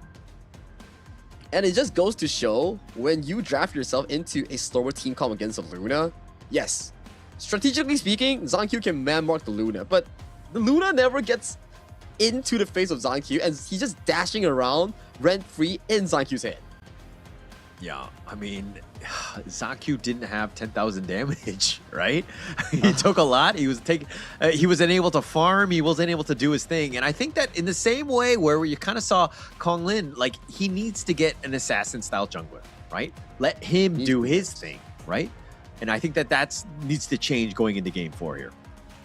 I mean, it's too early to talk about Game 4. Right? We still have a small break later on, some of these stats to break down. For me, I think both junglers have essentially the same playstyle. It's really down to how you allow them space to perform. Like this game, Kong Lin was given all the farm. Everybody was holding waves for him, waiting him to arrive, getting him proper resources here, making sure that he plays comfortably and with the most resource. And the moment like 6 minutes hits, Shen is like, okay, side lane is yours. I'm a dip. I'm a play with the team and be the frontline open vision. You handle Baal. And he really made it work. He solo killed Baal and made Baal's life terrible. Yeah. I think after Game 1, they were like smiling too much as they were going in because they just won.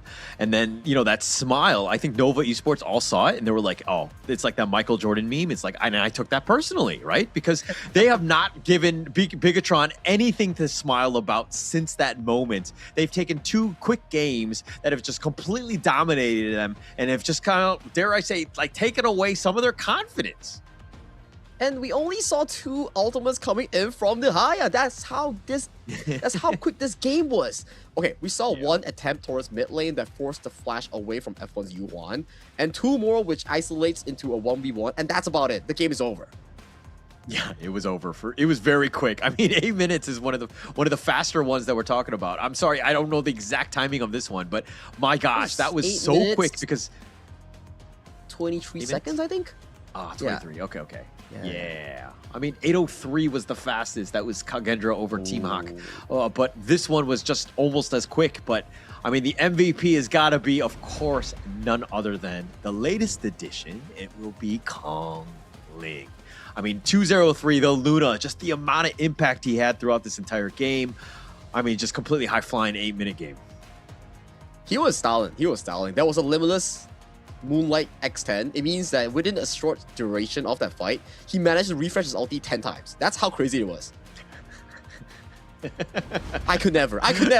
Yeah, no, I could never either. I mean, let's be very honest. And this highlight reel is going to be a lot of him. I mean, Ball right now giving up first blood. And that was kind of the beginning where he was just able to take them down. He was obviously just always so aggressive, looking to push in, and just how he's able to take it. Zaku is not even able to take his Crimson. Or he does on that one, but he gives it up because he dies. I mean, this game was all Nova. It was all over. There was essentially just 2 highlight clips in the entire game. 1 solo kill and 1 ace. And that's about it. 8 minutes game. That's how demanding this game was for the side of Nova here. 0 misplays and everything in control for the side of the boys in purple. Yeah, and it looks like the fans of Bigetron right now, I mean, they're all reeling, right? Same idea, same play, just like, hey, GG go next, right? I think that we need to kind of shake that one off because it seemed like Nova Esports, again, very passionate about looking to close that game out as quickly as possible. And it comes from the same thing, right? The quadra kill on towards Kong Lin's fate that just gave him so much momentum going in towards the Luna game. And you know for a fact that his hand is super duper hot and ready to play more of these jungle assassins. We went through the list. Fate is gone. And also Luna is gone. Maybe after the break, we get to see Jing. And breaks are always welcome to suppress players like this from overperforming later on. So we will catch you after this break.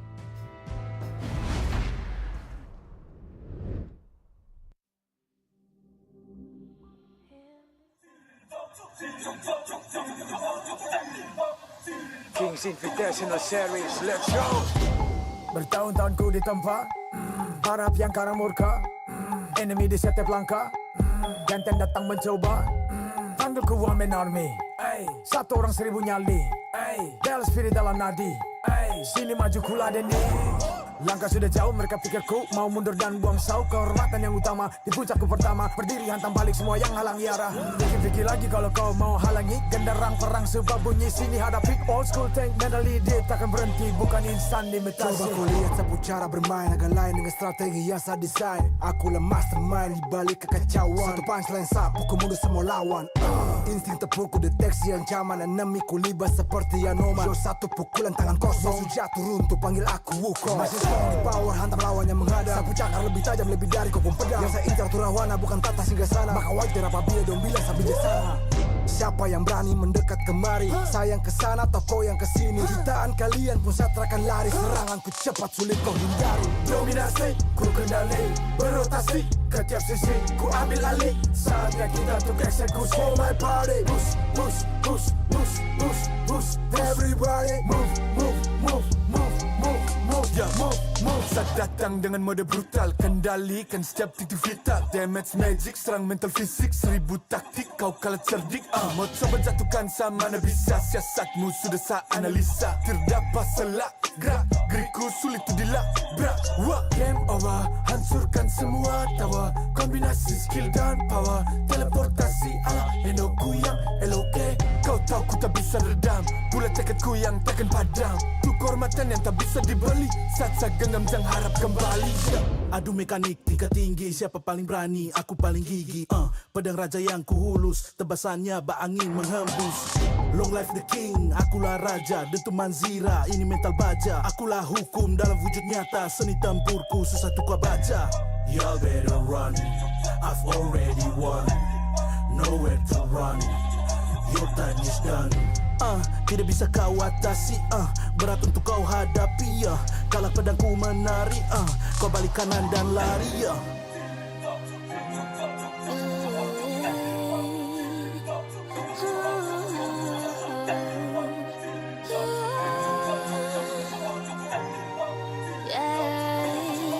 Come give me a good sing a song now. Aku cinta I'm the queen, feel the aura. Orang jajali ternyalain dah. If you want me, profit me way mas. Siapa tadi panggil, cause I'm ready. Siapa bilang aku tak punya nyali? Don't try me ni, aku sebut api. Yes, my melody, you can touch me. You ready, you judge. Back at it again to the Game 4 between Bigetron by Vitality and Nova Esports. Currently, Nova leading the series 2-1 against one of Indonesia's premier teams, and this is the updated global banner picks. Yeah, and going into this one, I mean, the first game went the way of Bigetron by Vitality, just dominating, right? But then game 2 and 3, Nova Esports, this has been the rise of Kong Lin.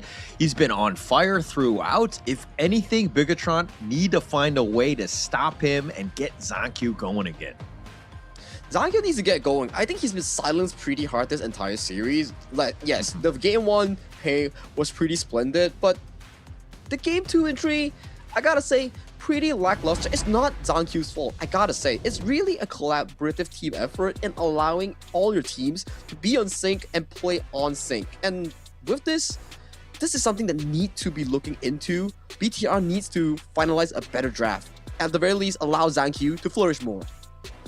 Okay, but you're saying that it's not Zankyu's fault, but whose fault would you say, or somebody who needs to step up a little bit more then on the side of It's my fault. It's my fault. Come on, man, just name a player. Is it Ball, Jedmith, Leving? Come on, who needs to step up? Come on, just give me at least like the first letter of the name. Ball. Okay, BTR Holler.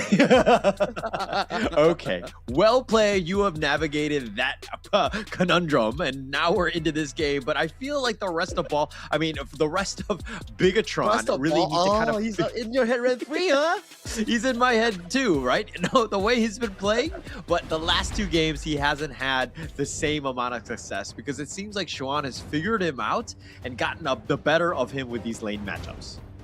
Oh, this I have to agree. In game 1, the lane matchup was really favored into the side of Balls Mayin into the Xuan Guan Yu. And in the team fights, it's also very difficult for Nova to play in game 1. That's why Bigetron has such a strong force in terms of these objective controls, in terms of these high ground invades.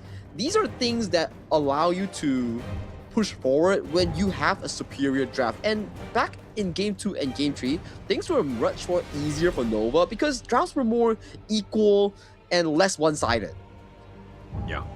it's definitely been that case, right? I think that's something to take kind of note of, right? I mean, if we're going into these series that are kind of going to go a little bit more of the distance, this is something where the draft and the execution, I mean, you might have that perfect draft in mind if we're talking like game one, where everything is set up perfectly because you kind of know where Nova Esports likes to go in that game one draft. You have the perfect counter pick. But now, game 2 and 3 and on beyond, we got to figure this out, right? And you need to be prepared. And this is why Nova Esports, that experience, those guys that have been together for so long, you're kind of seeing that synergy play out.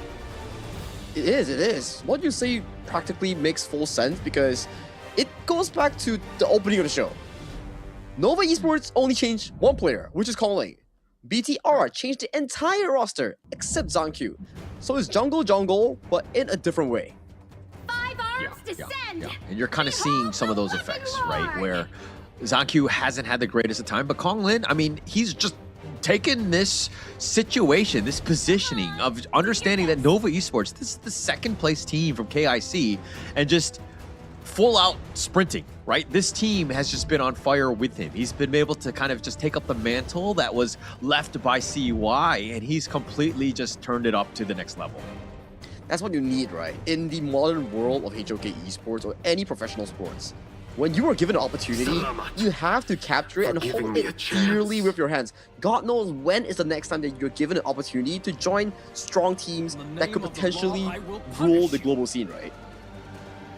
Yeah. I mean, it has to be. You're in that situation. How many opportunities are you going to get, right? And if you were to fail here, what does that put you, right? Yeah, you might not have had the greatest of times, but when you are given those moments, and there are few and far in between in terms of this life, you got to take advantage of it. Yep. These are the moments that's like, what are you training for? I'm training for that opportunity to make sure that when it comes, I grab it. The opportunities, you don't wait for them. You grab them when it's here. We're talking about the draft that we have on hand right now. We have a spicy one, brother. Look at the Jing into the Pei matchup. Yeah, actually, this is going to be an interesting one, right? I mean, the Jing, and then you have the Chicha as well, the Mai, it's going to be high flying.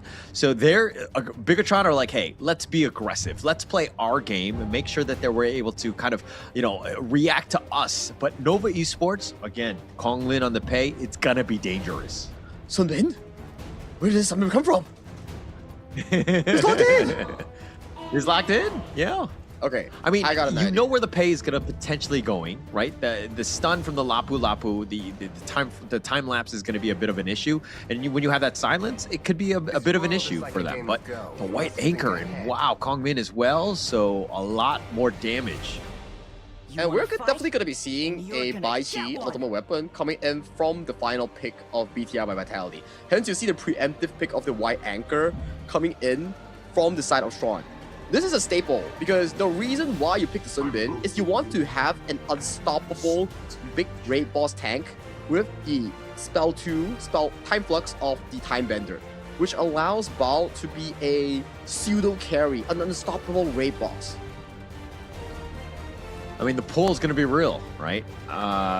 Ball definitely likes this hero. This is something that they're going to go back to, and the amount of control that they have. But at the same time, if you're looking at what, like the pull away, maybe you get Konglin's Pei, Wendy's Kongmin, you're able to kind of pull them. But they have some mobility, right? They have their own ways of getting out.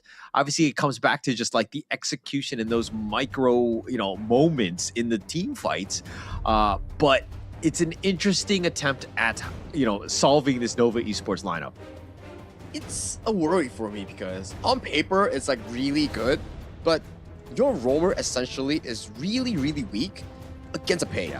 Meaning that the Pei gets free reign on your jungle. He can have free access with the Lapu Lapu, with the Kongming that has extremely fast wave clear. And this Jing, yes, Jing's smite range is strong, but there is cooldown on the smite. So when the smite is down, you best believe Kongling will enter your jungle alongside with his mid and roll. Yeah, I mean, look, I'm trying to find a way to kind of to validate this Sunbin. I think it's going to be tough, right? Even the time flux, the heals that they might have, it's, you know what I mean? They're very squishy, right? So even having long sustaining fights, it's not going to be there. But I think it's more about getting into that speed, getting on. When you have a Mai and Jing flying at you, and it can be potentially way faster, That might be the thought process here. But who are you gonna go to? Calming has a lot of mobility. Direnje has legal immunity to bail himself out of the knockups. We saw that, right? Back in the Nongshim RedForce Blacklist series. When you jump on towards a Direnje, you don't burst him immediately. He's one of the few marksmen that build semi-tank and can survive these sort of bursts. And opening of the game, we do see Kongling going in aggressive on towards this left side of the bush, trying to go for an aggressive invade. It's not going to be... I'm not a huge fan of this invade. I mean...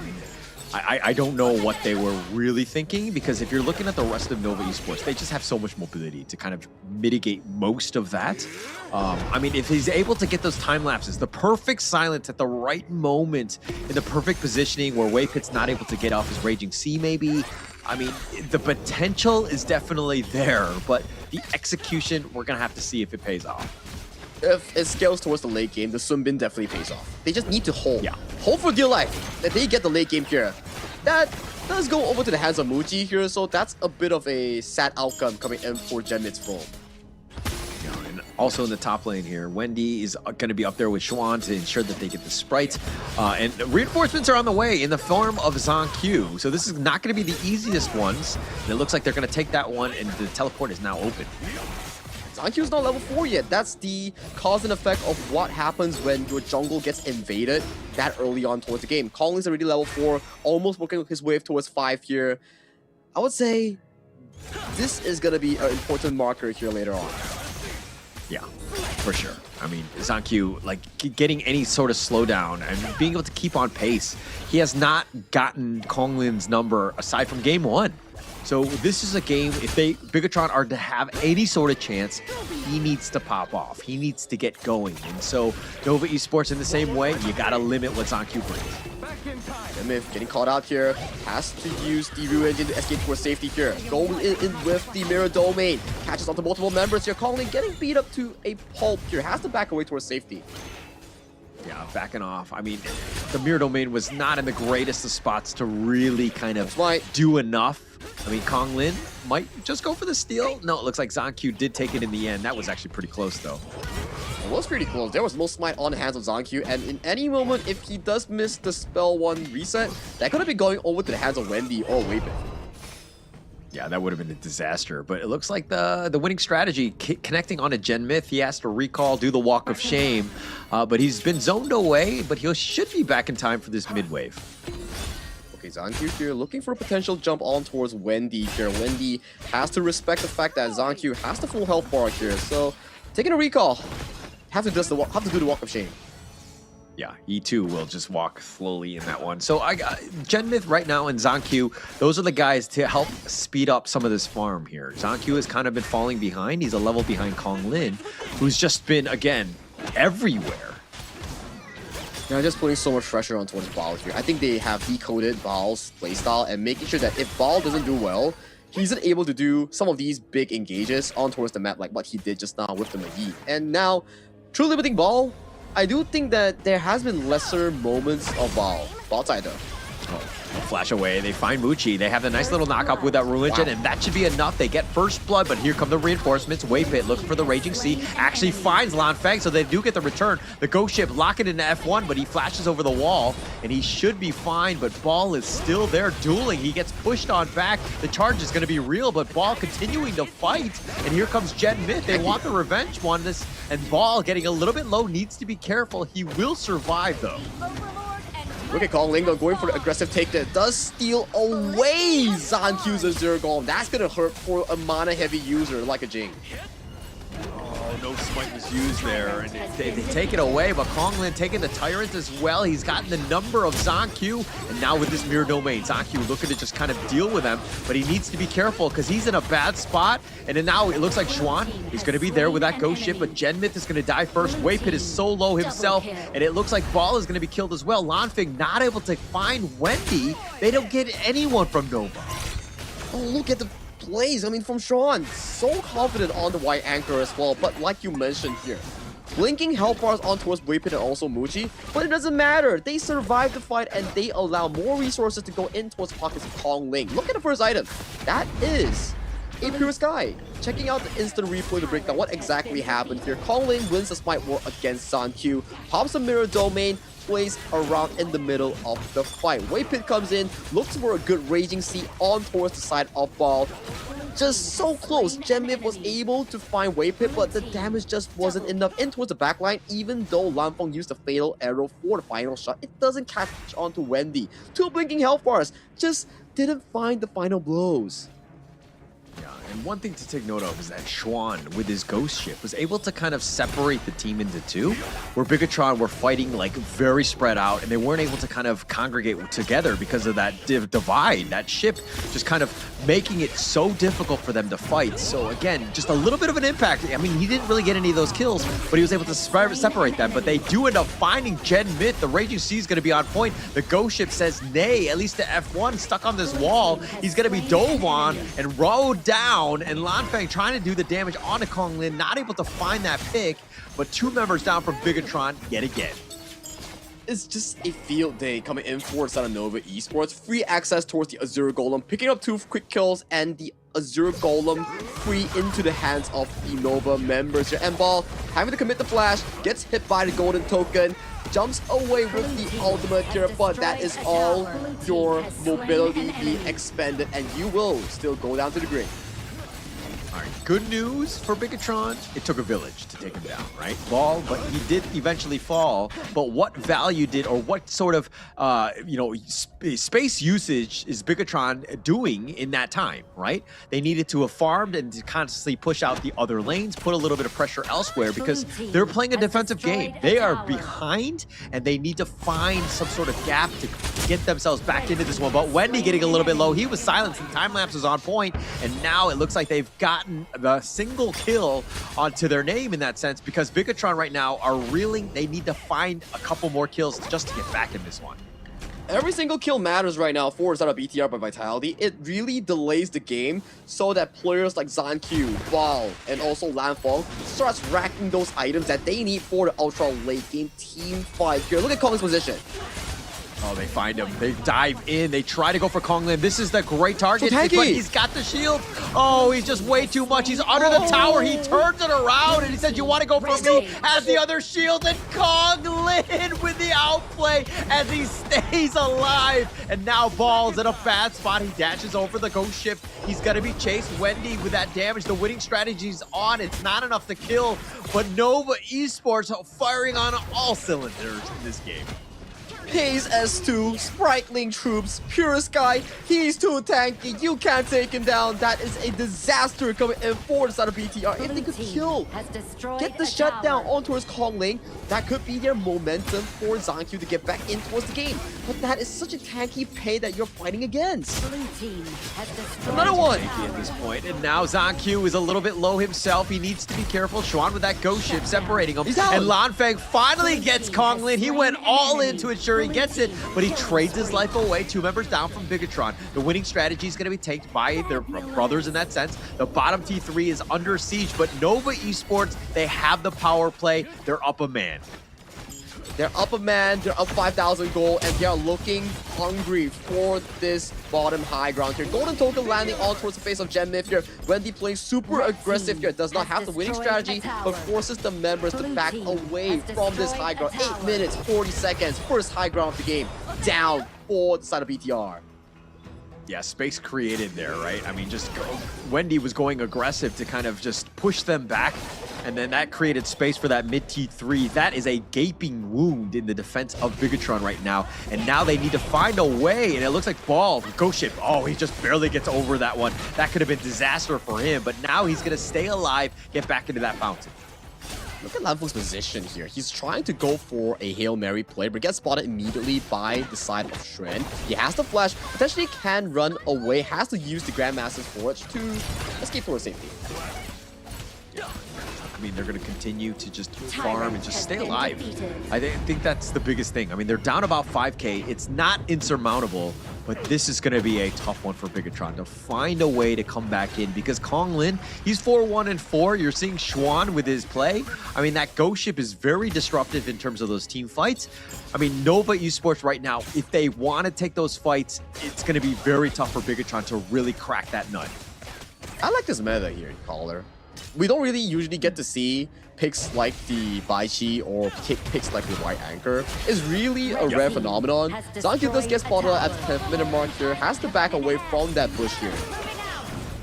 It looks like Wendy over the wall. He's going to be chased by Zankyu. Xuan is now going to be there. He actually has a nice little charge. Two-man stun. The F1 has to flash. Lan Feng is going to be picked off, and it looks like they're going to run them down. Bigetron running, just trying to stay alive. Ball decides to turn it around to just go in, maybe deal with the minions, but he will be killed. Muchi with a double, and Nova Esports yet again with another good team fight.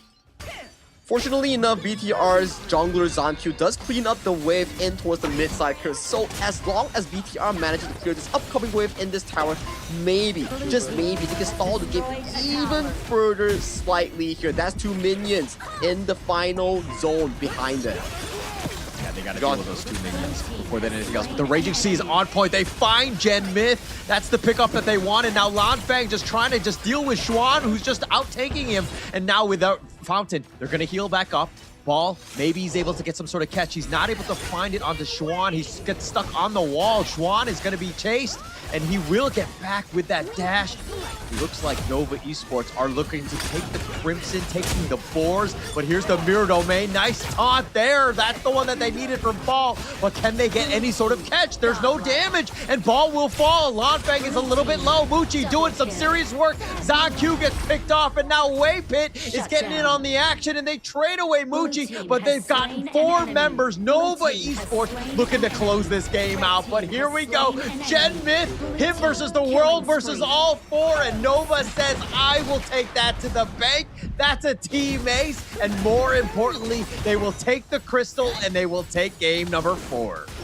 Closing out the day with a 3-1 victory for the side of Nova Esports here. With that victory, they cement themselves as the first seed coming in for their groups. That was just an amazing performance coming in by both teams here. Game 1, it was Bigetron by Vitality shocking the world by taking a convincing win over Nova Esports. But in the quick fashion, 3 back-to-back games, Nova Esports struck back hard with jungle assassin picks coming in from the hands of Kong Ling, the new jungler coming in for Nova Esports. What a way to end the series. What a way to end that series. And I mean, you lost the first game and things were like, oh, Nova Esports, they're vulnerable. They're able to bleed. But then they essentially went a 3-0 in the next 3 games. And this is the Nova Esports. This is why they're one of the best teams, one of the scariest teams here at the KIS. Wow. What a day, man. What a day that we actually had. Back-to-back amazing games. Even though you could say like, okay, it was 3-0, 3-1, 3-1. But you have to understand the storyline, right? Team Huck's improvement against Boom Esports was something to be proud of for a baby team. Is baby team the correct word? A debut team, right? Like a new team coming out from a fresh egg, joining HOK Esports with new players and old faces. And then they actually improved, although they lost. And then moving on towards the next series is about conquering fears. It's about Blacklist International going up against their nightmare, which is the ultimate red, Nongshim RedForce. And finally, BTR in home crowd taking a convincing win, showing the maximum prowess and potential of the new BTR lineup. Things like this really shows why you need to watch HOK Esports. Yeah, and this is why, I mean, after 3 days, we had a lot of questions going in. There was a lot of roster shakeups. How are teams going to be? Were they able to be the same level that they previously were, or are they going to be better? We've definitely gotten some answers, but we haven't figured everything out yet. I mean, I think that last series was pretty impressive by Nova Esports. I think like Kong Ling is definitely the real deal. He was just completely just able to control that series. They're going to be very strong even moving forward. But going back to those other 2 series, there was a lot of learnings. There was a lot of things that you talked about, and rightly so, as you kind of spelled out for everybody here. Wait, I'm that smart? No way. You're not. Now you're just like you're putting words in my mouth. No. I never said you were smart. Let's be very honest. Okay, I would never go that far. Are you gaslighting me now? I am gaslighting you, but I mean, one thing to take note of. I mean, let's look at this KDA here, right? Conglin 7-1-8, Muchi also 7-2-9, Juan was 2-0-9, and Waypit 2-1-16. Everybody, and I mean Wendy, of course, 0-1-9. This is a team that was firing on all cylinders, doing everything right. And Bigetron again, they went to the drawing board. They tried to throw out this Bai Chi. It wasn't good enough. Jing completely shut down. They had a tough time playing against this Nova Esports lineup, and they were possessed. I think they read the draft very well coming in for Sun Nova Esports. The moment that they pick Sunbin, you're like, oh, they're probably gonna do the Sunbin and also Baichi combination. So what really does well in towards it is probably something that is equally tanky, has a ton of sustain, and can mark the Baichi and also the enemy backline. So what does this spell? White Anchor, the Ata that's being selected by Nova's Swan. Look at the amount of damage that he has tanked. 76,000 damage against the enemy team while also dealing sufficient damage up to a 58,000. You can say that 91,000 was dealt by Kong Ling. Mushi dealt a collective 106,000. That's because there is a Baichi plus a Sunbin to amp up the tankiness coming in from the BTR lineup. Yeah, and I mean, going into this one, I was kind of like, oh, Ball's there. Like, he's been very impressive, all these things. How is he going to do against Xuan? And Xuan made him look very pedestrian, right? I think that they focused him. They ensured that he didn't have a really good game, as well as on Q. This has got to be a little bit worrying, because once Nova is like locked in with this strategy, now Bigetron had to find a way to kind of counter that strategy. They need to kind of step up or change things up in a different way, and it didn't seem like they didn't really have any answers after that game one. It's difficult, right? Where BTR, a team that's just freshly forged by this new environment, new players, new coaching staff, to be able to take one game out of a long-time team like Nova Esports is already pretty amazing. To them, winning one game is already an achievement. So moving forward is how they can maintain their game one form going into the playoffs against potential enemies like DMT, Kagendra, or even the likes of Blacklist International, right? Get that revenge story in, and then meet Nova again in the grand finals with a solid performance and a solid form. Yeah. I think we're going to see, I mean, Nova, this is a team that's just like really finding their footing, right? They're going to be very high flying. They're very strong. I mean, they're just going to get better and better, right? Once they kind of completely gel with Kong Lin. I think that if anything, they can go to game one, do a little bit of research and figure out, like, look at the tape and see exactly what they did wrong and how Bigetron were able to kind of solve some of those issues and shore those weaknesses up, right? Because that's what this is all about, finding those losses and turning them into lessons, and then going in and just becoming out much, much stronger. And if Nova were to get stronger, it's going to be scary for the other teams. I have a sudden realization. What if Nova losing game one was the coach saying that, hey, I'm going to draft this, you got to play it, and if you lose, I don't want you to tilt for the upcoming 3 games. If not, you can't conquer your fear, which is HBSC. I think that it's something that they could consider, right? I mean, it's definitely like, I think also game one is like a classic Nova Esports lineup, right? I think that they will always play this lineup. Yeah, like game one, and then just be like, oh, can anyone beat us? Let's go. Like, just constantly just putting it out there. You're not showing any of your strategy, all the cards and the things that you might have, and then let them beat you. And Bigetron did. They were prepared, right, for that game one. But Waypit, on the other hand, he's going to be the MVP of this one. He had some serious impact on this Refart Datu with the Lapu Lapu. 2-1-16. The amount of control he had really set things up for this game. I think he put on a show on this Lapu Lapu here. Multiple engages on towards multiple members with the Raging Sea Flash. And a lot of times, he was like blinking low with the health bar, but he still managed to survive and shock the world with his engager. Take a look at this early game team fight with an equal goal lead here.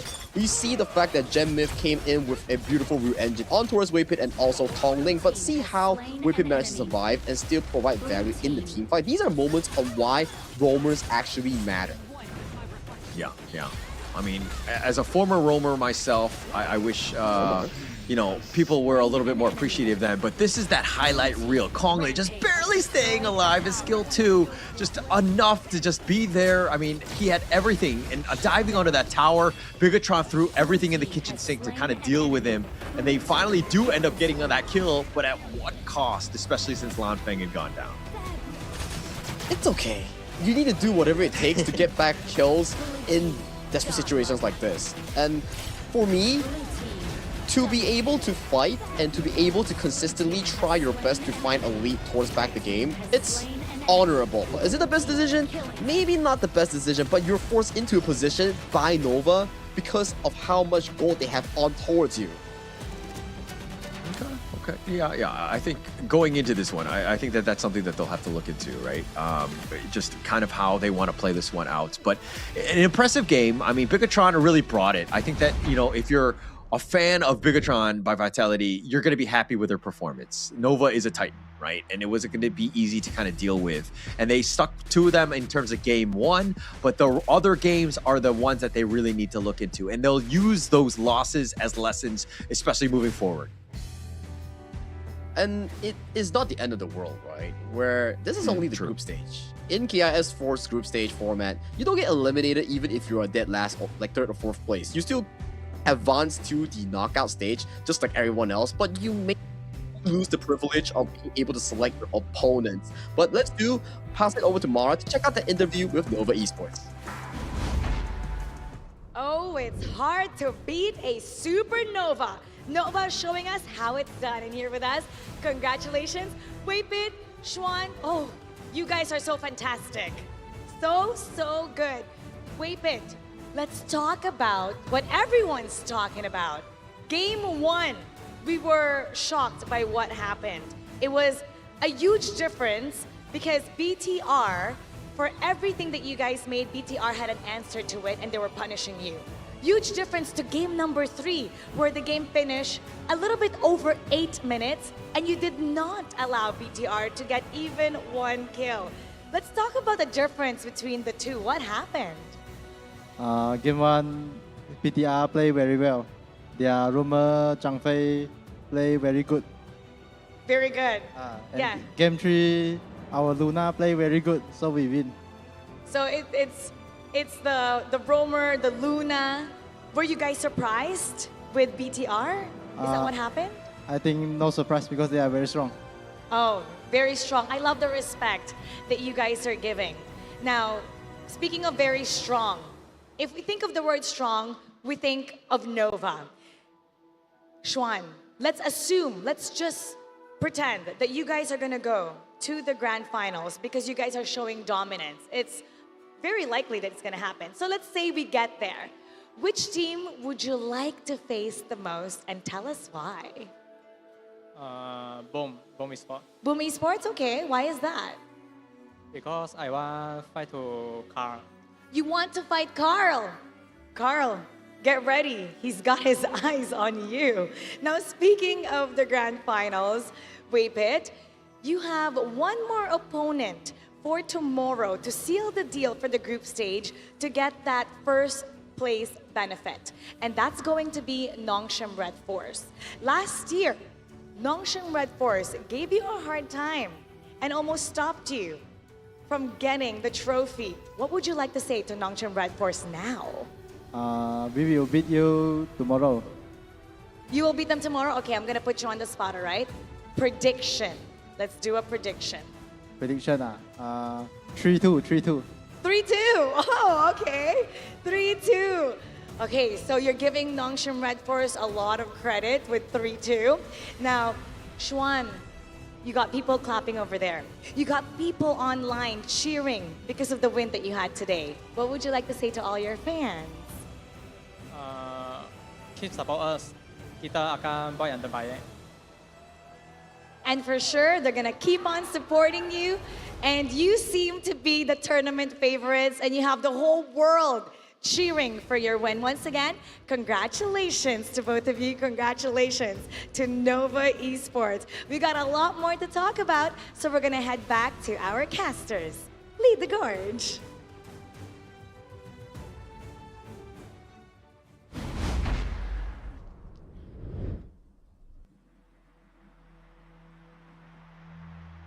Thank you, Mara, Xuan, and also Weipit for that fantastic interview here. You can see they give a lot of respect towards the players, especially coming in for some Nongshim RedForce. They were the team that pushed them to all 7 games in the previous edition of the Invitationals here, which is KIS 3 back in Manila, Philippines. Yeah, it was a completely different team, I would say. I think that Nongshim right now, after what we've seen, they need to kind of, a little bit more time. I think that this is still a team that's kind of finding their footing, not really understanding, what each other are trying to do at this point. This is a Nongshim lineup that is they're gonna play, right? Obviously, Nova tomorrow, but this is still a game or a team that is gonna have a tough time. I don't know how easy it's gonna be, especially going up against a Titan that is Nova Esports. It's a mountain to climb, I would say. It's never going to be easy. It's never going to be a light deal. But this is the updated standings coming in for both Group A and also Group B. Today, we see Nova beating their opponents Bigetron by Vitality in a 3-1 fashion, which sets them all the way to the first place of their group. And Group B, it features Dominator Esports still sitting at the group's first place. Boom Esports tying up the series and finding their first win against Team Huck. Whether or not they can actually sit themselves at second place depends on who wins between Boom and Kagendra tomorrow. Actually, that's going to be the most exciting match, at least for me, going into that one. Because again, there's a lot of questions. It's going to be starting off. These are the 3 matches we're going to be seeing tomorrow. Nova going up against Nongshim to find out exactly where they place. It looks like Nova's going to be on top, though. But Team Hawk going up against Dominator Esports. That's going to be a great one in the second one. And the final one, dare I say, the match of the day, it's going to be Boom Esports going up against Kagendra to find out who's going to be second place. I think that this is going to be super exciting. This is the third time they have met so far, right? Back in KIC, they met twice. Upper bracket in the same group, lower bracket in the same group, and both times Boom Esports have sent them to the defeating zone here. So in home ground, this is the time for Kagendra with a new roster introducing Soling, Zon, Fasher in towards the roster. This is their time to potentially look for revenge, retaliation against their long rivals, which is Boom Esports. Yeah, this is the time is now, right? I think that there's going to be a lot of pressure, especially in front of the home crowd. There could not have been a better situation, right? You win and you're top 2. This would be a huge statement for them. And again, if dropping to the bottom, you're seeing the top 2 of the other squad, Bigetron and Nova Esports. You don't want to play any of those teams at this stage. Yeah, that's definitely going to be a difficult one, but we leave that to tomorrow for the players and teams to duke it out to see who deserves that top spot in towards the group, who deserves that win in as the second place of the group. Grudges, revenge stories, all these are pretty nice if you ask me, but it's been a pretty good day so far. My name is Sagi, and with me is Holler. Holler, do you have any final closing words before we pass it over to Mara? No, I think that we have a great number of matches with us today with the 3 that we had. There were some amazing ones and we learned a lot, even for myself. But it was a great time, Sagi. My name is Holler. We'll be signing out. Let's send it over to Mara and she'll close out the show. Another dusk is met with intense interactions. Brace yourselves as tomorrow will be the final day of the group stage. No room for mistakes. No time for hesitation. Only one road to victory. For the pride, for the glory, for the trophy. I'm Mara Aquino, and you've been watching the Honor of Kings Invitational Season 4. This is our game. Keep it good vibes, everybody, and we'll see you tomorrow.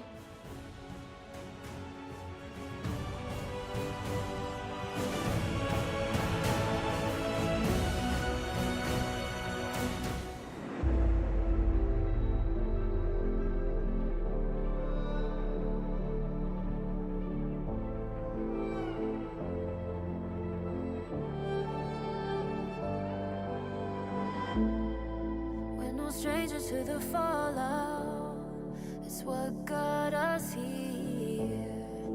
Ever changing, some chameleon, blood, sweat, and tears. We'll never make it if we fall to everything that brings us down. With a comeback is now. Blood, sweat, and tears. Fight for what we want. Doesn't matter the cost. Every day, put in work. Blood, sweat, and tears. Nothing comes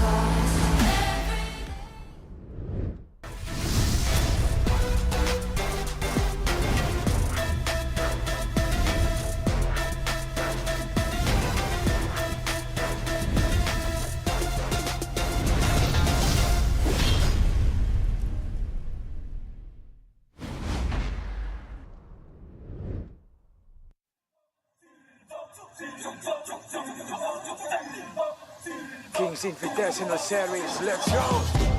Bertahun-tahun ku ditempa, harap yang karang murka, enemy di setiap langkah, ganteng datang mencoba, panggil ku one man army, satu orang 1000 nyali, bel spirit dalam nadi, sini maju kula deni. Langkah sudah jauh, mereka pikirku mau mundur dan buang sau. Kehormatan yang utama di puncakku pertama, berdiri hantam balik semua yang halang yara. Pikir-pikir lagi kalau kau mau halangi, genderang perang sebab bunyi sini hadapi old school tank mentally dia takkan berhenti, bukan instan limitasi. Coba kau lihat sapu cara bermain agak lain dengan strategi yang saya desain. Akulah mastermind di balik kekacauan. Satu punchline sapu ku mundur semua lawan.